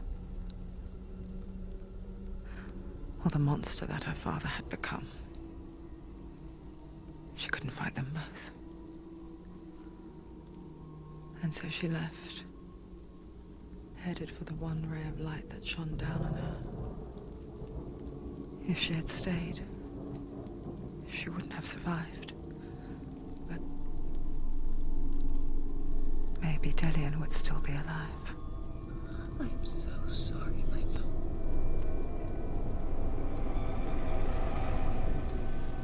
She will save his soul. Even if this time she can't save her own.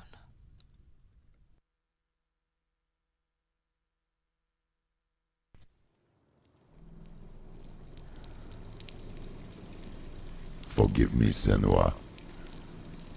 I know you have no reason to trust me anymore. Listen. But believe this, it was my mission to make you hate. To hate the darkness with a passion so great it would focus your mind on this quest. For without it, I've doomed you to your failures trap. All this time, I've wanted to protect you from the truth that would have destroyed you a long time ago. But you have conquered your darkness at every turn. You deserve to see behind the veil of darkness. And take me to the mountain. As deep as we can go. I won't stand in your way.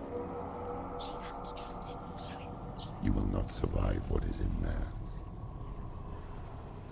I know. She doesn't want to tell us. She has nothing. She has nothing. She's come this far. She wants to go forward. She wants this.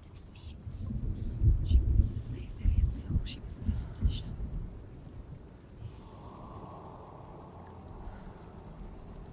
Keep going, Senua. Just keep going. Don't turn back. It's too dangerous. It's not too late. She's still alive. What hasn't changed? It could all be over so soon. No, she must keep going. It's got to make about what she hasn't got. It will kill her eventually. She's ready.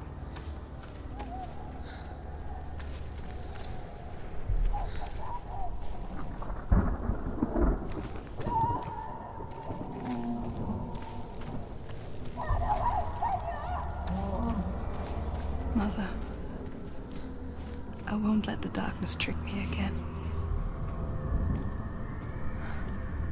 I know you're safe with the gods. I can feel Hela's gaze, searching for secrets inside of me. Secrets that even I can't see. I'm not here to fight my past. I'm here for Delian. I will fulfill my vow, whatever the cost. She can see it. The bridge. She can't cross the bridge. It's broken. She has to fix it. It's too dangerous. She's done it before. She can't fix it. She's done it before. She can. She can. She'll do it again. How will she do it? There must be a way. Senua, you have to try. Get to the gate. She'll never make it.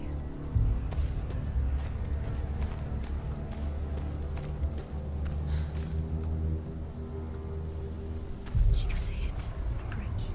She can't cross the bridge. It's broken. She has to fix it. It's too dangerous. She's done it before. You have to fight her. We know. The final battle. Get his soul back. It's the final task. Yes, it is. This isn't just a broken bridge, is it? Mother, you showed me how to see further. To see the hidden wonders in our world and explore new paths into the unknown. To lead so that others may follow, or to warn so that they may avoid. That is our gift and our duty. I'm not going to look away in fear anymore. Brothers will fight each. The Northmen say the world will come to an end. They call this Ragnarok, the destiny of the gods. First, there will be a terrible winter, 3 years long. Then, mankind will turn on itself. Brothers will fight each other to the death, and people will forget what they owe their kindred. Times will be hard. Crimes will be great. It will be an age of axes and swords. The wind will blow through abandoned halls. Wolves will walk where children played. The world will fall into ruin.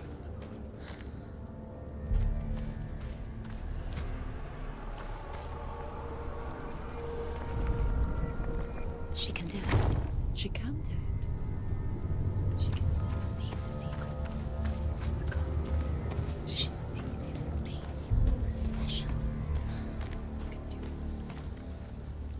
She must see. She has the sight. She can see the secrets.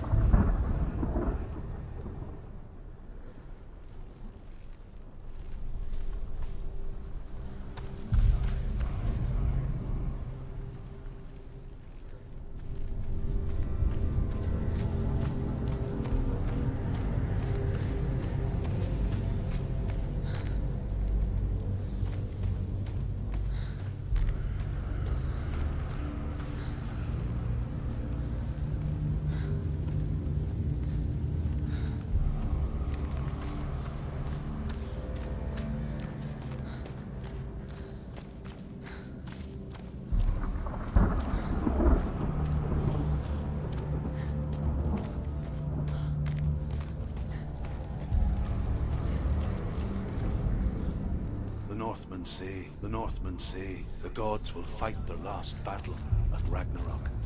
Their watchmen will blow the horn that can be heard through the whole world, and Odin will speak with the severed head of Mimir, which gives him good counsel.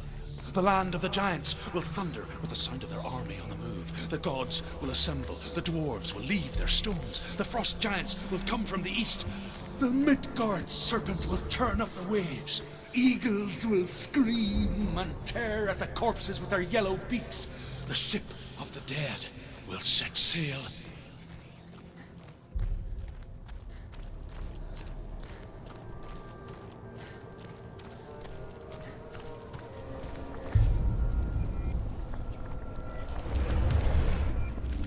She did it. She did it. She did it.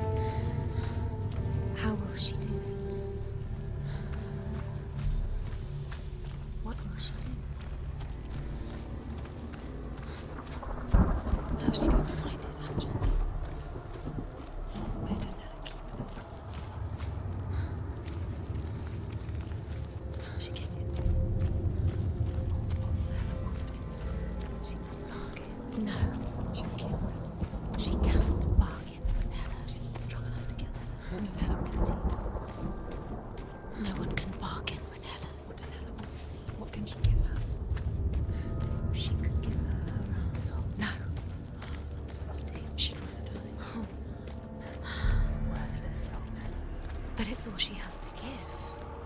She has a warrior soul. What more could she give? A cursed soul. Of course she is, no matter what she does. She can feel it climbing up her arm. She can fight her.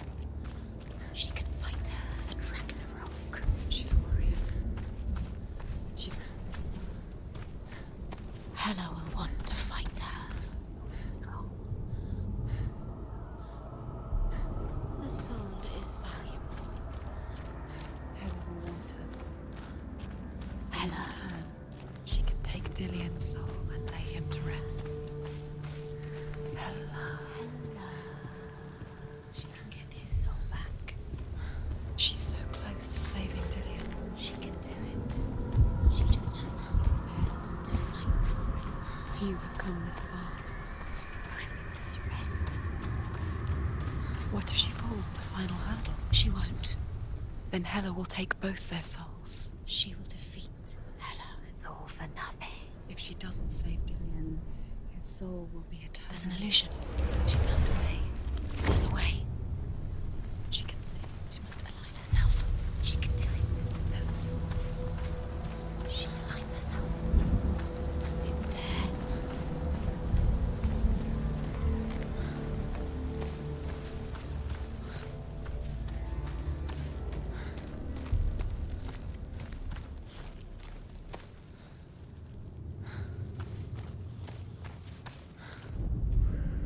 The Northmen say that at Ragnarok, the gods will face a ship full of their foes, which Loki has steered to Asgard. It carries the fire giants, the wolf that will eat the sun, and all kinds of dark creatures. Surt will join them with his sword of fire. The cliffs will crash, trolls will walk the land, men will tread the road to hell, and the heavens will split open.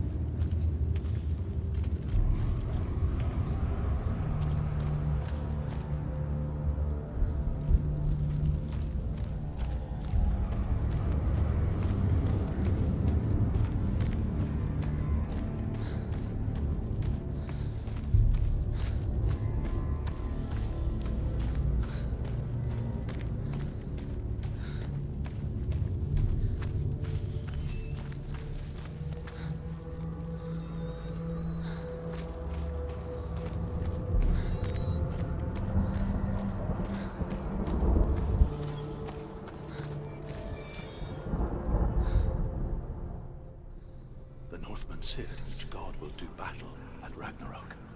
Odin will fight the monstrous wolf and be killed, but his son will avenge him and plunge his sword into the heart of the beast.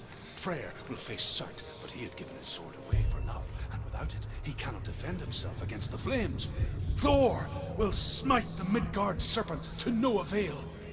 The sun will grow black, the earth will sink into the sea, the stars will disappear, fire and water will meet, steam will shoot up, flames will play against the sky, the heavens and earth and all the world will be burned, all the gods will be dead, and the warriors of Valhalla and the people everywhere. Senua, prepare yourself for Ragnarok.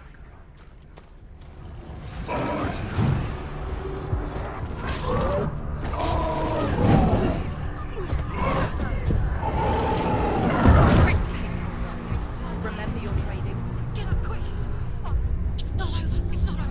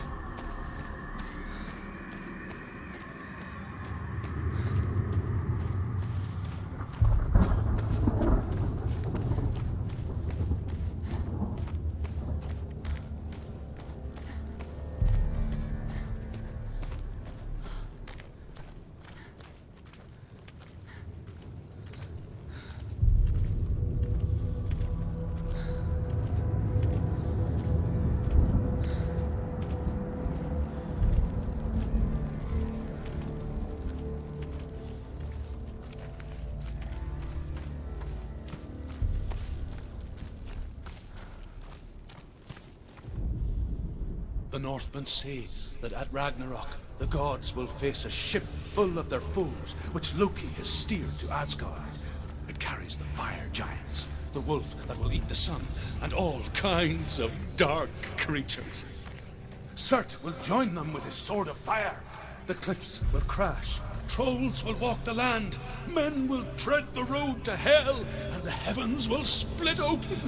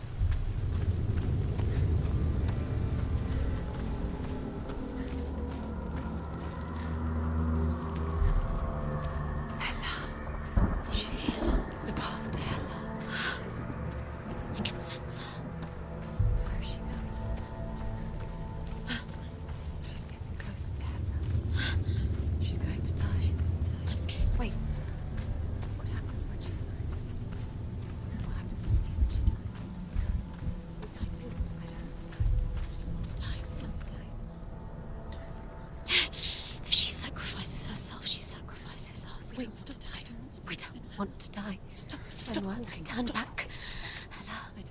It's too dangerous. Wait. What? What happens when she dies? What happens to us? What happens to us? We die too. Do we die too? We I die don't too. want to die. I don't want to die. We'll all die someday. I don't want to die. And when everyone's gone, even the gods will die. We don't want to die. I don't want to die. Senua, stop. Turn back. Stop. Stop her. Why is she going? Stop. Senua, stop. Senua, What stop. happens to us? Why won't she stop to die? She won't stop. Stop.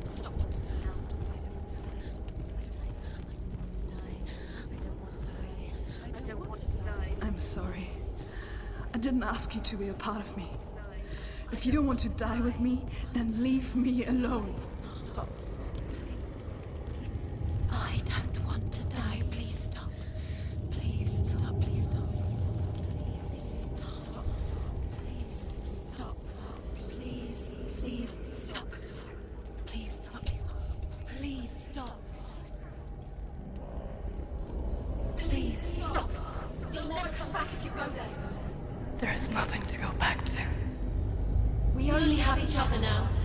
Don't abandon me. Everyone suffers. They were right about me. Listen to me, not them. They were afraid. Like children scared of the dark. So was I. They made up monsters to fill the void. That doesn't make them real. They made them real. No!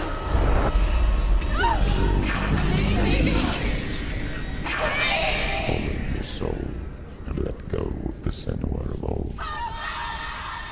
For there lies your weakness, and the darkness will find it.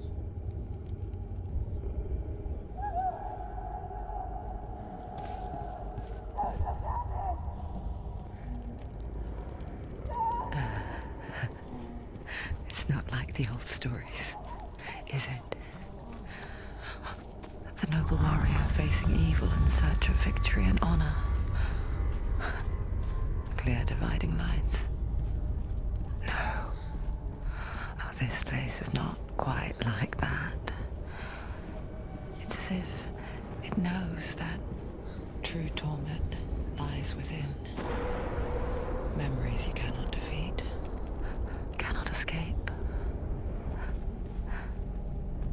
This is her hell. Psychosis is true. Gods betray Us. Unmask us. The man I was before Druth.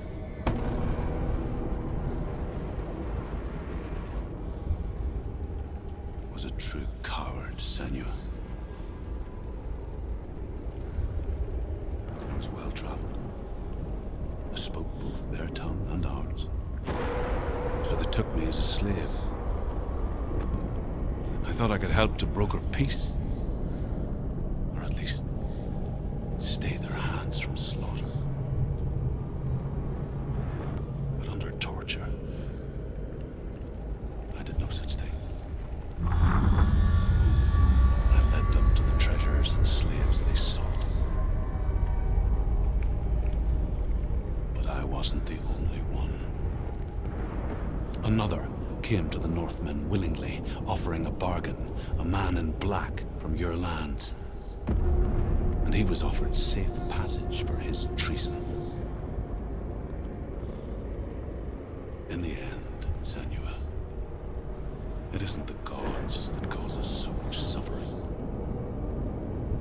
but those closest to us.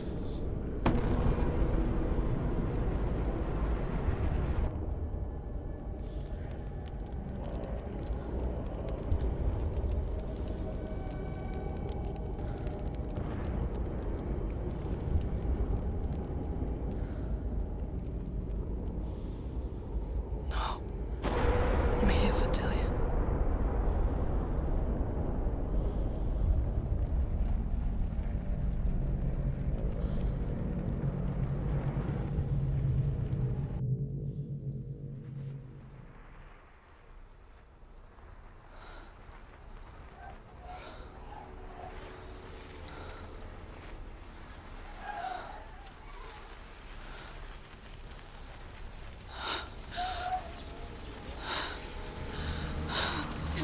away, Senua. Mother. Don't see me like this. No. Turn away, Senua. Turn away, Senua! Do you see it, Senua? Do you see the darkness? Faces fear and suffering. You can see it.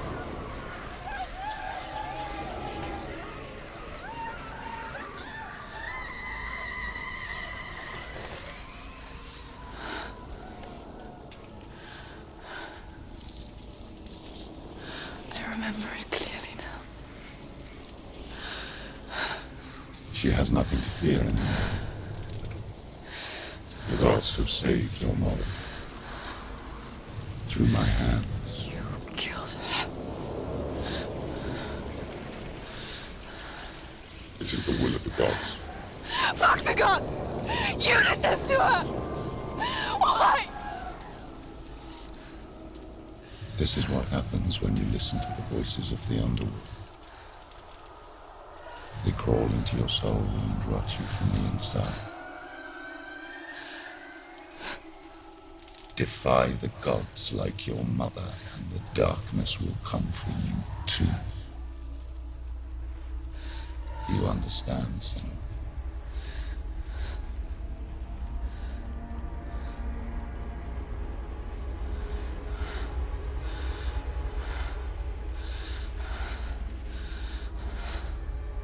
I do understand.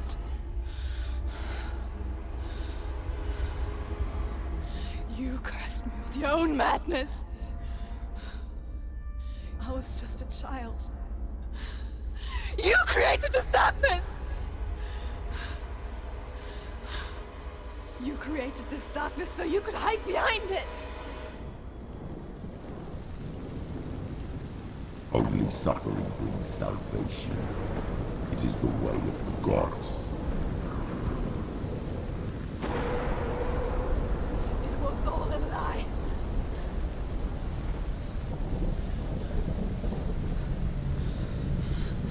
You are a lie! She didn't defy the gods. She defied you. And so you killed her. You didn't pray to the gods. You prayed to your mother. Your mother, who was too weak to fight the darkness and abandoned you. You tortured her. You killed her. You are the darkness.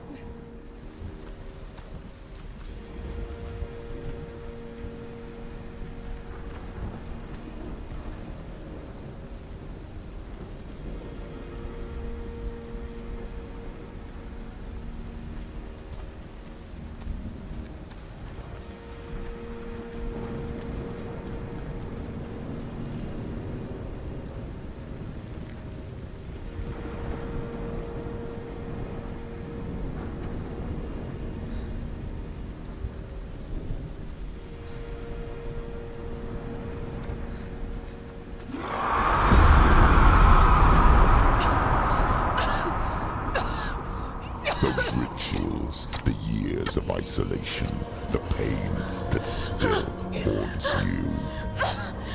It was the only way to fight the curse within you. You're a liar.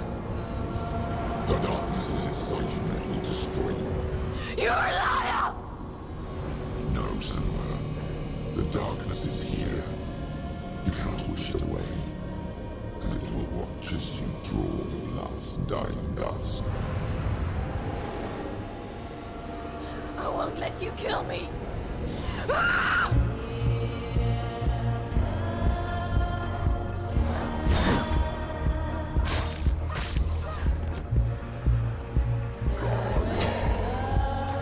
Behind you.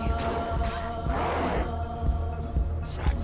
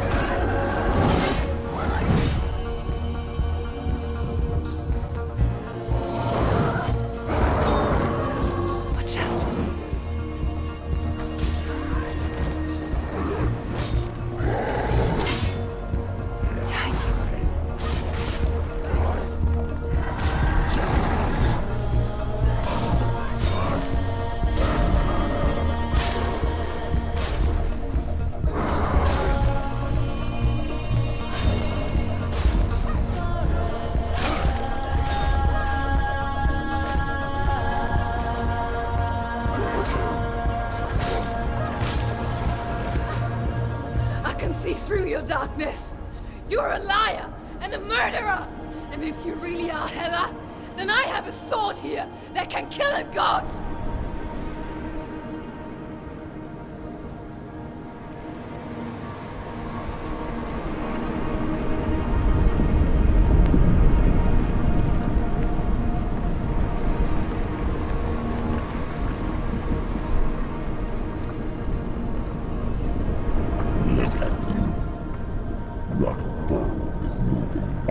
To wallow in your miserable past.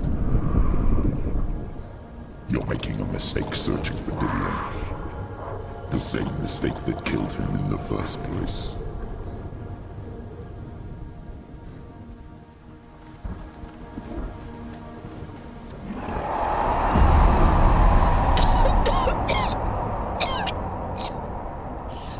I'm trying to save you from yourself.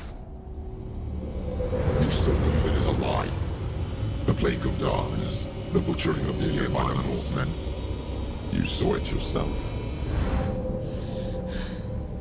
You told everyone I was cursed. They believed you.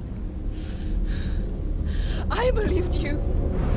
Tell me, Senua, where is Dillion's soul if the darkness is a lie? How you saved him?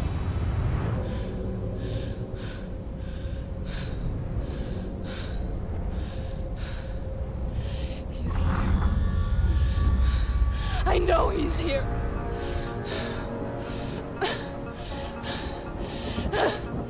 Dillion, I know you're here. Hold on. I'll find you.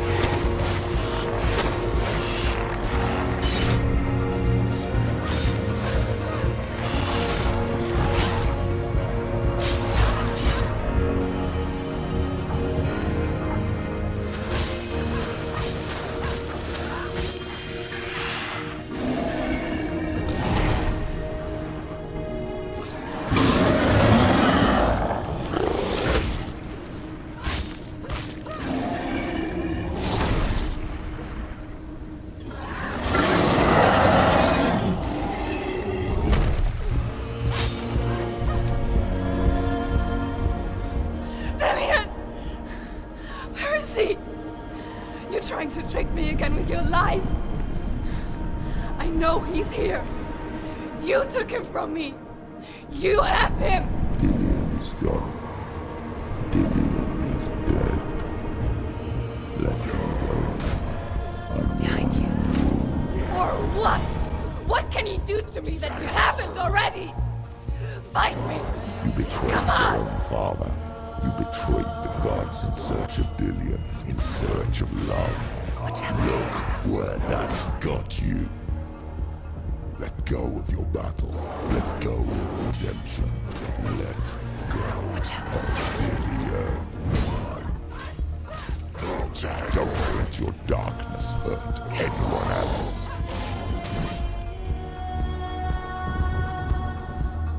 Behind you.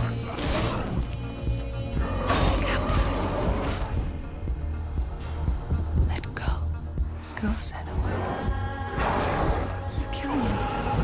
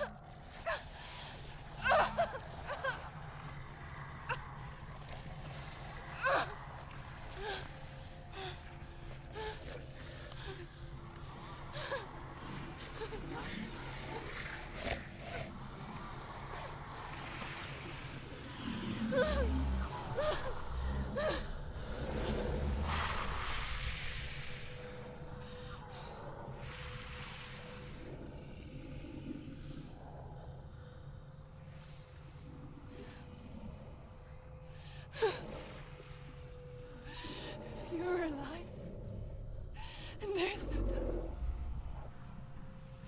then you never took him from me, did you? And I can't save Dillian.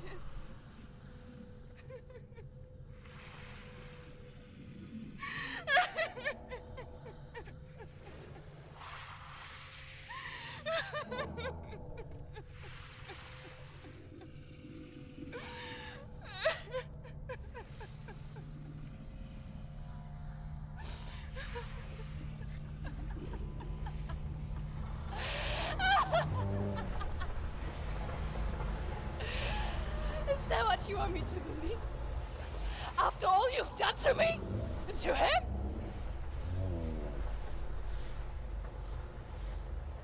You're not a lie, but you're a liar! You crawled into me to confuse me and deceive me. But I know he's here. I know you have him.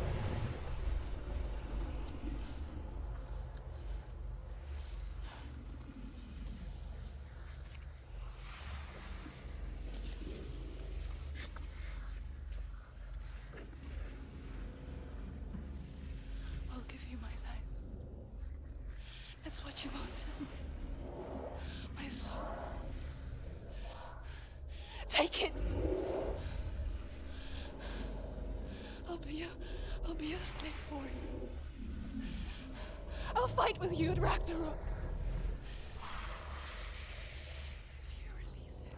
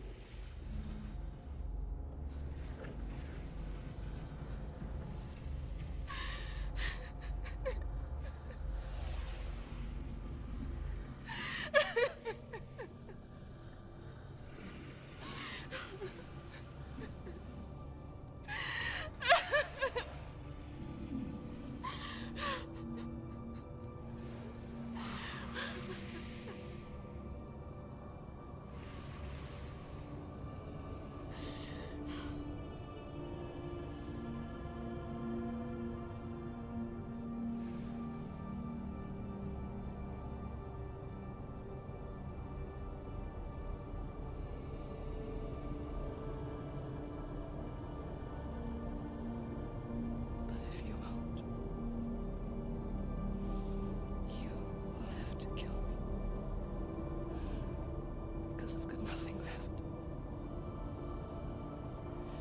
No fear. No hate.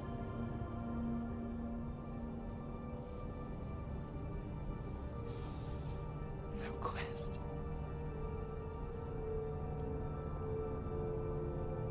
Nothing.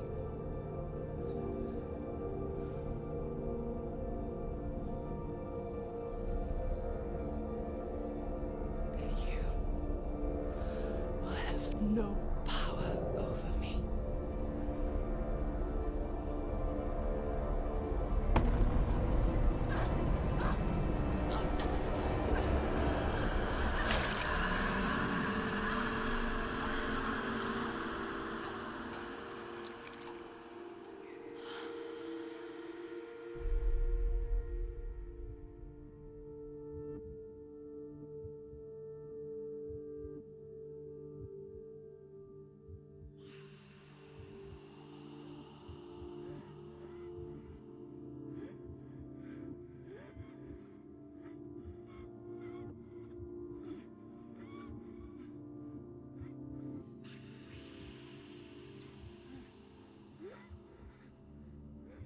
I learned the hard way to not be afraid of death, Senua.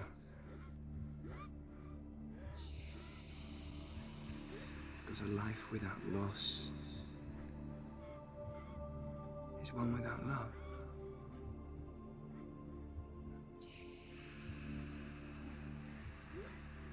You turn your back on death, and all you can see is the shadow that it casts.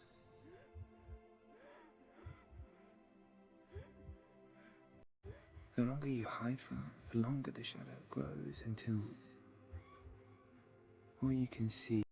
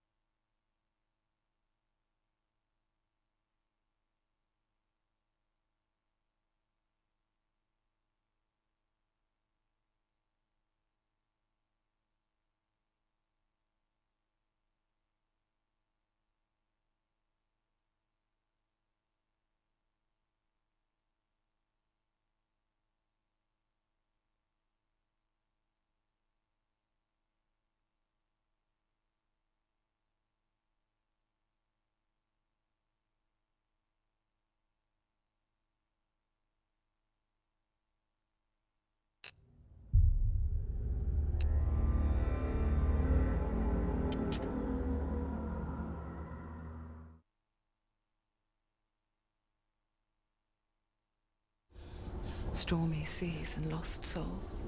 Who is it? She's dreamt of this before. It's coming. Is it? They say dreams are visions of our memories, thoughts, and fears, as seen by our inner eye.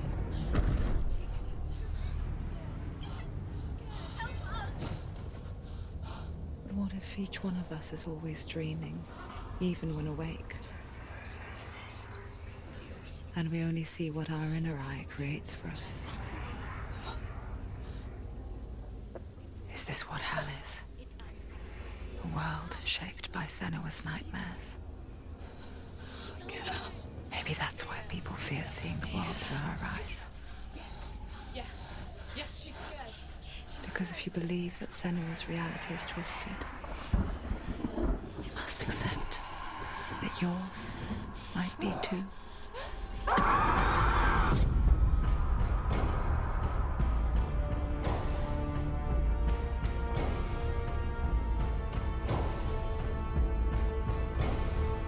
Hellblade: Senua's Sacrifice is a video game about Senua, a Celtic warrior on a vision quest into Viking territory. But what sets our hero Senua apart is that she suffers from severe psychotic mental illness. He knows she's getting closer. He can feel her coming closer. She's getting closer. They're watching.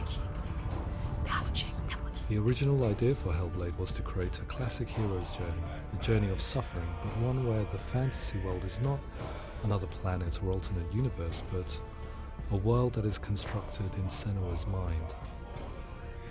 But to do so would mean putting psychotic mental illness at the center of the experience, a subject that is still considered taboo, and a challenge that was both terrifying and exciting in equal measure. In Hellblade, the starting point was a newly discovered Celtic goddess called Senua in Ashwell, Hertfordshire. When first discovered, her name was thought to be Senua, a name which I liked and kept. I wondered if Senua might have been a Celtic warrior like Boudica who stood up to the Romans.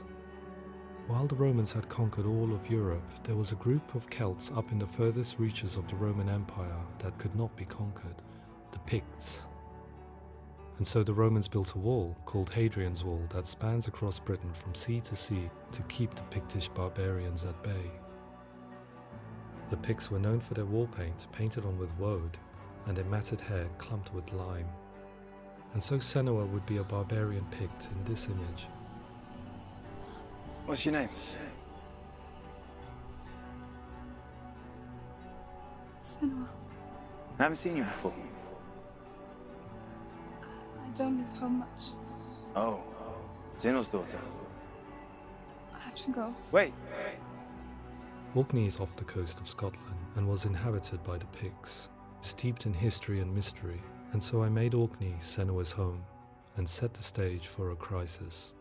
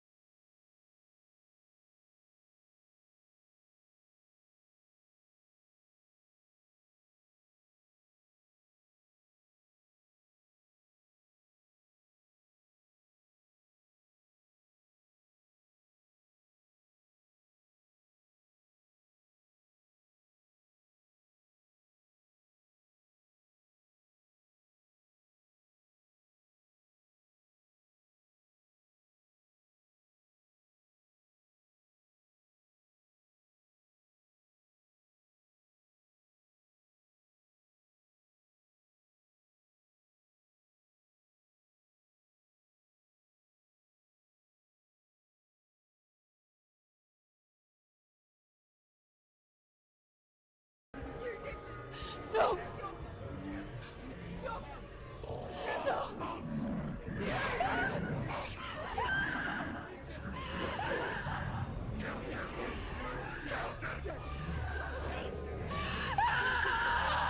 I came to learn that the Celts had a sophisticated and nuanced perspective on the nature of mental disorder. One term they used was Gelt. A Gelt is a man or woman who has been driven mad by a curse, battle trauma, or grief. The Gelt would take to a life in the woods in search of penance, punishment, and purgation. And so Senua became a Gelt, cursed by darkness, looking for redemption in the wilds. Another word the Celts used in reference to mental disorders was druth, meaning fool, or liar, one who utters the words of God. They tell of the mad sinner who flees battle into exile and takes on a beastly nature, growing feathers on his body. The character called Druth in Hellblade is based on a little-known person called Findan, an 8th century Irish Celt who was captured and enslaved by the Vikings, but eventually escaped to Orkney where he became a monk. I will tell you my stories of hell, if I may walk with you. Upon meeting Senua, it would be his stories that fuel her quest deep into their world of gods. The Northmen say the world will come to an end.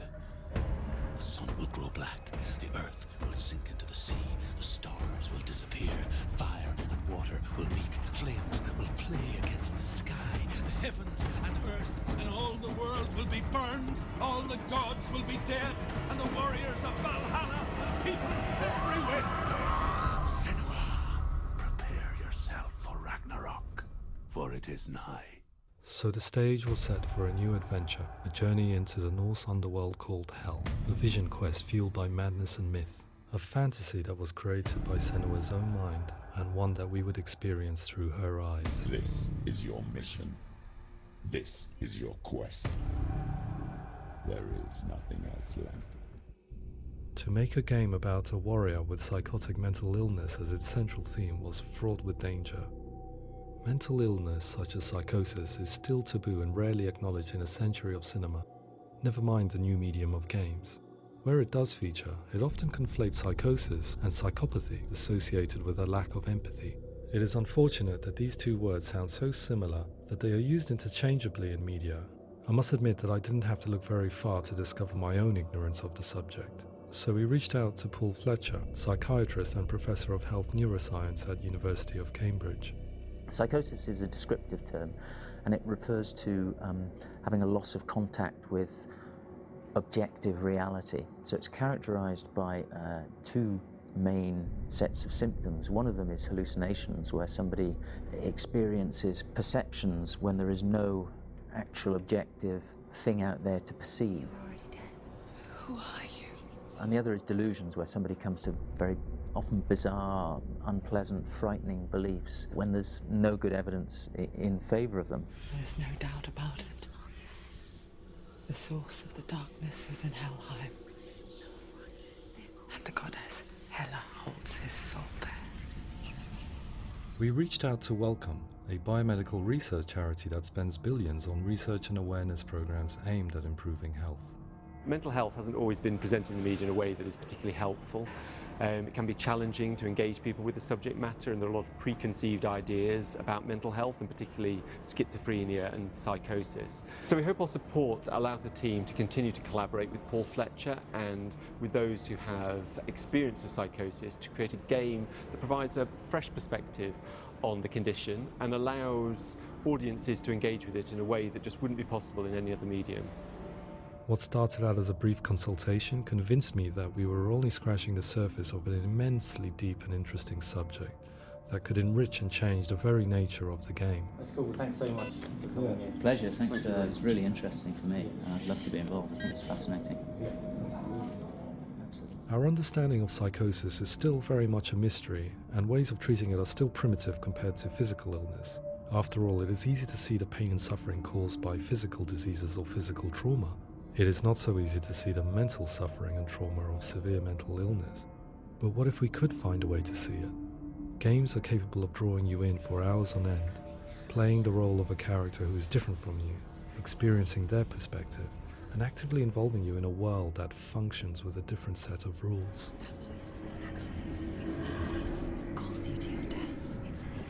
If we were to represent Senua's psychosis, we would have to simulate voice hearing, a common attribute. But how can we simulate something we have no first-hand experience of? Professor Charles Fernyhough, a leading expert in voice hearing from Durham University, offered his help. Hearing voices is an experience that is usually associated with severe mental illness, and crucially we know that hearing voices is a part of ordinary life for many people who don't meet the criteria for mental illness. Yeah. Oh, that's not him in real life.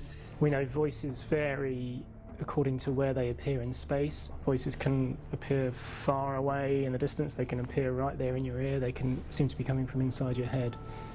Based on the information Professor Fernie Ho provided, I put together a sound brief and invited some actors to the studio. We recorded the actors using a binaural microphone, which records the 3D spatial position of sound, replicating the way sound is heard by human ears. It gives you an incredible sense that the person you are listening to is right there beside you. Can't see how she's going.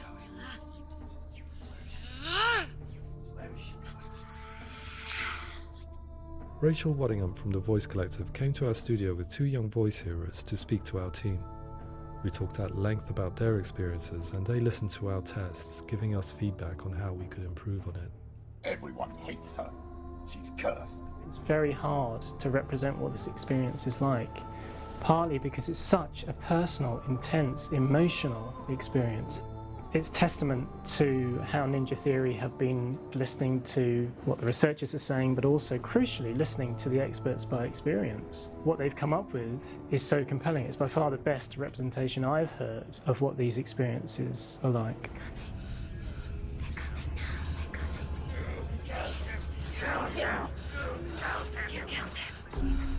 Other common attributes of psychosis are visions and flashbacks. We met with Recovery College East, who work with and care for people recovering from severe mental disorders. A group of service users gave us their first-hand account of what they experience. Sometimes when the visions or what we're seeing is too much, it becomes more difficult until eventually we perhaps don't see anything. The people we spoke to, the stories they told, were fascinating, harrowing and mind-boggling. The reality of what people experienced was vivid, far exceeding what I could possibly have imagined. We went away itching to represent some of these visions and flashbacks in the game. As we all know, my heart is so, love is so far away. Don't you know how I wanna feel deeper? I could never know how you grow, all these days are killing me. Now I see deep in me insanity does unfold. I just wanna feel deeper, deeper. I just wanna feel deeper, deeper.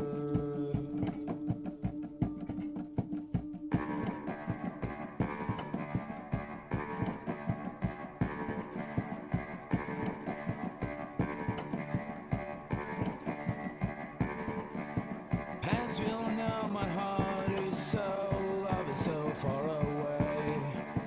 Don't you know how I wanna feel deeper? I could never know how you grow, all these days are killing me.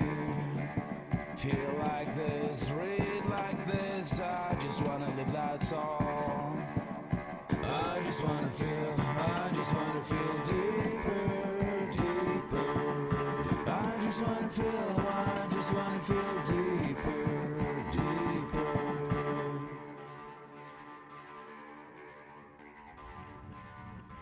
To refine our work, we continue to hold meetings with Recovery College East over the course of a year and a half, showing them what we had achieved so far and refining the in-game representations based on their feedback.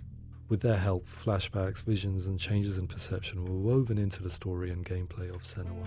The students that are involved in this project are incredibly excited about being involved. They have described the experience as being important because it values their lived experience and shows that despite what we have been through, all of that experience becomes valid, that actually it's something that we should all be talking about. The experiences described range from beautiful to frightening beyond comprehension. I heard of a girl who has to live with an angry voice screaming at her, slamming on her doors and walls 24 hours a day. I met someone who would often see hanging corpses in a room, so real that she would sometimes try to rescue them. The panic and fear that comes with such visions is entirely understandable, and it can be a living horror for some. Worthless, weak, pathetic. Go on, feel sorry for yourself, because there is no one left to do that for you. I was urged by one fellow that we should not shy away from showing this horror, and so I was perpetually torn in making Hellblade. Had we gone too far with our representations or not far enough? broken and lost. Just like your soul. Come on.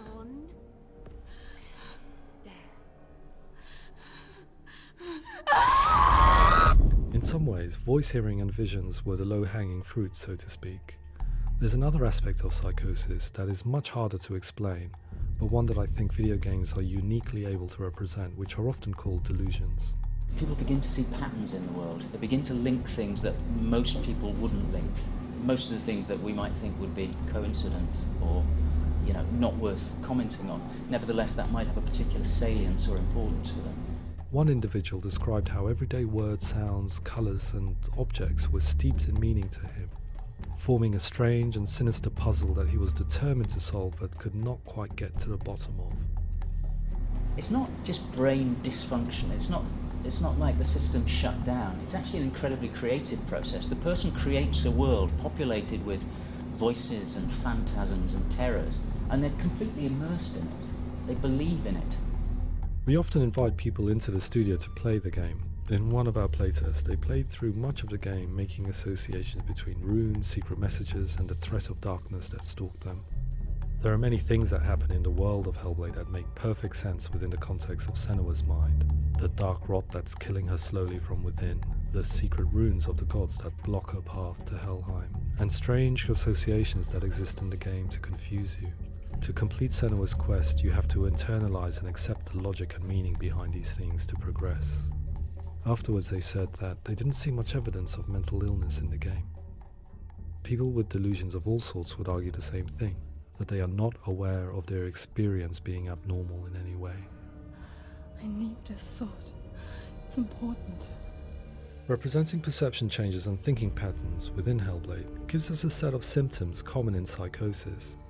But people with lived experience were keen to emphasize another point, that it is wrong to define a person by their symptoms. Quite often, the illness comes not from the symptoms, but from the stigma, isolation and mistreatment that comes about from the rest of society.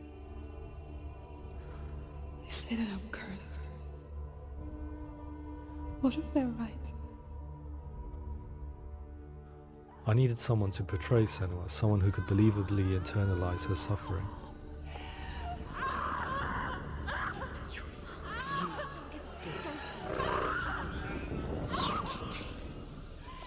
Melina Jurgens, our video editor, had been a stand-in for Senua over a few months while we perfected our motion capture techniques. Without realizing it, she had already auditioned for the role, and I knew her well enough to know that I didn't have to teach her to act, but to relive her own internal pain. As often is the case, those who have suffered mental anguish are never far from us.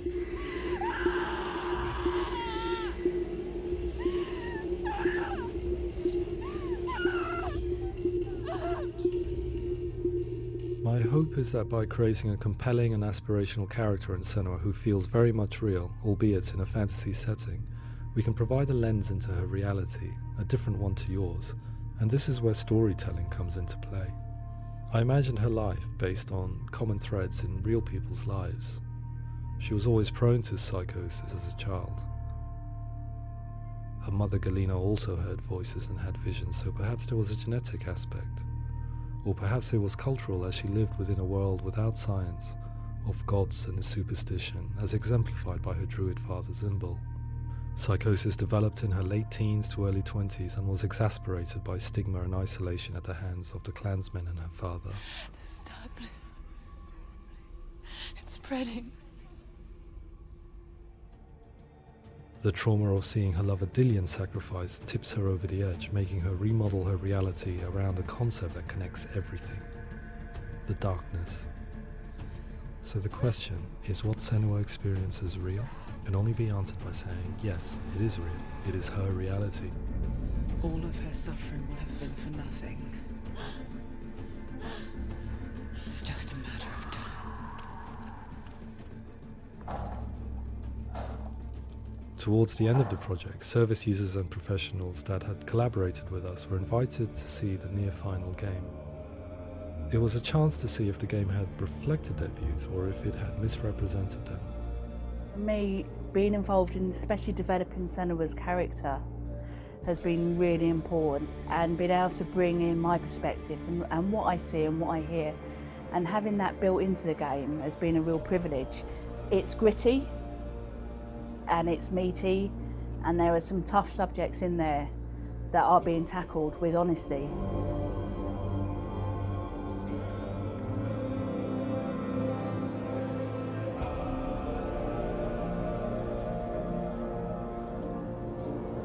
I was blown away by it today, absolutely blown away. It was just fantastic to get the opportunity to use our lived experience in a very creative way. There's nothing tokenistic about the work we've put in. It feels like we've been listened to, things have been taken on board, and I think there was a lot of realism in the game itself, and it feels very authentic.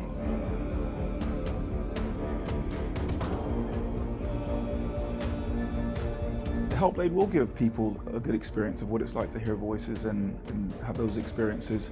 I'm glad that the guys at Ninja Theory have asked us to come along and help them build an experience that's positive when it comes out, and get myself a copy and have a go.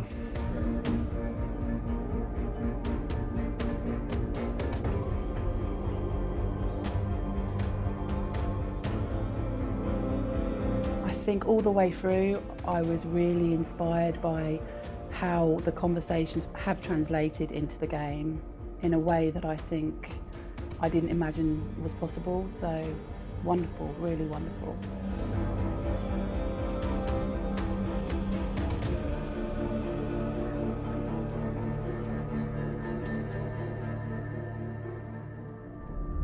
I really hope that others will follow the lead they've set and use the power of something like a video game to change people's perceptions, to increase understanding, and ultimately to make some of the stigma around voice hearing and other experiences go away.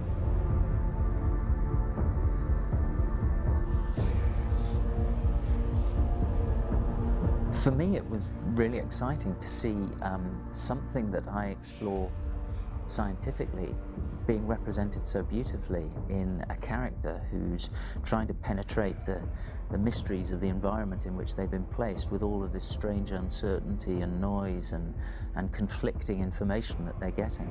I'm very excited by this way of trying to represent mental illness, because I think it actually might be offering us insights that we wouldn't get from pure scientific explorations, and actually giving us quite an empathic view of what it might be like.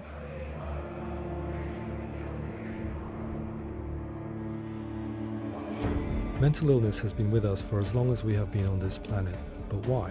Why hasn't evolution stamped out this weakness from within our gene pool? I often pondered this question until I realized that the question had an inbuilt flaw. It assumes that being and thinking differently is a weakness. The only reason we have computers, spacecraft, medicine, poetry, art, and yes, even video games is because individuals are able to simulate new abstract realities in their minds and share them with the rest of us. We need people to be willing to see differently in order for us to progress and survive as society. And we need to be open to these new ways of seeing. And it is this spirit that motivated me to create Senua's story and share it with you.